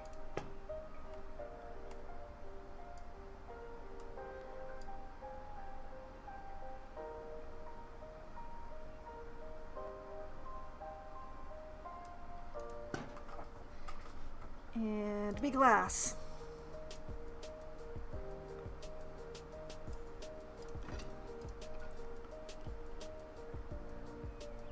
let's see, 1, 2, 3 panels left? 1, 2, yeah, 3 panels left. Okay. I'm making good progress here, actually. Where's my... There it is. Come here, you.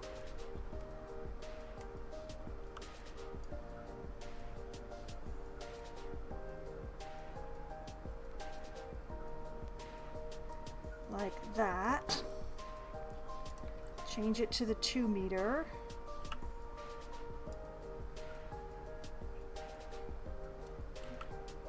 Especially for projects like this, angle snap is gonna be your best friend. I personally like using 30 even when I'm doing 90 degrees, simply because I find that when you only have one ka-chunk over to get the 90 degree angle, I overshoot a lot. So the 30 degree has a bit more leeway, shall we say.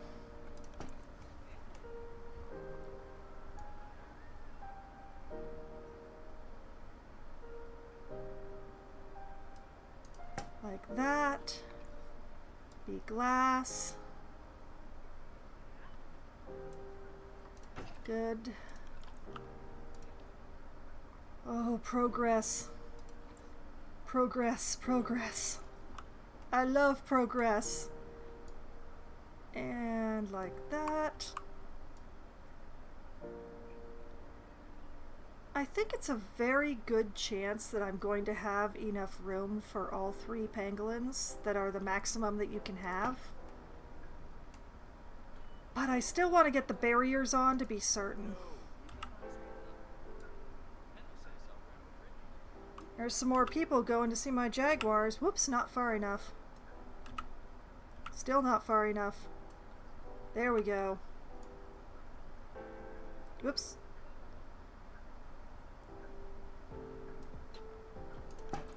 There.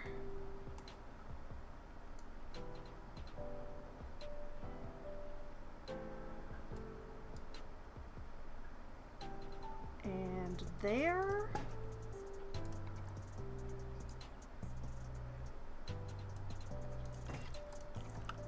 Last one. Haha. Okay. Be a beam.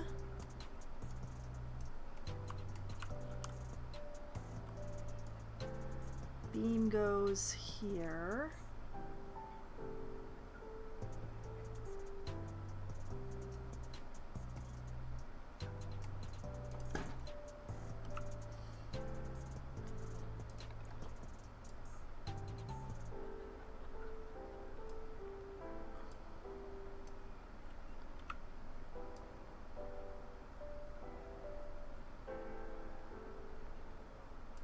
Like that.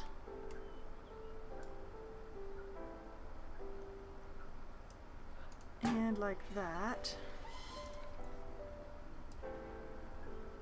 Put the glass in. And then copy this beam and bring it over here.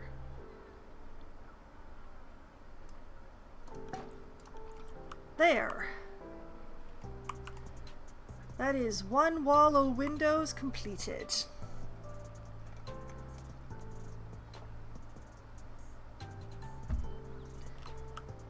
And I think it looks pretty good from this side. Looks a little different from this side, but it's still fully sealed, and that's all I ever ask of these things, so yeah. Okay, I'm gonna take a little moment from looking at the details like that. Hey, what did y'all think of the Jaguar? I guess the view of the Jaguar from here is okay. Yeah, it's 'cause the enclosure is so big. I know. But, I mean, A, I couldn't make it any smaller and still have it be perceived by the train. And B, it's so beautiful. This is so lovely. I don't care they can't see the jaguars. This is a beautiful, enclosure. This is definitely one of my better works. Did I miss you using the scratching post? Oh no! Please use it again, please, so I can see. Please? I said please! That's right, swim away from me. Break my heart.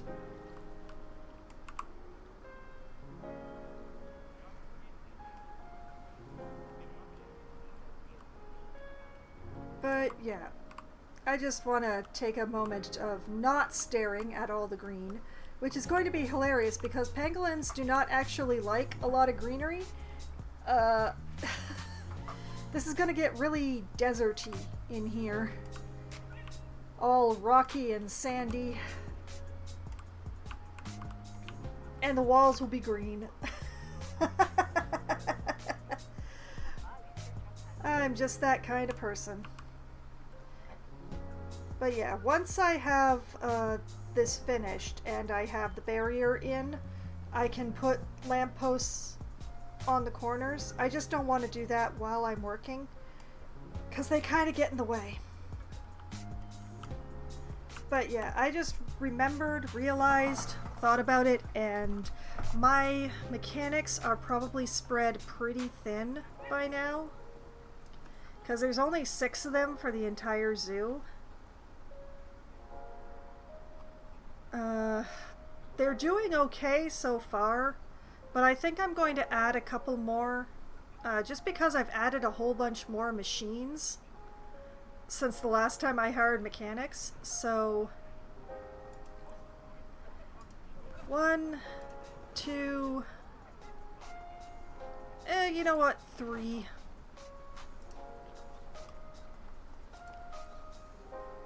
And I immediately go and check the barrier that isn't. That is very funny to me. But yeah, that'll bring me up to 9 mechanics. So yeah, we should be good.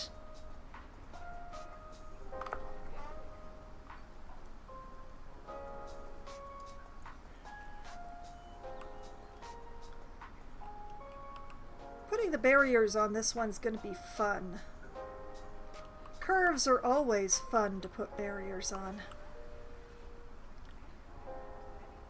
Okay, back to staring at details.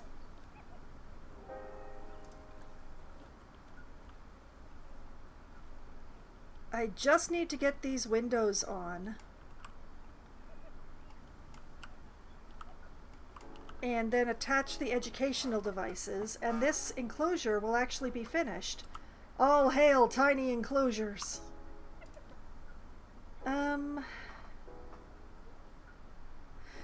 You know what? Now that I look at it, I think I can actually get away with using the same technique.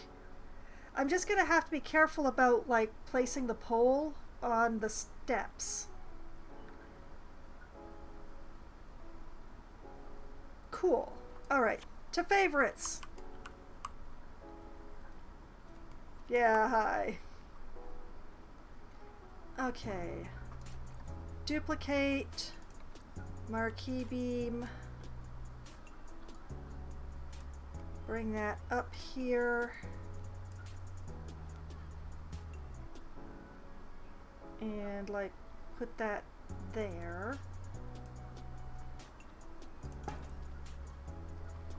Then make it the 2 meter.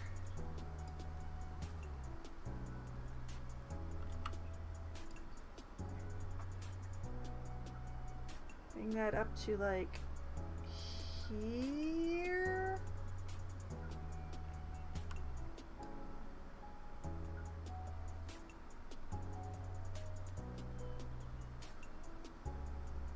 Like that.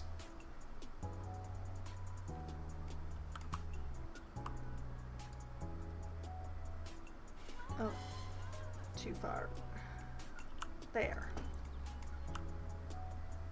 And then up.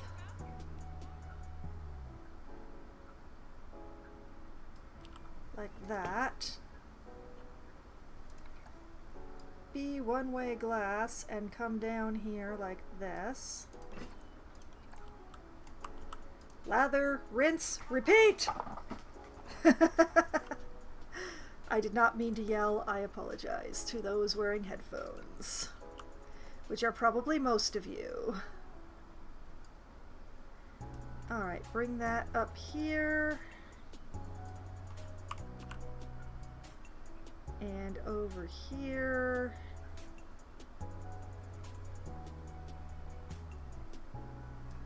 Like that. 2 meter. 1, 2, 3.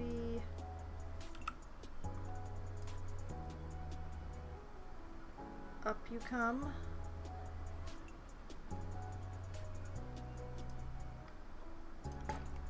Like that.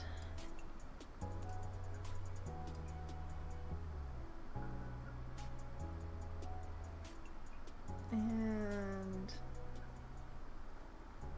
like that. Then put in the one-way glass.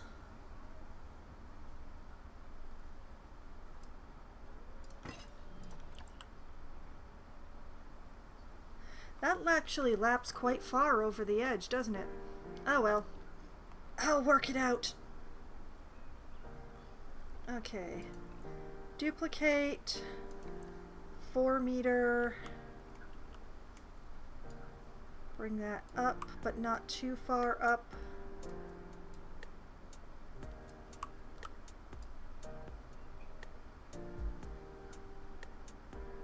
Needs to be like that. Yeah, that's visible. Okay, good, good. And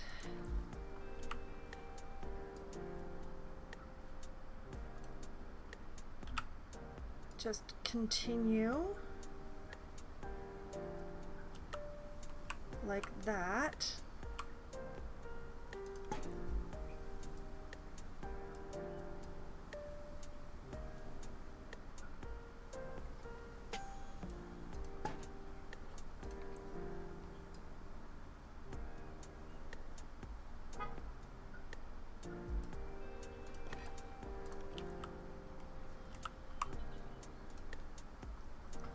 Alright, I'm feeling pretty good about this. I hope I remember this technique for the next time because it's working pretty well.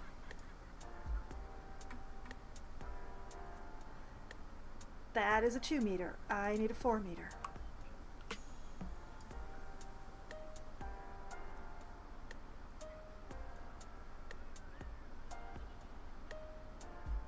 Like that. Now I use the 2 meter.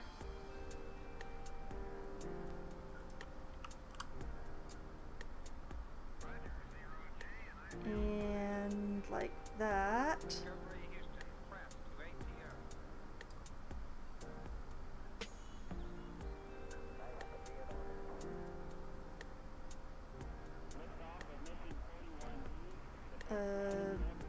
Sure, like that.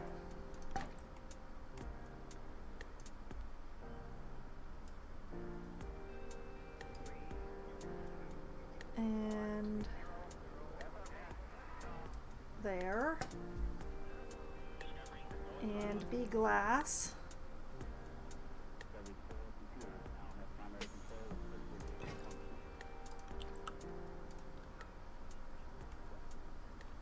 This is a much shorter window, so it's going even faster.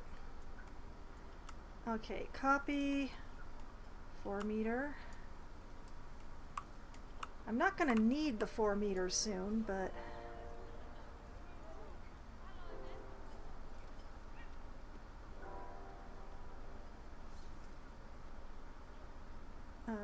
just enough to be seen. Yes, like that.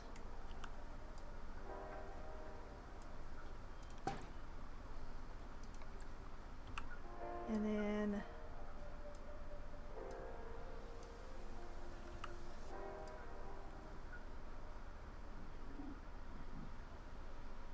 windows just keep getting smaller.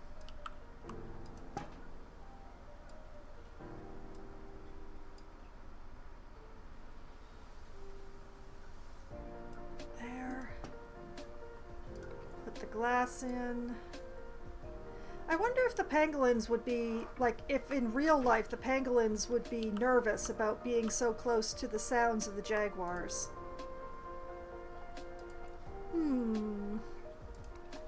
Like in Planet Zoo, they do not care. I could actually have glass windows in between the jaguars and the pangolins, and neither animal would care. You can't do that in real life. You can't do that in real life with real animals. You just can't get away with it.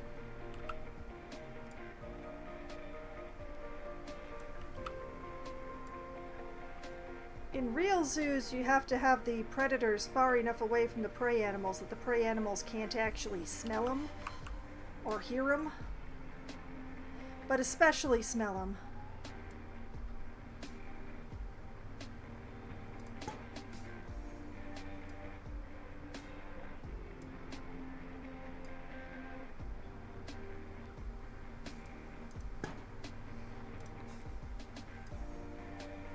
Planet Zoo is a rather more forgiving game on that front.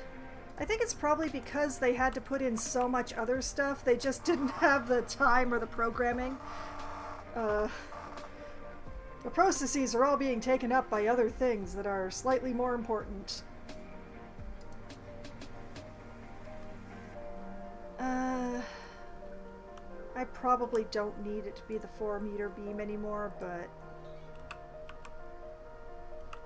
I'm actually not sure if the 2-meter would be long enough, so... Okay, just enough to be seen. There we go.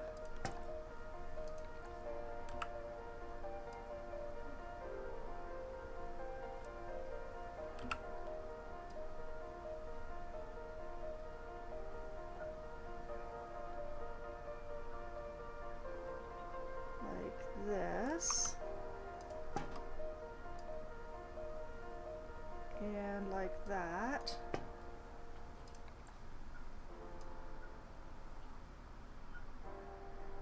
Make sure the glass will not be sticking out anywhere that can be seen. Last one. Which definitely does not need to be a 4-meter beam, but whatever.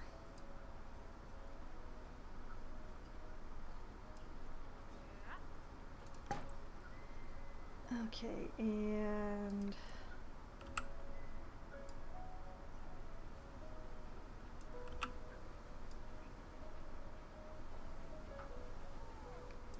like that.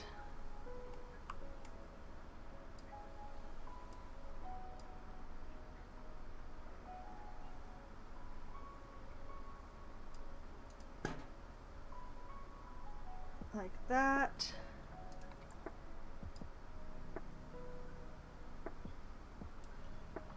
And like that. Whoop. Then try desperately to grab the marquee beam.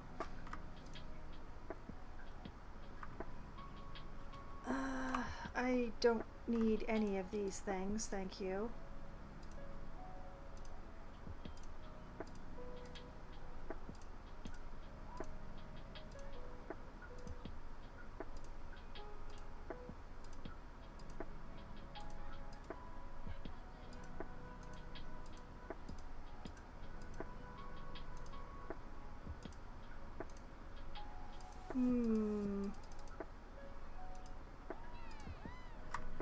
I think I'm gonna have to get closer.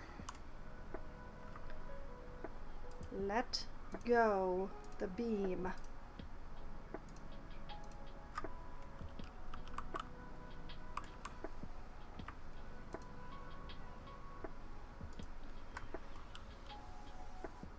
Ha! I win! I think. Okay, I only have the one beam now.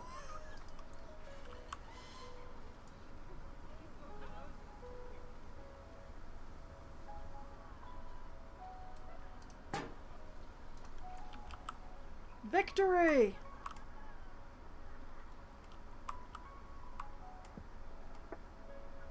Okay. We just need the educational items, and this enclosure is done. Well, except for the barrier, but, you know, educational items first.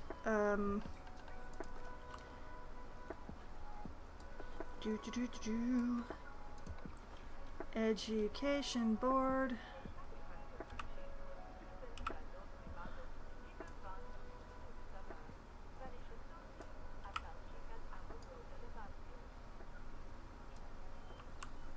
Hey, it's right side up. Okay. And yeah, I'll put that like there. Whee!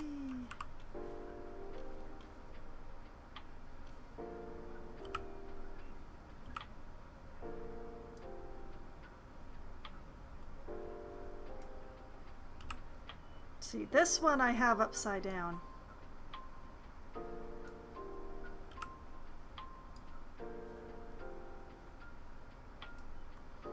I can tell by... oh.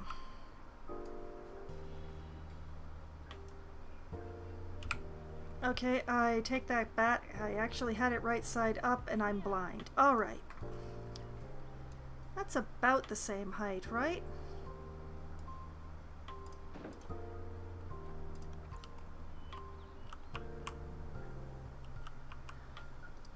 Whoop.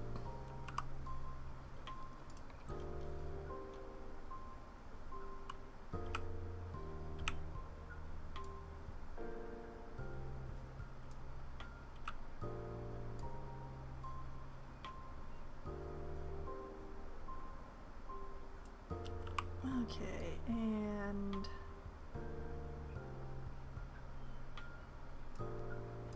like that.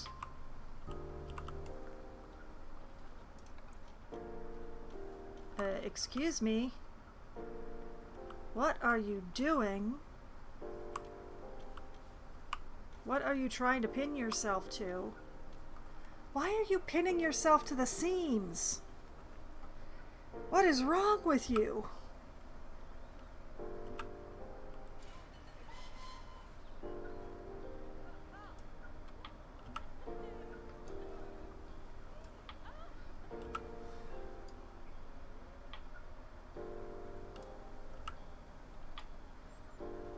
I have no idea why that was happening.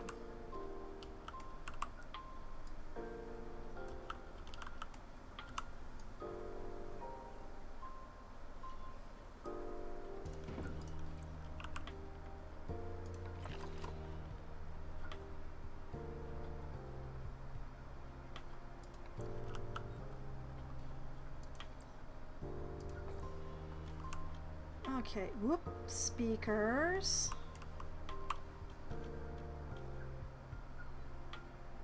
Here. Here. Here. Here.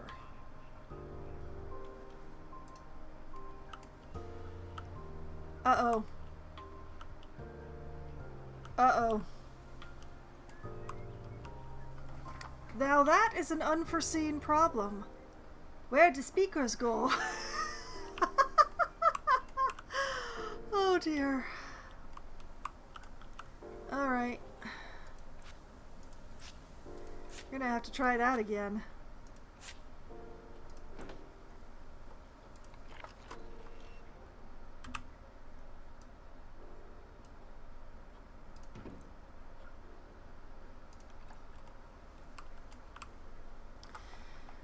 Oh, this is going to be difficult because they insist upon being inside, but I can't adjust them.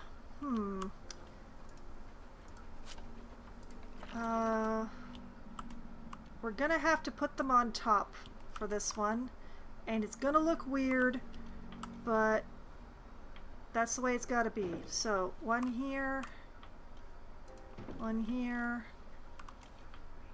one here, And one here. This is going to get interesting, given the speakers for the hyenas. But I'll figure it out. Yeah, it does look a little bit odd. It must be admitted that it does look a little bit odd having these loops on top. But not much way around it, is there? Okay. Let's get these barriers on here.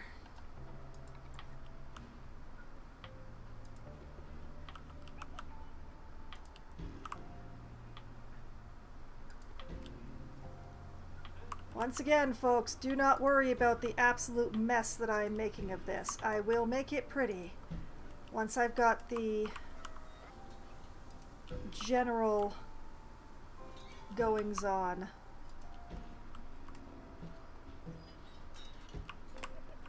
There. Take this, put it in there.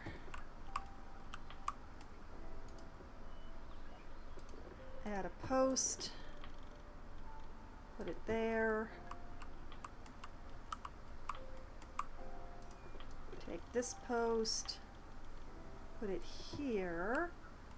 There's method in the madness, I swear. Take this post.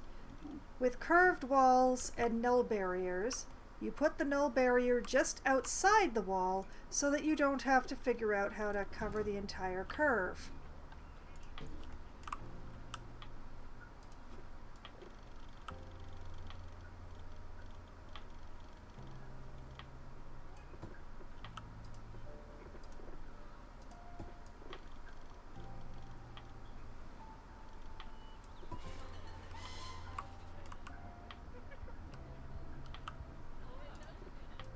And life is a lot easier that way.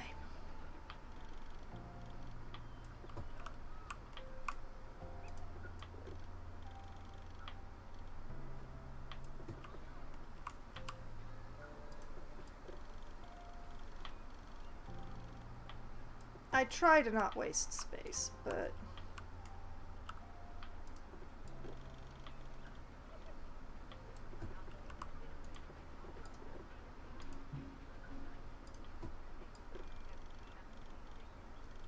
just put that there. And then, hello hyena, whichever one you are.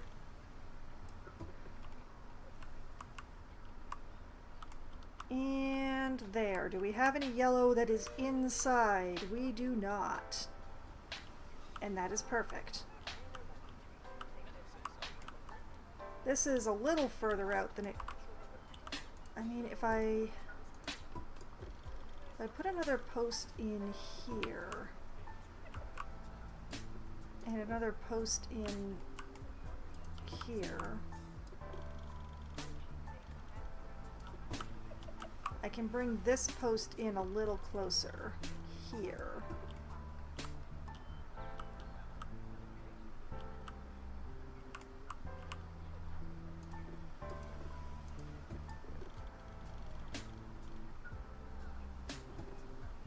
There.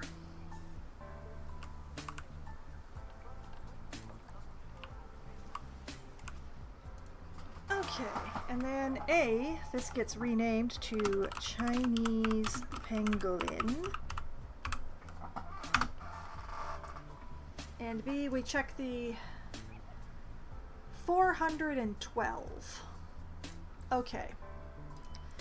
And the pangolins, for 3 of them, I need 214. We can have a third. And in fact, I overdid it again. Oh look, a very pretty female. Hello, welcome.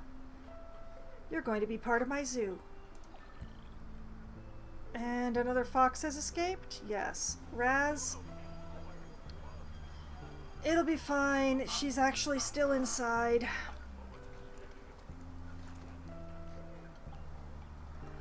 Lord only knows why that keeps happening.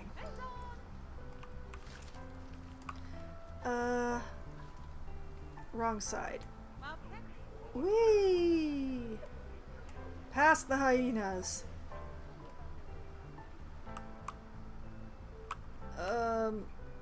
Not there. Here. Okay. Just a little bit more prep work, and I can bring these pangolins in. Alright, work zones. Keeper zone northwest. Whoop, don't back up too far. You are going to add that.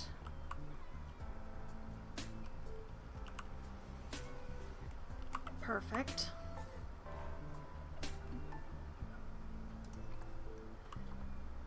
And then going to hire another keeper right there.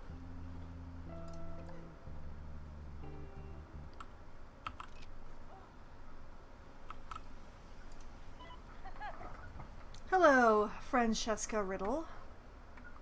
I hope you're not related to Tom. You are now going to work in Keeper Zone Northwest. I hope you like jaguars and pangolins. I really hope you do.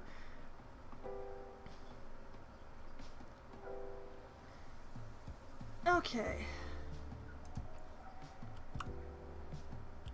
We are ready.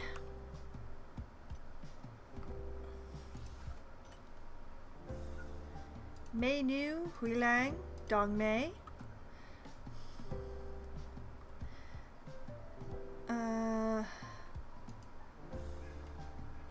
Please join us.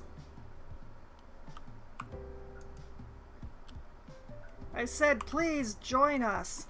Get in there.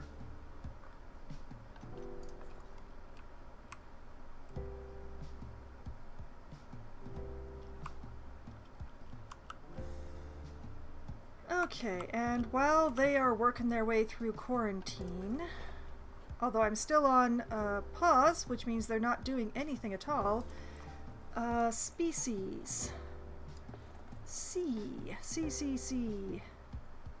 What I'm going to do is I'm going to get these girls into their pen and hopefully get them all happy, and we'll call the stream there. And I will work on the other 3 enclosures, or start work on one or another of the other 3 enclosures next week. Okay. Oh, they like burrows. I don't want to give them a burrow. I've run out of burrow cams.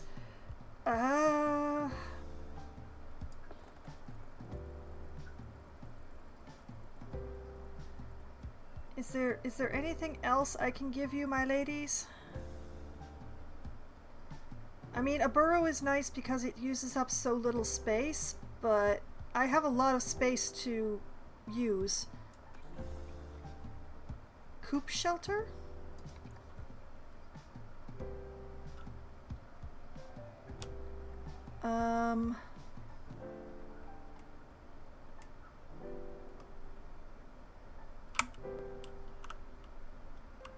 I'm not sure how the pangolins would feel about that one. It is very charming looking, but I don't think it's quite the right thing.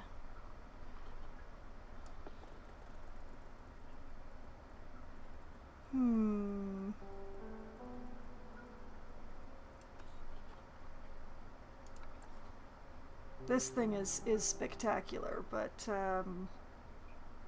once again, pangolins, they don't really climb. They're also not very big, so all this stuff just feels really, really large. I wonder if I could just modify the coop shelter.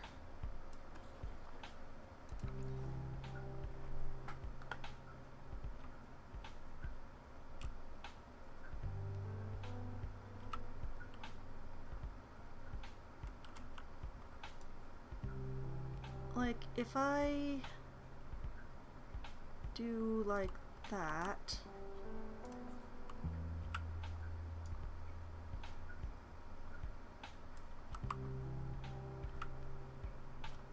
it seems really large.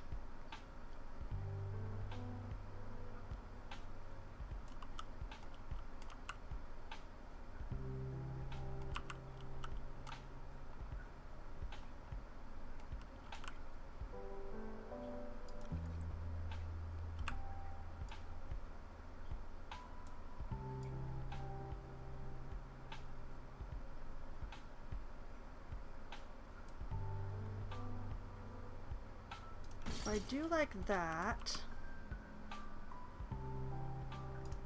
And then I get in here and A, disable climbing, and B, like...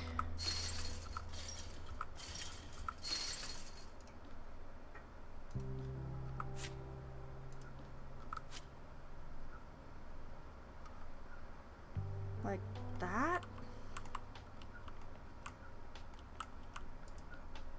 And...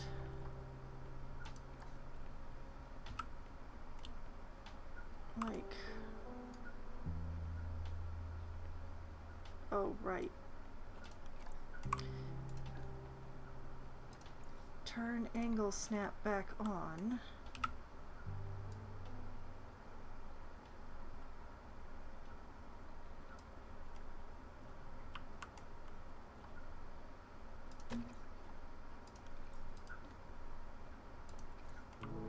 Like that.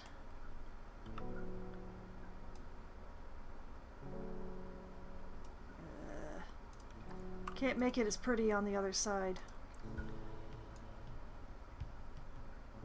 I can try, but I can't make it as pretty. 'Cause, yeah.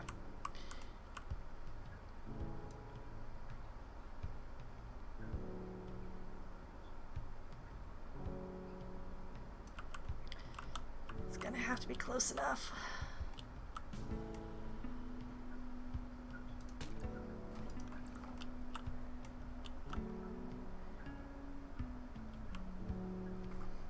The main problem being that then this is still floating. Idea. We take this, and this, and this. We duplicate it.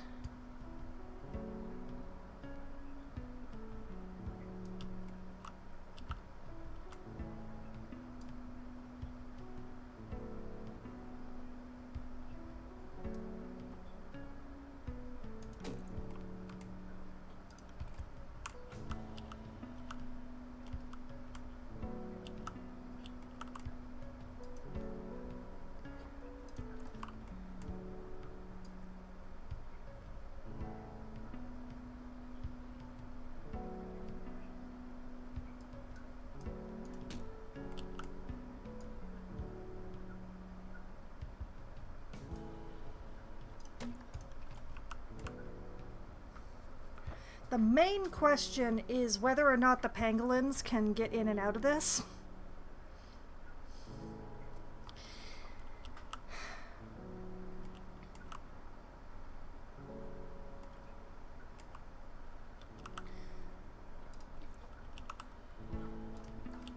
But also, let's see here. Heat map, habitat, staff traversable. Good enough. Good enough. That'll work. That'll work.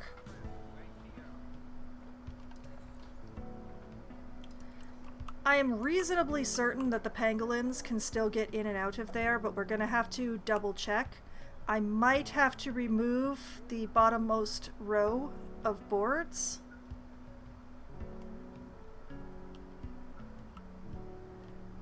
Oh dear. I just noticed the board is on the inside here, where it's on the outside there. How did that happen? Ugh. One moment while I make things look prettier. Intergroup edit. Nope, not that. That. And... whoops. Darn it. that, and that. Oh, you're gonna do me like that? You really are? Fine. I will do them manually then.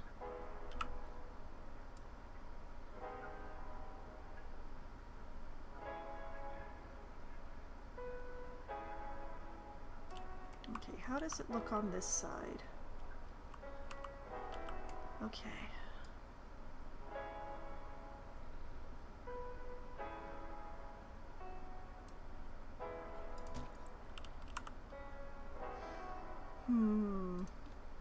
Oh wait, not that.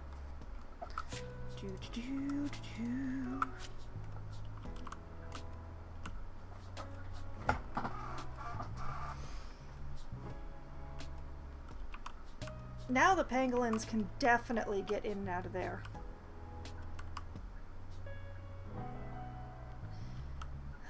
It doesn't look as good though, I have to admit.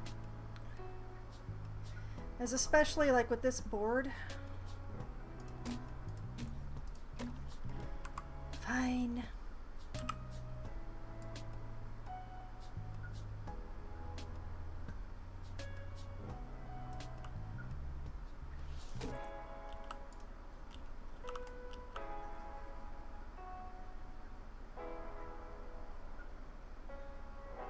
Yeah. I choose to believe that the pangolins can get in and out of there, but we will find out together. Also, I should really let time run. Okay, so that is hopefully bedding taken care of. Give them a large food bowl, like right here. And a water pipe.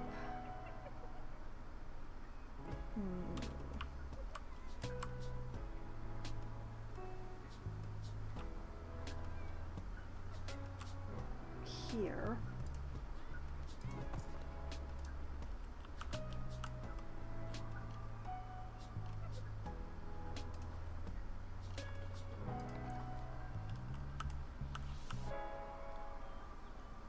Oh.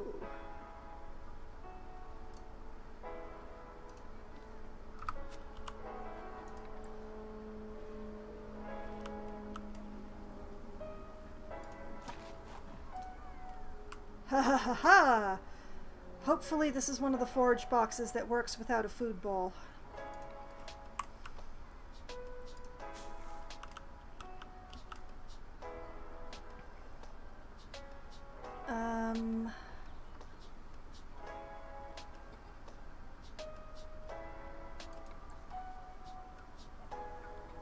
Rubbing pad.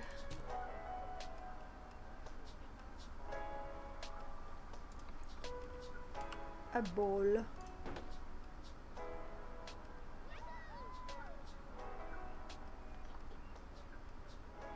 Ooh, and a termite mound.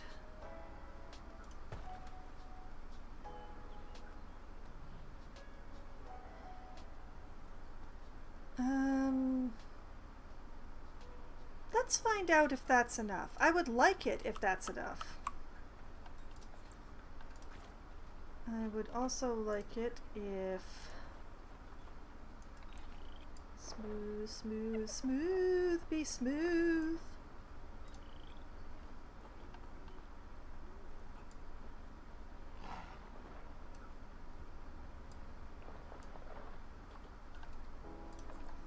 Oh. Oh boy. Quarantine passed.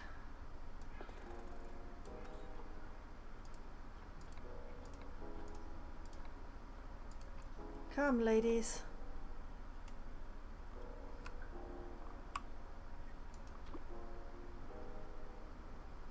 It's time to find your new home. I really need to attach the quarantine to more places.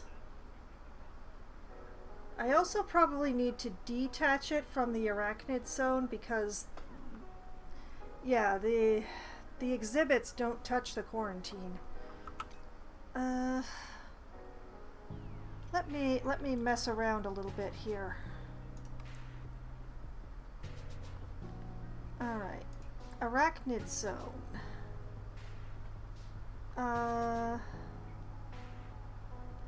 Detach you from the quarantine.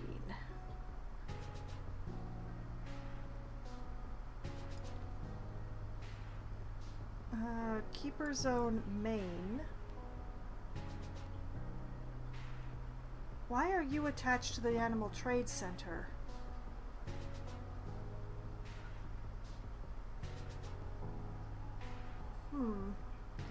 I don't remember why I did some of these things. Keeper zone northeast. See, attached to the quarantine, but not attached to the Animal Trade Center.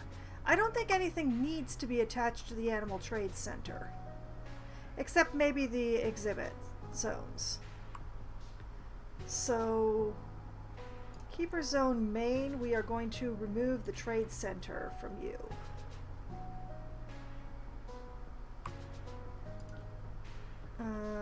Northeast, I just did. Northwest needs to be attached to the quarantine and the veterinary. Yes. Okay. That's northwest. South. Veterinary, quarantine. Yeah, that's good. I don't remember. Did I put down an... Oh, I did put down another veterinary. It's down there, though. Actually, you know what? The south zone should also be attached to that veterinary.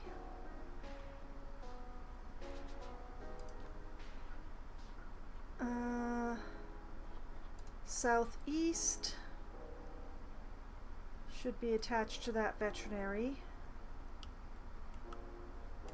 And also to the quarantine.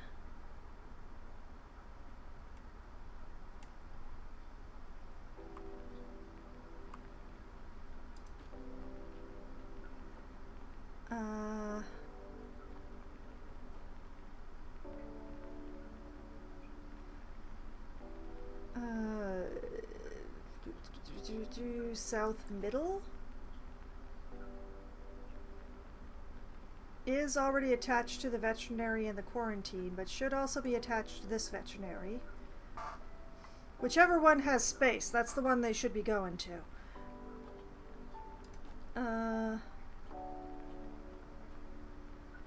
Southeast. Yeah, I already did that one. Southeast and then south middle. The snake garden. Ooh. I'm getting real far away from everything. Should be attached to the Animal Trade Center.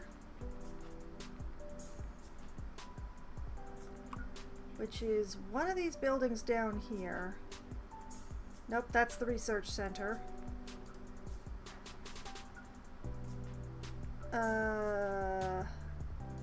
No. It's around here somewhere.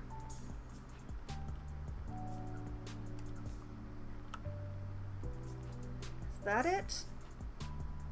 No, that's a staff room. That is a keeper hut. That is the quarantine. That is the veterinary. Sure, be attached to the veterinary. Oh, there's the trade center. There we go. Okay.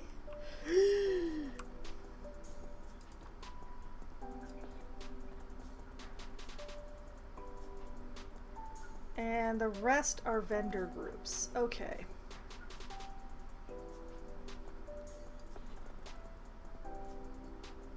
But yeah, northwest, veterinary and quarantine. Okay, good. I'm hoping it won't be necessary to have all this stuff set, but just in case it is, whoop, I want to go in, not out. Thank you. Okay, and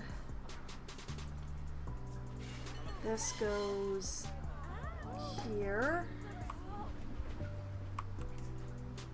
and here.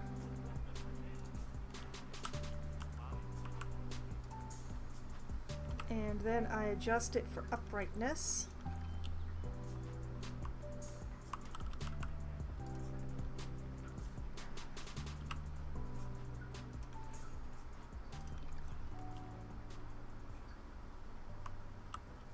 Good, good, good, good, good, good, good.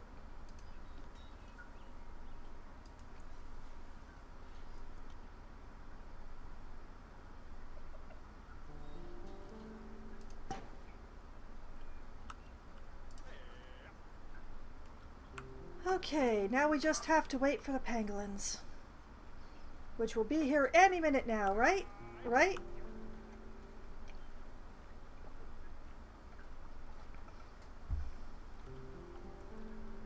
Somebody's bringing my girls, right?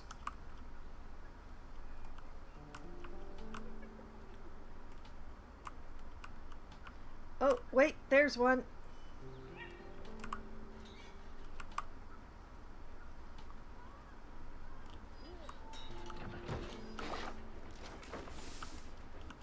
One, two, three. Actually, seeing the caretakers has reminded me of another thing. I have not put any garbage cans on my new paths. Nope, that's a tree. I want the garbage can. Duplicate. There.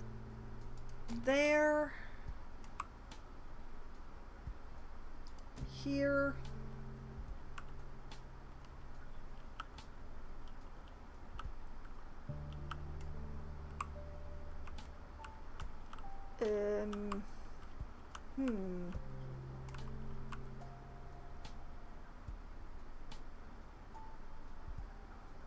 Here.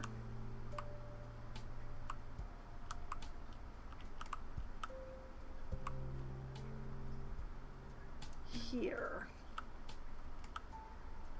Probably nobody is going up here to peer at the jaguars, but just in case they are. And also, as is tradition, despite the fact that this zoo does not need money,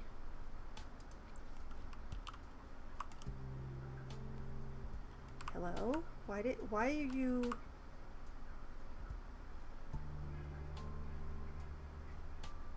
Interesting. We're gonna adjust that.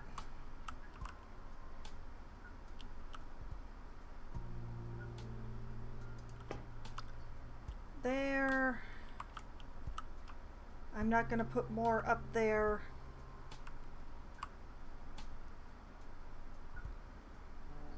Put this here.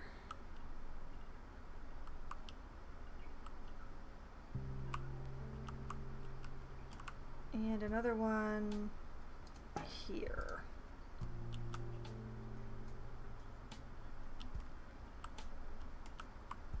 Okay,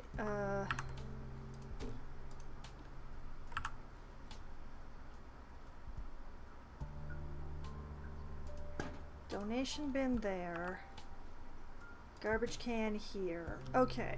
It was just order of operations. I just had to adjust order of operations. Those donation bins are awfully close together. There's nothing to be done about that. It'll be fine. Chinese pangolin. I'm going to do this habitat boards first this time.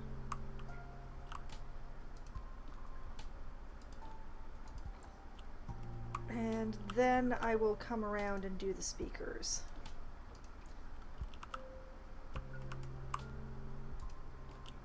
Because they're going to be a little more irritating, what with the trees.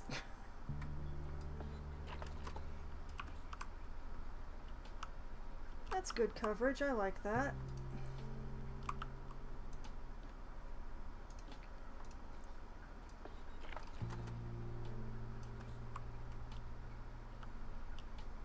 Okay, the only red overlapping is the same intel.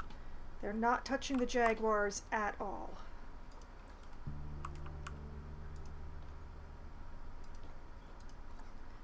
These ones are going to be a little twitchier. Okay, that covers that area.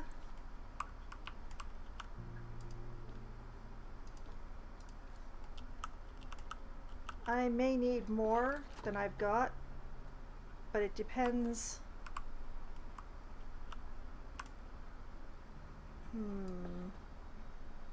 Nope, that's too close to the hyenas. Okay, we're gonna make this one itty bitty like that. Make it a little bit bigger like that. And then we're going to duplicate.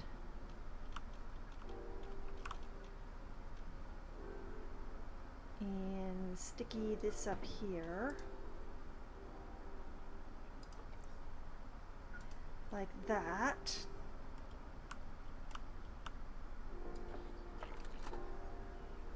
I'm going to adjust the volume, well, check the volume to make sure that the hyena and the pangolin are not touching, which they are not, and call it good.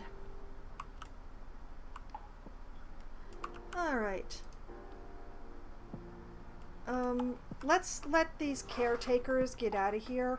I know the habitat is quite bad right now, but get out. Get out! Okay, the keeper can stay in because they don't have a lot of confetti. Okay, hard shelter. They can get into it. Alright. Perfect. Way too much grass, not enough soil or rock. Mostly they want soil. We can give them soil. Oh, we can give them so much soil.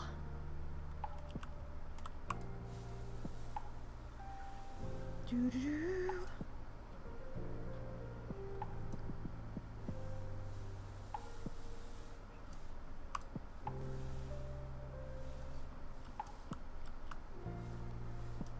Okay, I'm going to use the light soil around the outside edges because I don't want the heavy soil to be outside.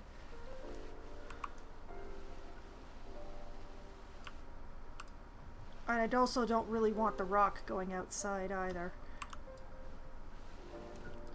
So, we have completely soiled. Now we don't have enough grass.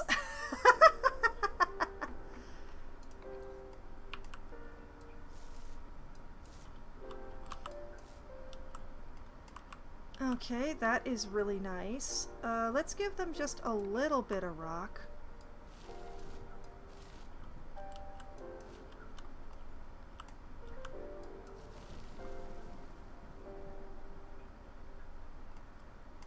And I feel like I should lighten a bit more of the soil because this is a lot of heavy soil.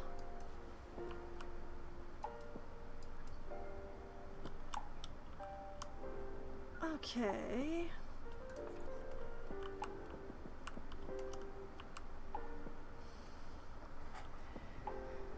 The main question is whether the forage box replaces the food dish or whether they're going to have a food dish in here, but I'm really hoping that they can just use the forage box. Okay, grade 3 food quality.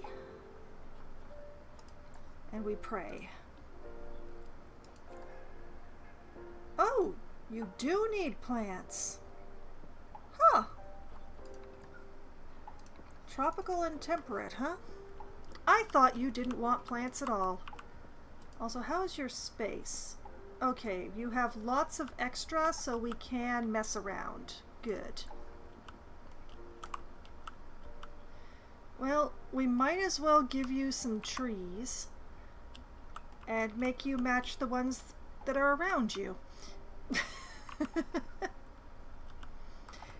It's odd. I don't remember the pangolins as wanting or needing a lot of trees or, well, plant life.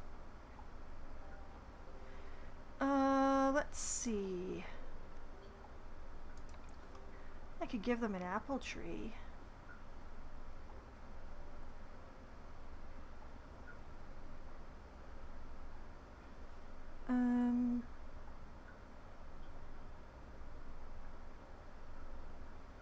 Let's give them an apple tree, like right here. Let us turn on random rotation because that makes plants happy. And makes me happy because the plants look better. Oh, see, they can have the bamboo, but I have no good place to put bamboo in here. Unless I want to, like, disguise what this wall back here looks like, but eh. Black poplar? I mean, the pangolins are very small, but all the trees around them are very large, so I actually want to give them a really big, fluffy tree. Maybe not that big, but yeah, that one's a little too big. But you know, that's the idea that I'm going for, is that they should have a tree that matches the trees that are around them. This one is actually a very good prospect. I rather like that, although it is... Is it too close to the keeper door?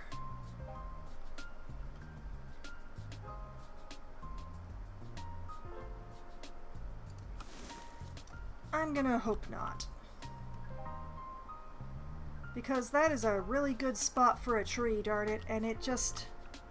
Yeah... See how that, like, is kind of height-wise with the other trees in the area? Just sort of blends the pangolins in with the rest. Okay, one more tree, of middling range, I think.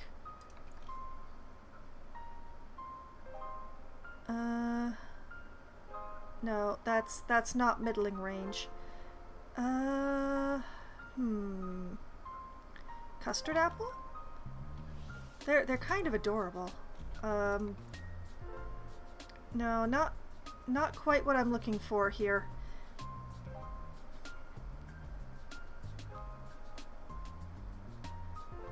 Oh, look at that. The pangolins also don't have a top edge.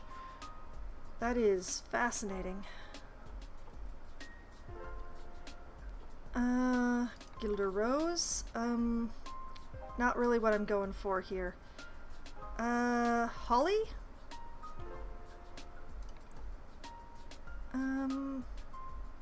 No, that doesn't feel quite right. I need something that goes with these other two trees, but isn't the same, you know? I do like the Korean pine trees, but I think...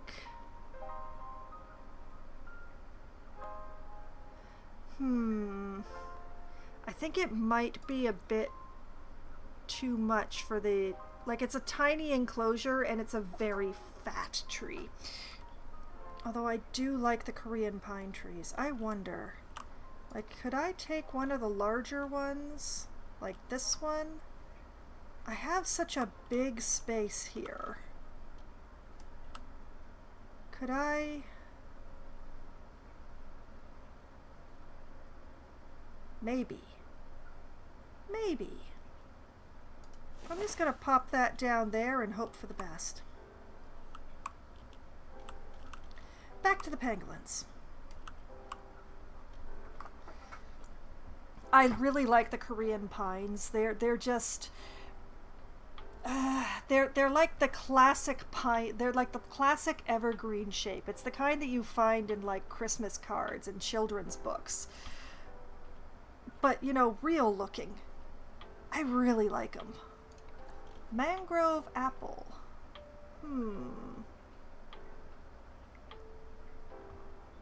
This could work. I kind of need something that bridges the gap between the largeness of this tree and the compactness of the apple tree, though. Definitely not an oak tree, too big. An olive tree? No. See, that just takes up too much space. We have a very small enclosure, so I have to be careful. Rainbow eucalyptus? It would kind of match next door, but...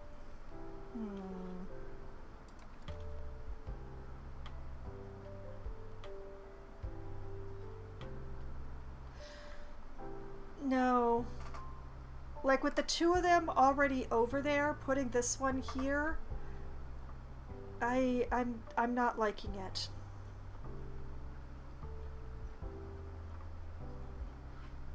Just one more tree game. Give me something good.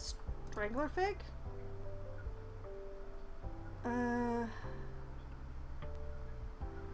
No, not quite the look I'm going for here. Sycamore maple? Not that one.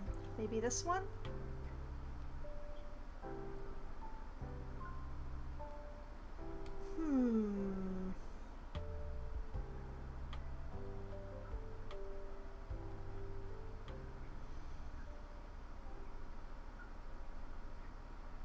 You know, that might work. I'm gonna pop that over here to think about. I don't want to use a tamarind. You can't overdo the, shouldn't overdo certain things.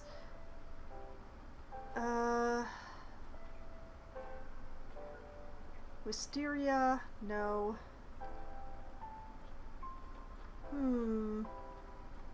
Well, the maple is the only other one that's talked to me as being appropriate for the space, so in you go.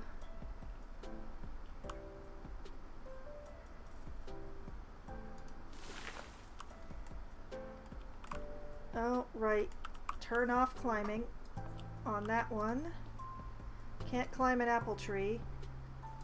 Can't climb a beech tree either. Oh no!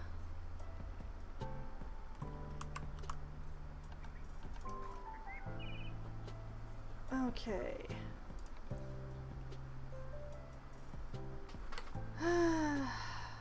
It's very tempting to just go the flowers route here, but I don't think it would be right, considering how much dirt they like.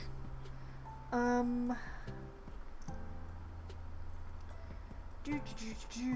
need some sort of ground cover. It can't just be trees. Even though the trees are real nice. Bracken? No. No, they just... Look at that. They'd vanish into the stuff. No. I need some ground cover that is very low.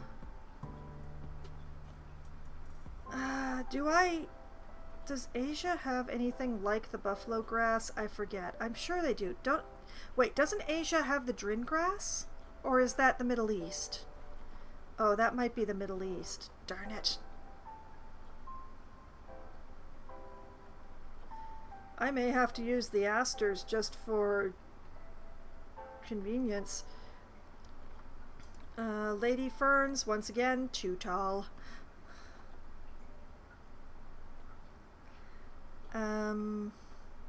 Lords and ladies plants. Tempting, but still too tall. Meadow buttercups. The main problem with these is that they're very dense.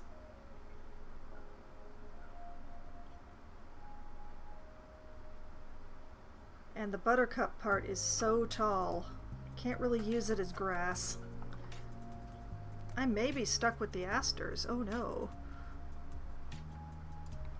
The daisies I think might have the same problem as... yeah.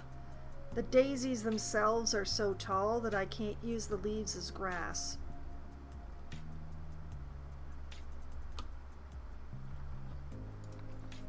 Pin cushions? Pretty much the same problem. Oh boy.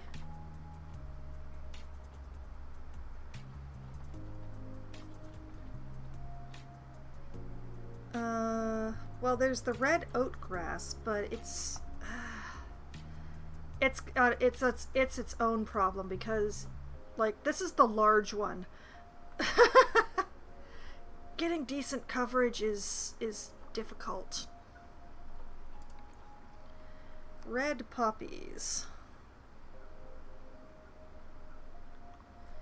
Well, they don't stand up quite as much. But man, the redness. I don't like that. Not for this.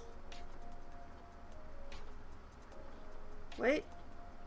Perhaps Scaviola shall be my savior once again.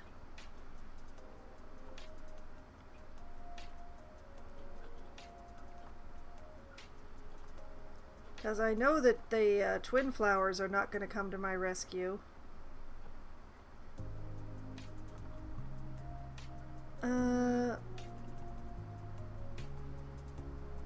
Yeah, I think we're using the Scaviola in very broken ways.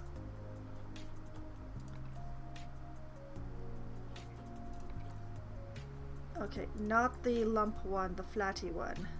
Yes, the flat one.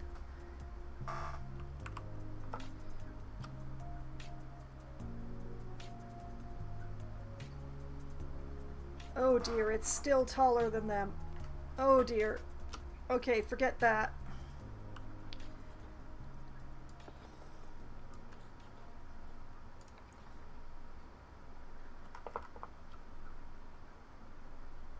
I think I'll be using the asters.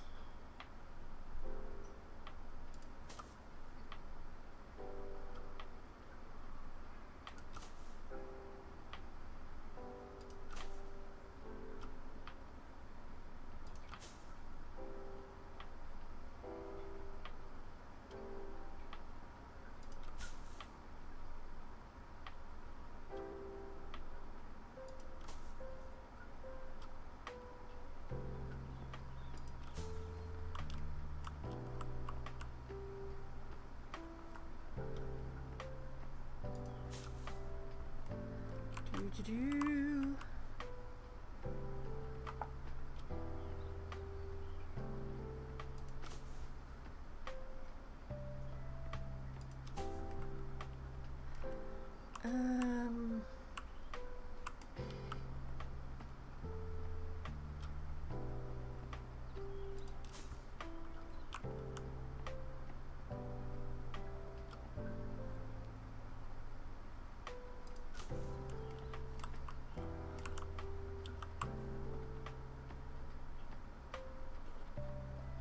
I have to admit, I don't love using the asters this way. I still end up with a lot more flower than I do leaf, and I really, the reason I do this is to get some leaf. But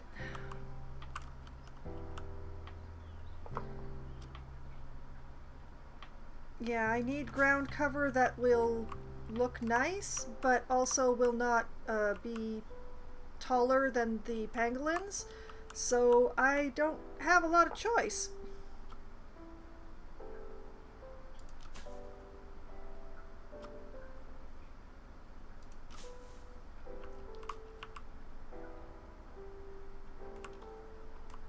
Wait a minute, what the heck is that?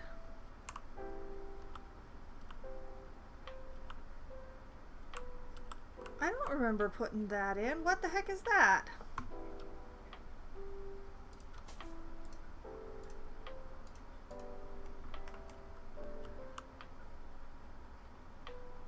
Oh, it's part of the termite mound. Okay, never mind. Never mind.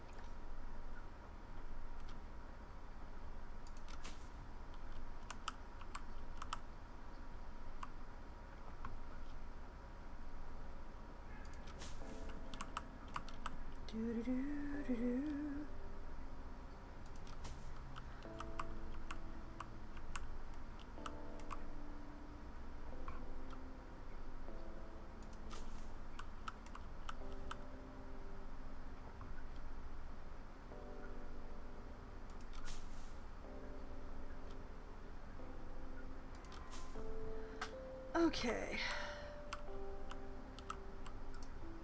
That's a bit thicker with the flowers than I really wanted to be, but in the absence of actual grasses, this is the way it's gonna be. And it's not taller than the pangolins. Yay! Okay, so now that that's been taken care of, your enrichment... Okay, are all three of you in here? Hold on a moment.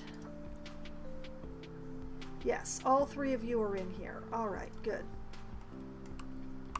So, enrichment is sitting at 100%. Habitat at 100%. Nutrition ain't so good, but hopefully the tray will take care of that. Plants, 86% because of all the asters. Still plenty of ground. More than enough space.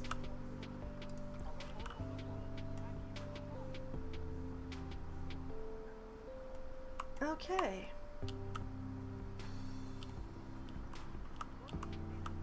And the area around here is so tight that I don't even need to worry about, oh, I have to make sure to put the right species of plant here.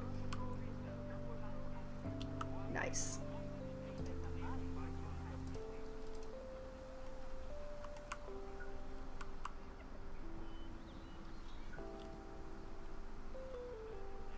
I am very pleased. I didn't think that the pangolins were going to be able to be blended in with the other parts of this part of the zoo like that. So I'm really quite pleased that they actually had more plant desire than I remembered them having. So that's pretty good.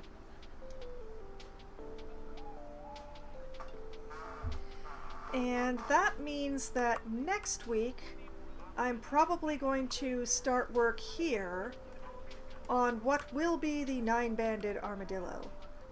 And, you know, since I'm being all open about that, let's see, construction, ARM, grasslands, animal sign, 9-banded armadillo.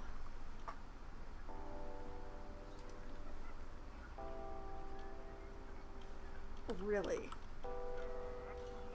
Aren't you special? Alright. I'm just gonna stick you right there then. Actually, no, that... You know what? Let's use the... We'll just stick that right on there because we can. And I mean, it's not very visible because it's life size, but we all know it's there now.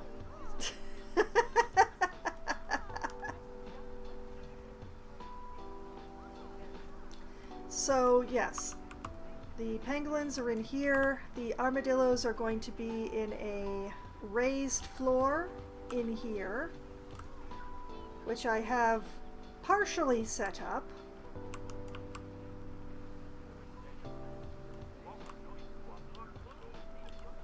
You know, I was worried that I was going to have to put do not disturb signs out for the pangolins, but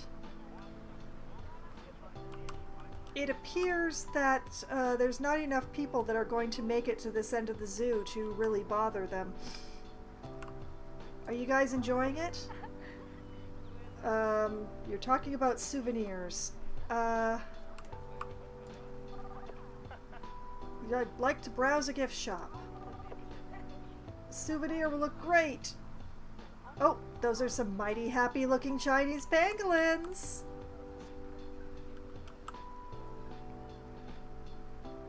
Why are the pangolins getting more visits than the jaguars? Is it just how far people have to walk?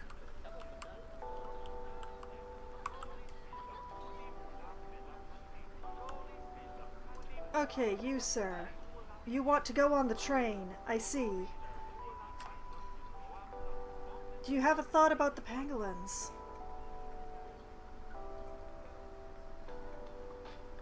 And you all, I see you carrying your garbage. There's a garbage can right behind you, people. Please, please have a thought about my hard work. Please. Where are y'all going?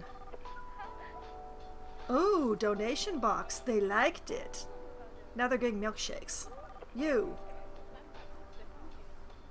Wow. Worried about how cold those... Oh. You like the look of... Okay, this guy is just a trains person. That's the problem. You can't get to the steam train from here, sir. You can't even see the steam train from here.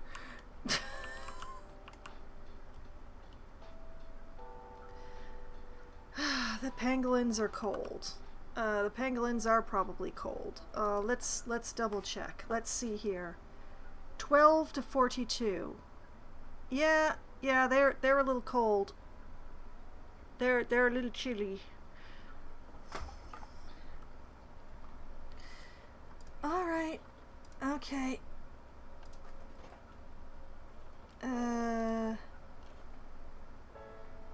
Heater. I believe that with one heater I can actually cover the entire enclosure. And then some.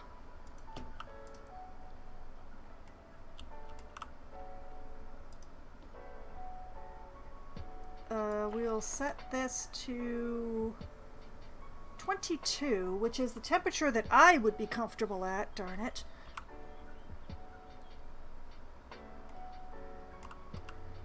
And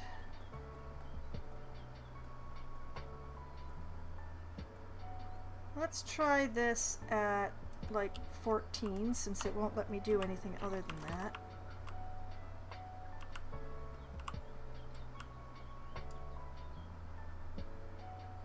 Now 14 is a little small,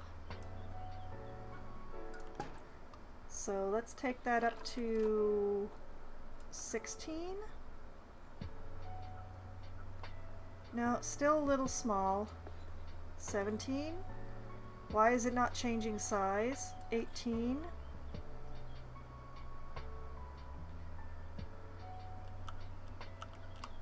Will the pangolins ever go into that little corner? I doubt it.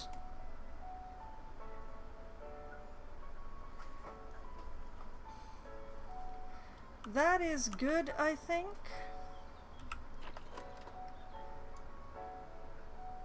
I'm going to tuck it in, and we're going to pretend it's not actually there.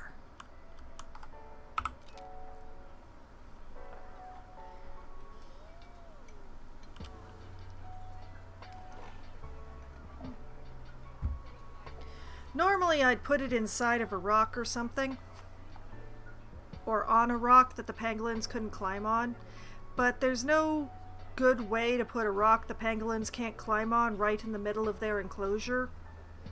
So I'm just gonna, you know, tuck it under.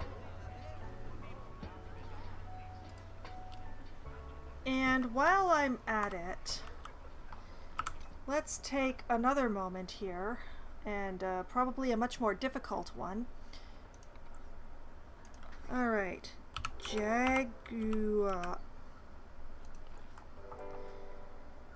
8 to 42. Hallelujah! I don't have to do a thing for them. They're fine. The temperature at my zoo hasn't changed in any of my streams. suppose the view of the jaguar is fine. Now where's the jaguar? Wish I could have stayed longer. It's okay. It's fine.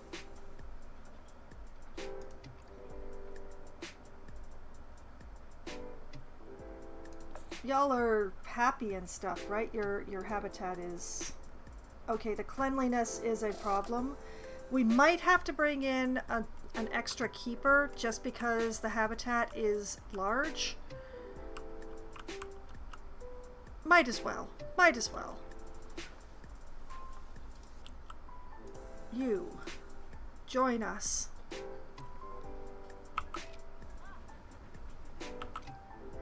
Alright. Quiana Stacy. You shall work in Keeper Zone Northwest. Welcome to the team. That way we have 3 keepers for what is currently 2 enclosures. And that will hopefully make up for how large the jaguar enclosure is.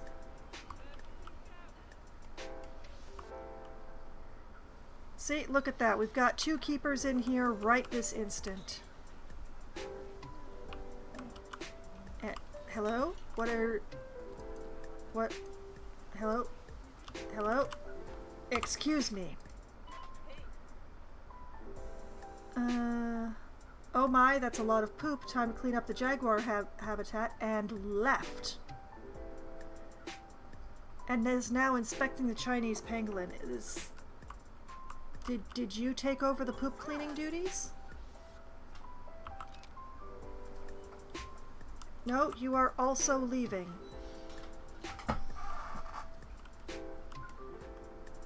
And now you're just wandering.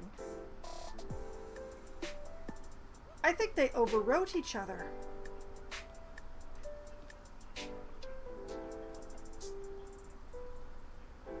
Can't see the jaguar very well. You can't even tell it's a jaguar. I wish I could have stayed longer to see the jaguar. Clean up the poop.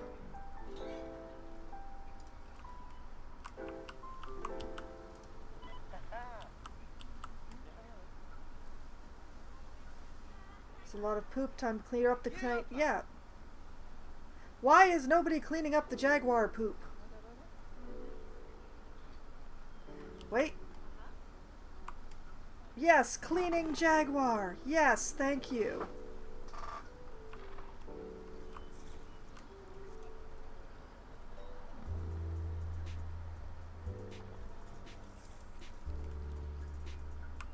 Sheesh. See, the pangolin are much easier to keep clean because their habitat's so small. Hello. Don't need feeding, they're not hungry. Good. Any other thoughts? Oh, you're gonna clean. Okay.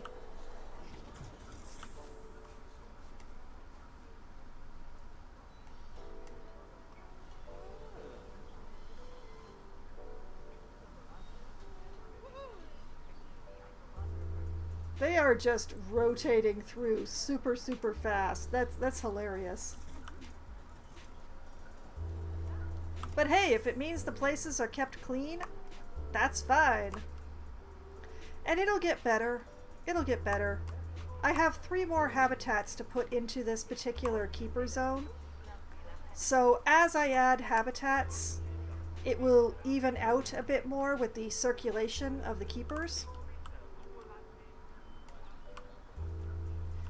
So I'm not too worried. My main concern is like where I'm going to be putting the door for the armadillos, but that is going to be a problem for future foxwine. Current foxwine will leave it to her. She's good at it.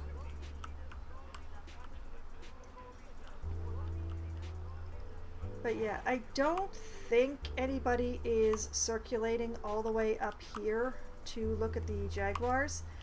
That may change once this animal goes in. Which animal was I putting in there anyway? Oh, one of those two. Okay. I have two 500s here, so, like I had two 250s, I have two 500s, so, excuse you.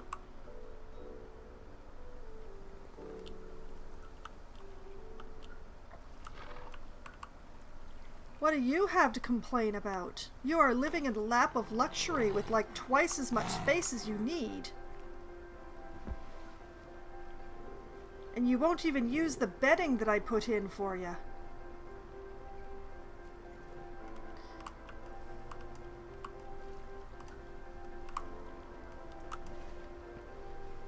Alright.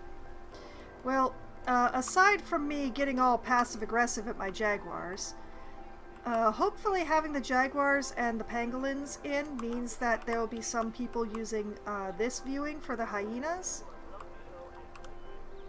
Admittedly, there's not a lot to bring the hyenas to this end of their enclosure, but, you know, hope springs eternal, always. Did I remember to give the hyenas the level 3 food? Suppose the view of the spotted hyena from here is fine? Question mark. Yeah, they're getting the grade 3 food. They are happiness.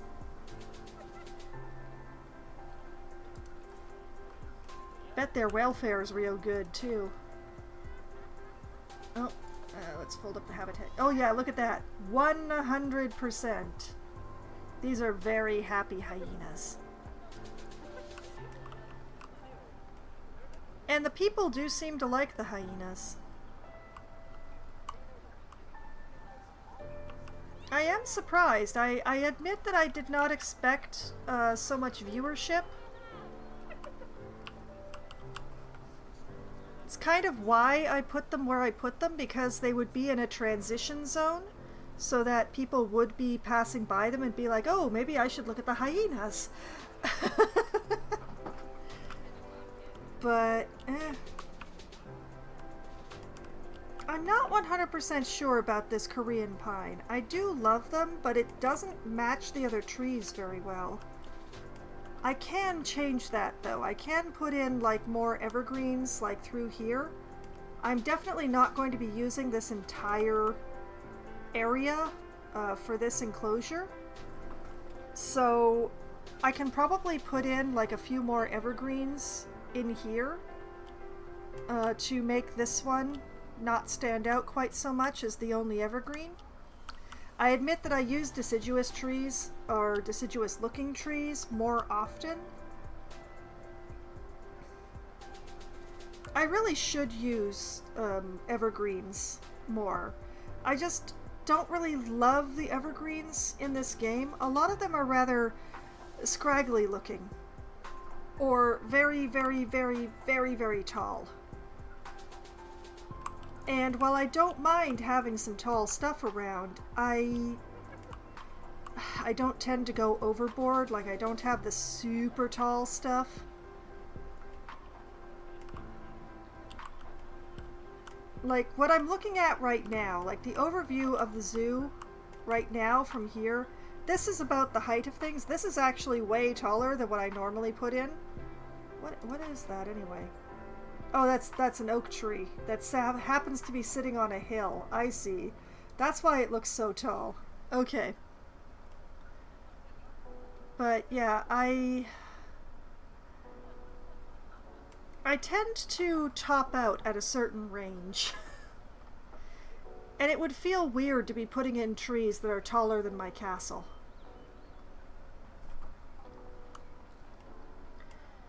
So, yeah. I've got the lights in on the hyenas. I got another area filled in on them. I got 2 enclosures finished, which is twice as many as I normally finish in a stream. I'll admit the asphalt roof isn't the best, but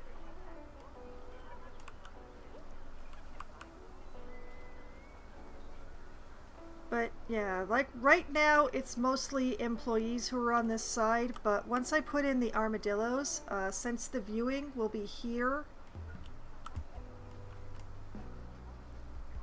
Yeah, actually, I think I'm going to put the only viewing for the armadillos along here. Just to, like, force people up there.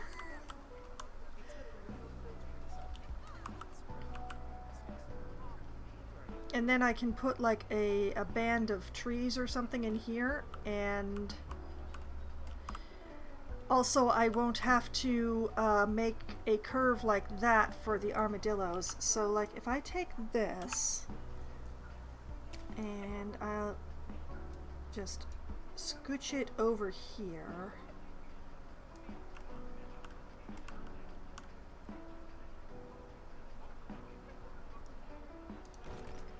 I feel like I should be using one of the square ones at this point, but I'm just too stubborn to go back. So the armadillos, I can put like mostly straight edges. Like we'll have this subtle curve along here, but this edge and these edges can be pretty straight.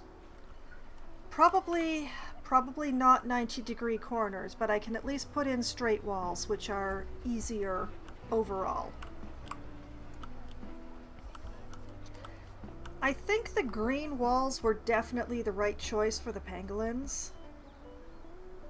It's a good transition between the purple of the hyenas and the bamboo of the jaguars.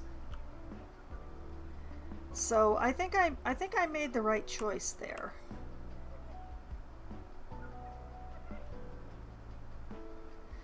I'm feeling pretty good is what I'm saying.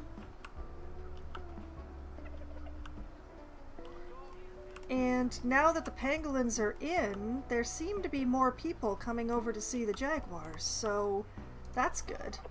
Even though the view of the jaguar from here is quite good. You can really put a medium amount of thought into the planning. Oh, yeah,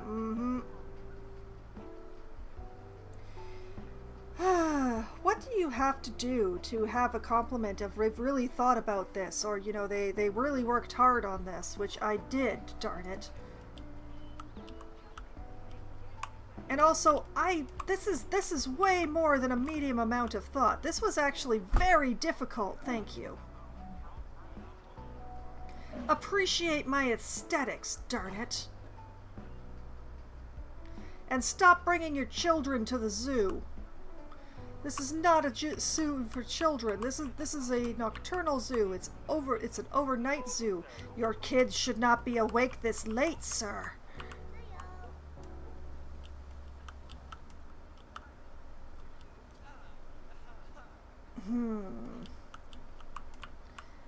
I'm judging you for bringing your children.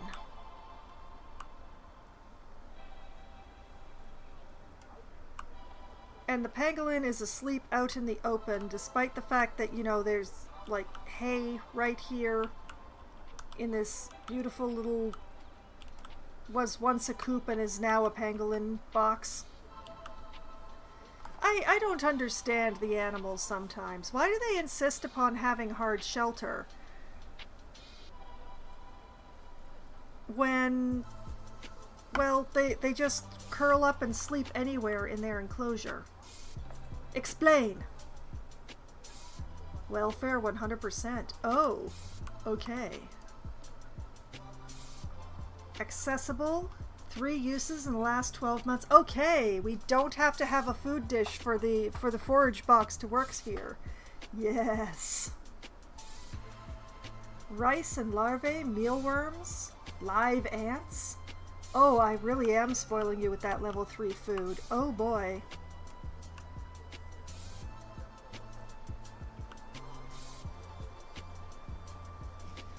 Okay, I should really stop doing that. I was gonna end stream when I finished the pangolin enclosure, but it's just like I'm enjoying people enjoying the pangolin enclosure now. Okay, you know what? Let's have a look. Oh, most appealing habitat species has become the jaguar. Wow. We're not going to talk about the zoo. The zoo reputation is excellent except for the conservation because I'm not breeding anything. Okay, so they love the jaguar, and they adore the spectacled flying foxes. Very good. I have a marketing campaign that just runs forever, and that's why I have 5 stars in marketing. So if I were actually breeding these animals, I would probably have a 5-star zoo right now. That makes me pretty happy. Okay, what are the guests thinking? Okay, want to go to the steam train, zoo's great, bright scenery, toilet block, da da da da. I need the loo. Okay, this person is no longer in the zoo, so I guess they needed the toilet so bad they left.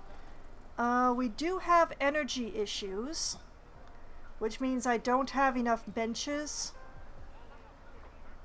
But everything else is reasonable. The energy issue is... I'm used to there being more of a thirst issue than anything else.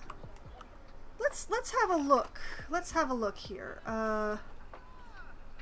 Guest needs. Energy. Where are people tired?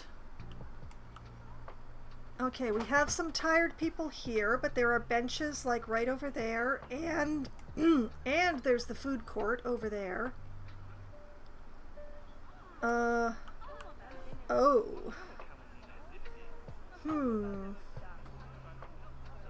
Do I have anywhere I can put benches that's nearby to this clot of exhaustion?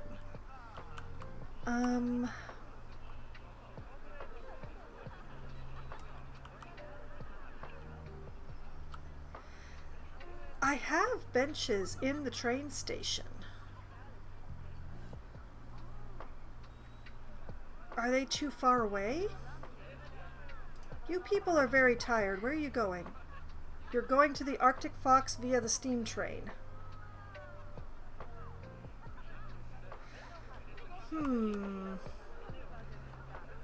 Okay, let me...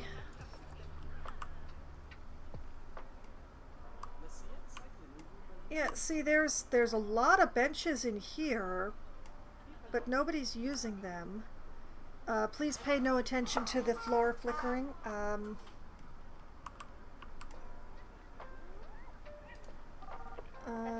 You are one of the tired people, weren't you? No, you're in the green.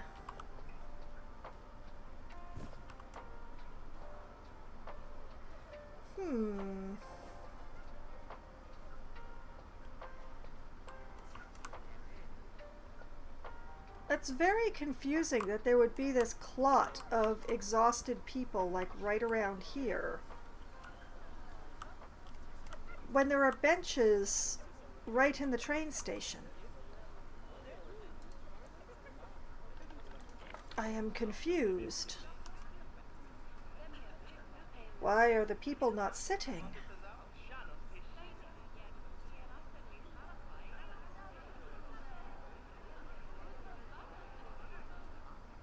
Oh, is this this is a gulpy soda. That should not be treating energy. How odd.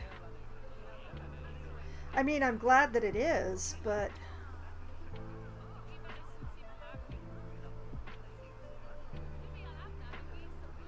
Why are there so many tired people here?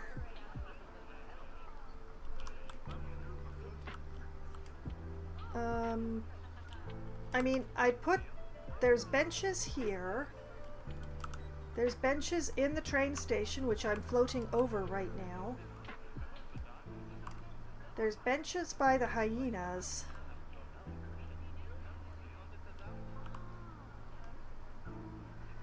This is a zone of no benches, but there is a food court down there. See, the main problem that I'm seeing is that my really tired people are scattered all over the zoo. There was a clot by the badgers, but now they've gone and scattered.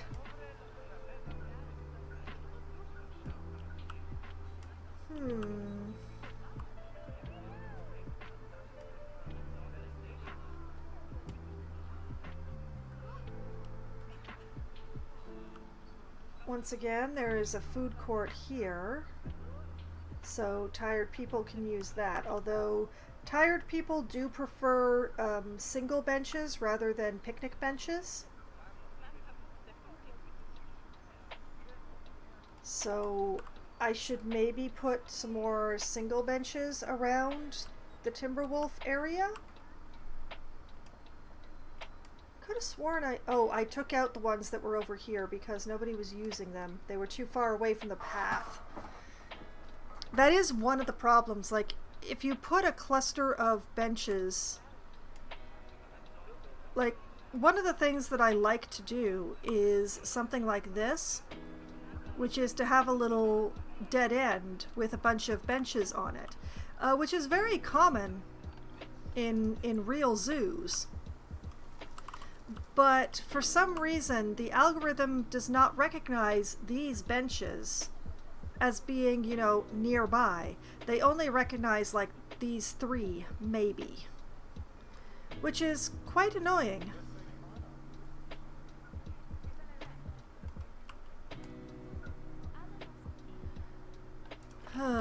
Okay, back into the eye-searing view. I put a bunch of benches through the snake gardens, so that should be fine. Bunch of tired people over here. Well, I can totally give them benches over here. There's absolutely nothing that the other side of this path is being used for. So... facilities. Bins, benches, securities, benches. Let's go... I'm gonna go very basic here. I'm gonna use the conservation benches. I'm even going to leave them the default color because that's fine. So, like, I'll put a couple here. And here. And here.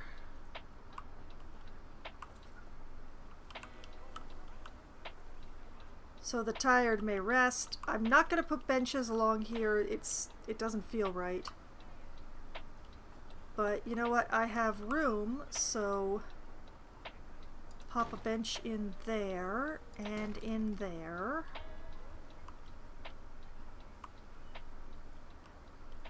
There are benches in the train station, which admittedly might count as being quote-unquote too far off the path, but put one there just because.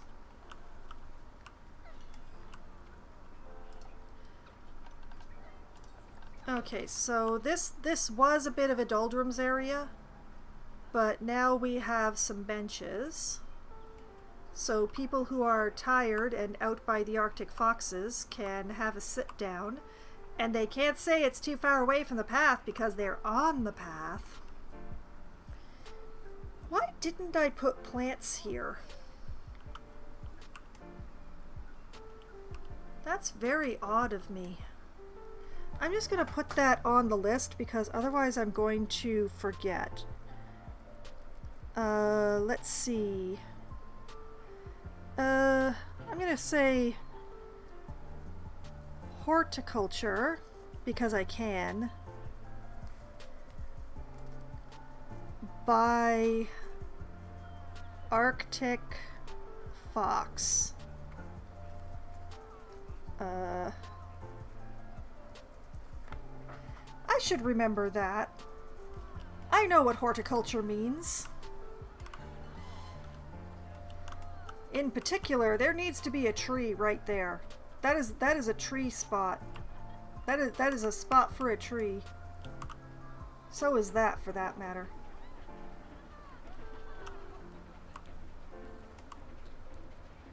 Yeah, there needs to be like some sort of planting through here.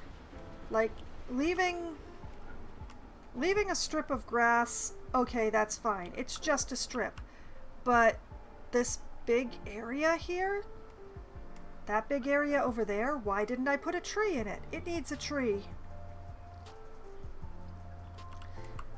Okay, back to tired people.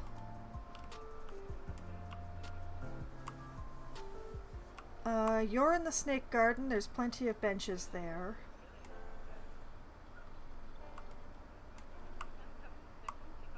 Y'all wouldn't be so tired if you'd just go and sit on the benches in the train station.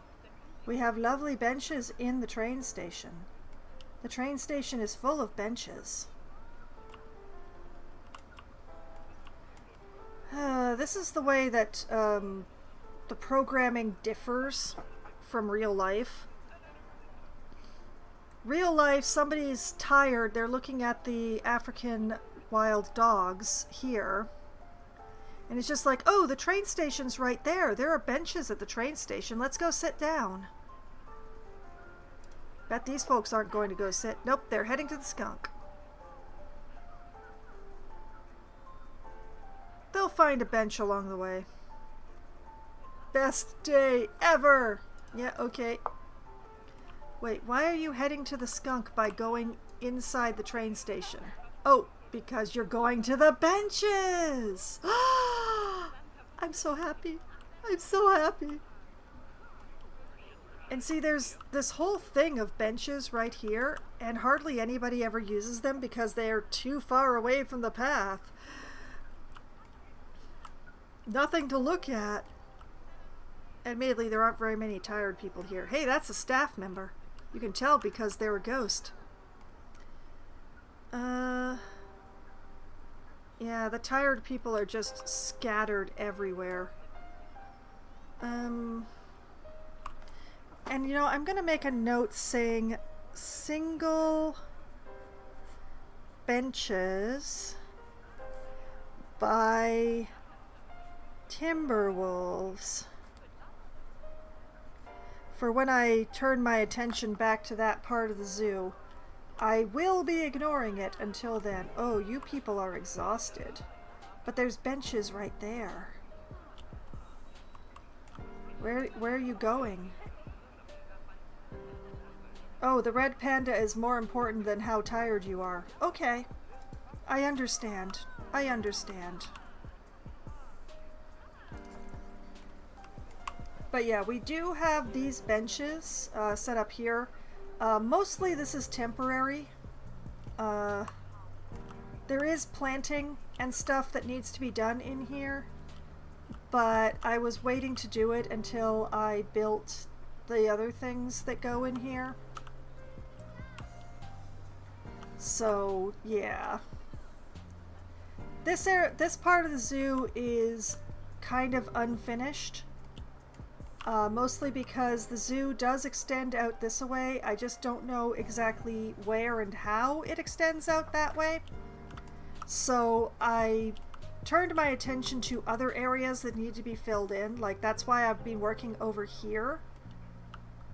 Because I'm trying to spread the zoo southward. I'm basically considering the castle to be the northernmost point of my zoo.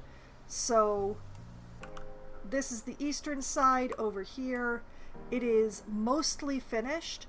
I do need to get some of the border trees up onto the hills here, but it's a pain in the butt, which is why I haven't done it. And I do have a couple of trees that need to go in by the Arctic foxes, as I found out today. But the zoo still extends that way, so this edge is the unfinished edge of the east. And I had put in the red foxes, and then I turned my attention to the west because I hadn't really done anything there except for the train station and the badgers. So that's why I, went and put in the hyenas, and the jaguars went in where they went in because of various reasons that I have already explained multiple times. And I hate making dead-end paths. Like, this path for the badgers, I hate it. I hate it so much because it's just a dead end. You walk into it to look at the badgers, and then you turn around and walk out, and everybody just walks right into each other, and it's awful. I hate it. I hate it so much. I hate how they all just walk into each other. That's why I always make loops. So I decided to loop this path past the train tracks, which means that now I have to fill in the loop. So, you know, we have the enclosures that are going to go in there, and then this line of trees and forest and stuff that you can see here, that is the eastern edge of the zoo. And I'm going to be putting that in over here as well to be the western edge of the zoo. So that'll be going in. But first I'm going to build all this stuff before doing that. And there's stuff that needs to go in, like there needs to be a fence for the station and stuff. That is on my list, right? Oh, I can cross off lights on hyena signs. Forest on west edge, decor around hyenas. Western railway, yeah, the Western railway fence is on there. There needs to be a fence that runs along here, that goes to that bridge, and then on the other side of the bridge there needs to be a fence that runs along the outside of the path to around here, and then the forest goes in, but I haven't put in the fences because I want to put in the habitats first. Once I've built these habitats, I will put in the fence and put in the fill that marks the edge of the zoo. And then I can start turning my attention towards more areas, like what all is going on down here, and especially down here. There's going to be a lake here. It's going to be not entirely dissimilar from my lake up here, but it's going to be bigger. It's going to be a beautiful, bigger lake than this one, mainly because there's going to be a lot of stuff going on with that lake. And all of my aquatic nocturnal animals will be going in that area. And there's a bunch more animals that are going to be going in this way. And because of the lake and stuff, the zoo will be pushing further south on the eastern side as well, but I'm not sure exactly how far yet. So I'll be figuring that out. There's going to be a swamp around the lake, and it is going to extend into the east because I've got a lot of space in that direction, in all honesty. Much more space than I have to the west. So, plans among plans on plans with plans in them. I'm still very happy about getting this pangolin enclosure done within a single stream is an achievement for me. The curved ones usually take me longer, although this one is small, so there is that. But yes, I believe that next week I will turn my attention to the armadillos, and I'll just put the viewing along here, which will actually bring visitors onto this path. It remains to be seen if the visitors are going to use the staff path as a shortcut, but we'll deal with that bridge when we come to it. So I'm going to put the viewing for the armadillos along here. I'll just hook in a staff path to go to the door, wherever the door is, and we'll mess with this embankment a little. The train is not getting viewing of the armadillos. It would be too much of a pain to do so, so there's just going to be the embankment behind them. That is going to be the train embankment.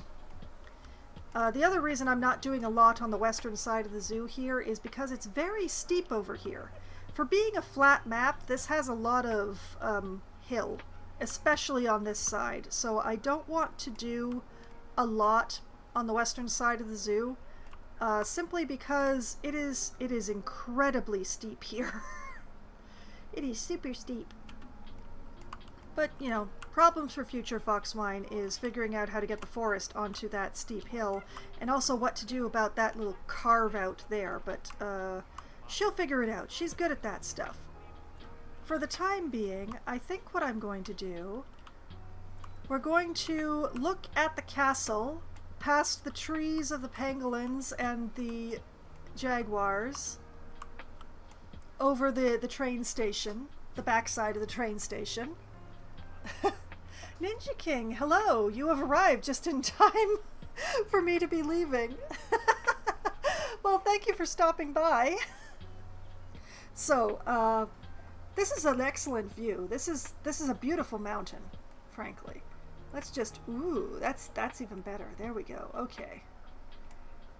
The hills are a little naked, but the mountain is beautiful. Okay. So, save the zoo, because I've gotten a lot of work. No, no way.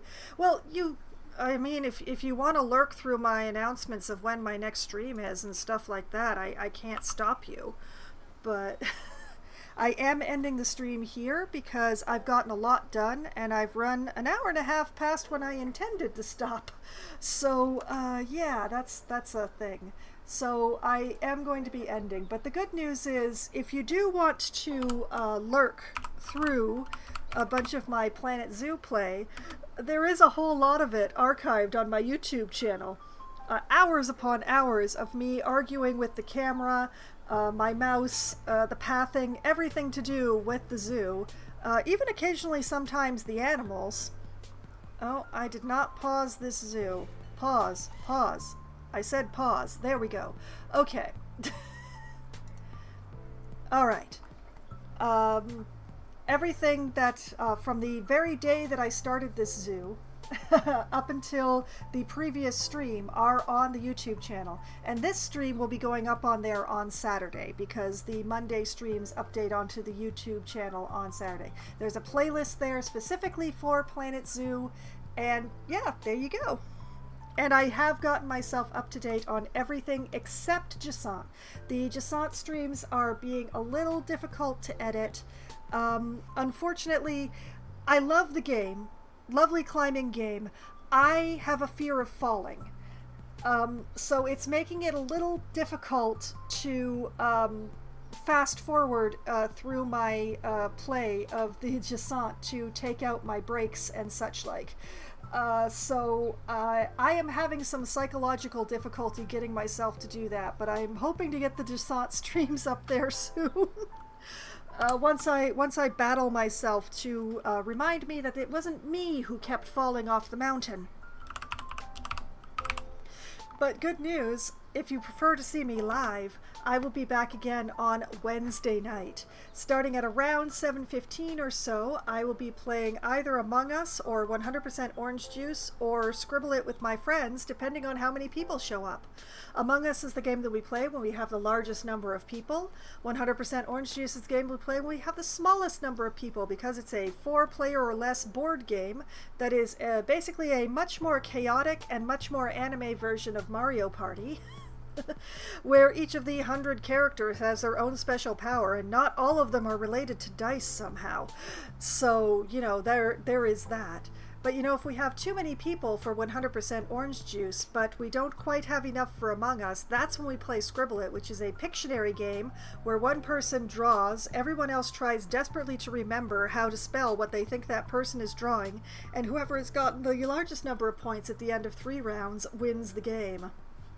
And then around 10:15 or 10:20 or so, when my friends abandon me because they sleep at night, unlike me, that's when I'm going to be playing Power Wash Simulator, because this upcoming Wednesday is the second Wednesday of the month, and the second Wednesday of the month is when I play Power Wash Simulator. I'm going to be working on the career path in Power Wash Simulator because I haven't finished it yet. But the thing that they are asking me to wash next, it is large. It is very large. It is huge. It is gargantuan. I'm not sure if I can wash the whole thing in a single stream. We'll see how far I get, but oh boy, does it looks substantial. It looks bigger than my scaffolding big. So, we'll see how that goes. Then I will be back again on Thursday night, starting at 8 p.m. Eastern Time. I will be playing Oxygen Not Included for Try Not to Die Thursday, where I am going to try not to die while getting out of the mid-game. I've been in the mid-game for too long. There also seems to be some sort of curse on Oxygen Not Included that prevents me from playing it week after week. But I'm going to try again, and I'm going to try and get out of the mid-game and into making plastic. If I can just start making plastic, I will be in the end game. So that is the ambition for Oxygen Not Included, is to finally get to the point where I can make some plastic. And then on Sunday night, starting at 9 p.m. Eastern Time, I will be playing Baldur's Gate 3, where I'm going to be continuing to do things that are not talking to Raphael. It's very important to me to not talk to Raphael yet. I will talk to him, but there are some things that I want to do first. Amongst them, talk to the flying elephant. You don't know what the flying elephant is? Well, you haven't made it as far in Baldur's Gate as I am. But, the first thing I'm going to be doing next stream is talking to the flying elephant. So we'll see how that goes. I have a lot of proof. Let's hope she believes me. And then, next Monday night, starting at 7 p.m. Eastern Time, I shall return to Planet Zoo for Management Monday, where I'm going to build an enclosure for my 9-banded armadillos and put in some more plants, because this place is woefully... this place does not have enough plants in it. I've only got like several hundred or several thousand plants in here. There need to be more. I require more plants. I also require a fence. Hopefully I'll do both plants and fence, at least part of the fence. One of the fences? One of the fences. Next stream. That's the plan. And whatever else, comes across. I still have the hyenas to finish getting plants around. I have 2 more enclosures beyond the 9-banded armadillo that I have planned out for this area that I'm working in now, and all of that glorious stuff. So we'll see how much I manage to get done in a single stream. So that is the plan for the upcoming week. All the games I'm going to be playing and everything that I plan to be doing in those games, as nebulous and weird as some of those plans may be. But no matter how weird the plan is, or how difficult it is to carry out, I still have a lot of fun. And I've had so much fun tonight. And I hope that all of you have had at least as much fun as I have. And I hope that you all have a great night. Good night!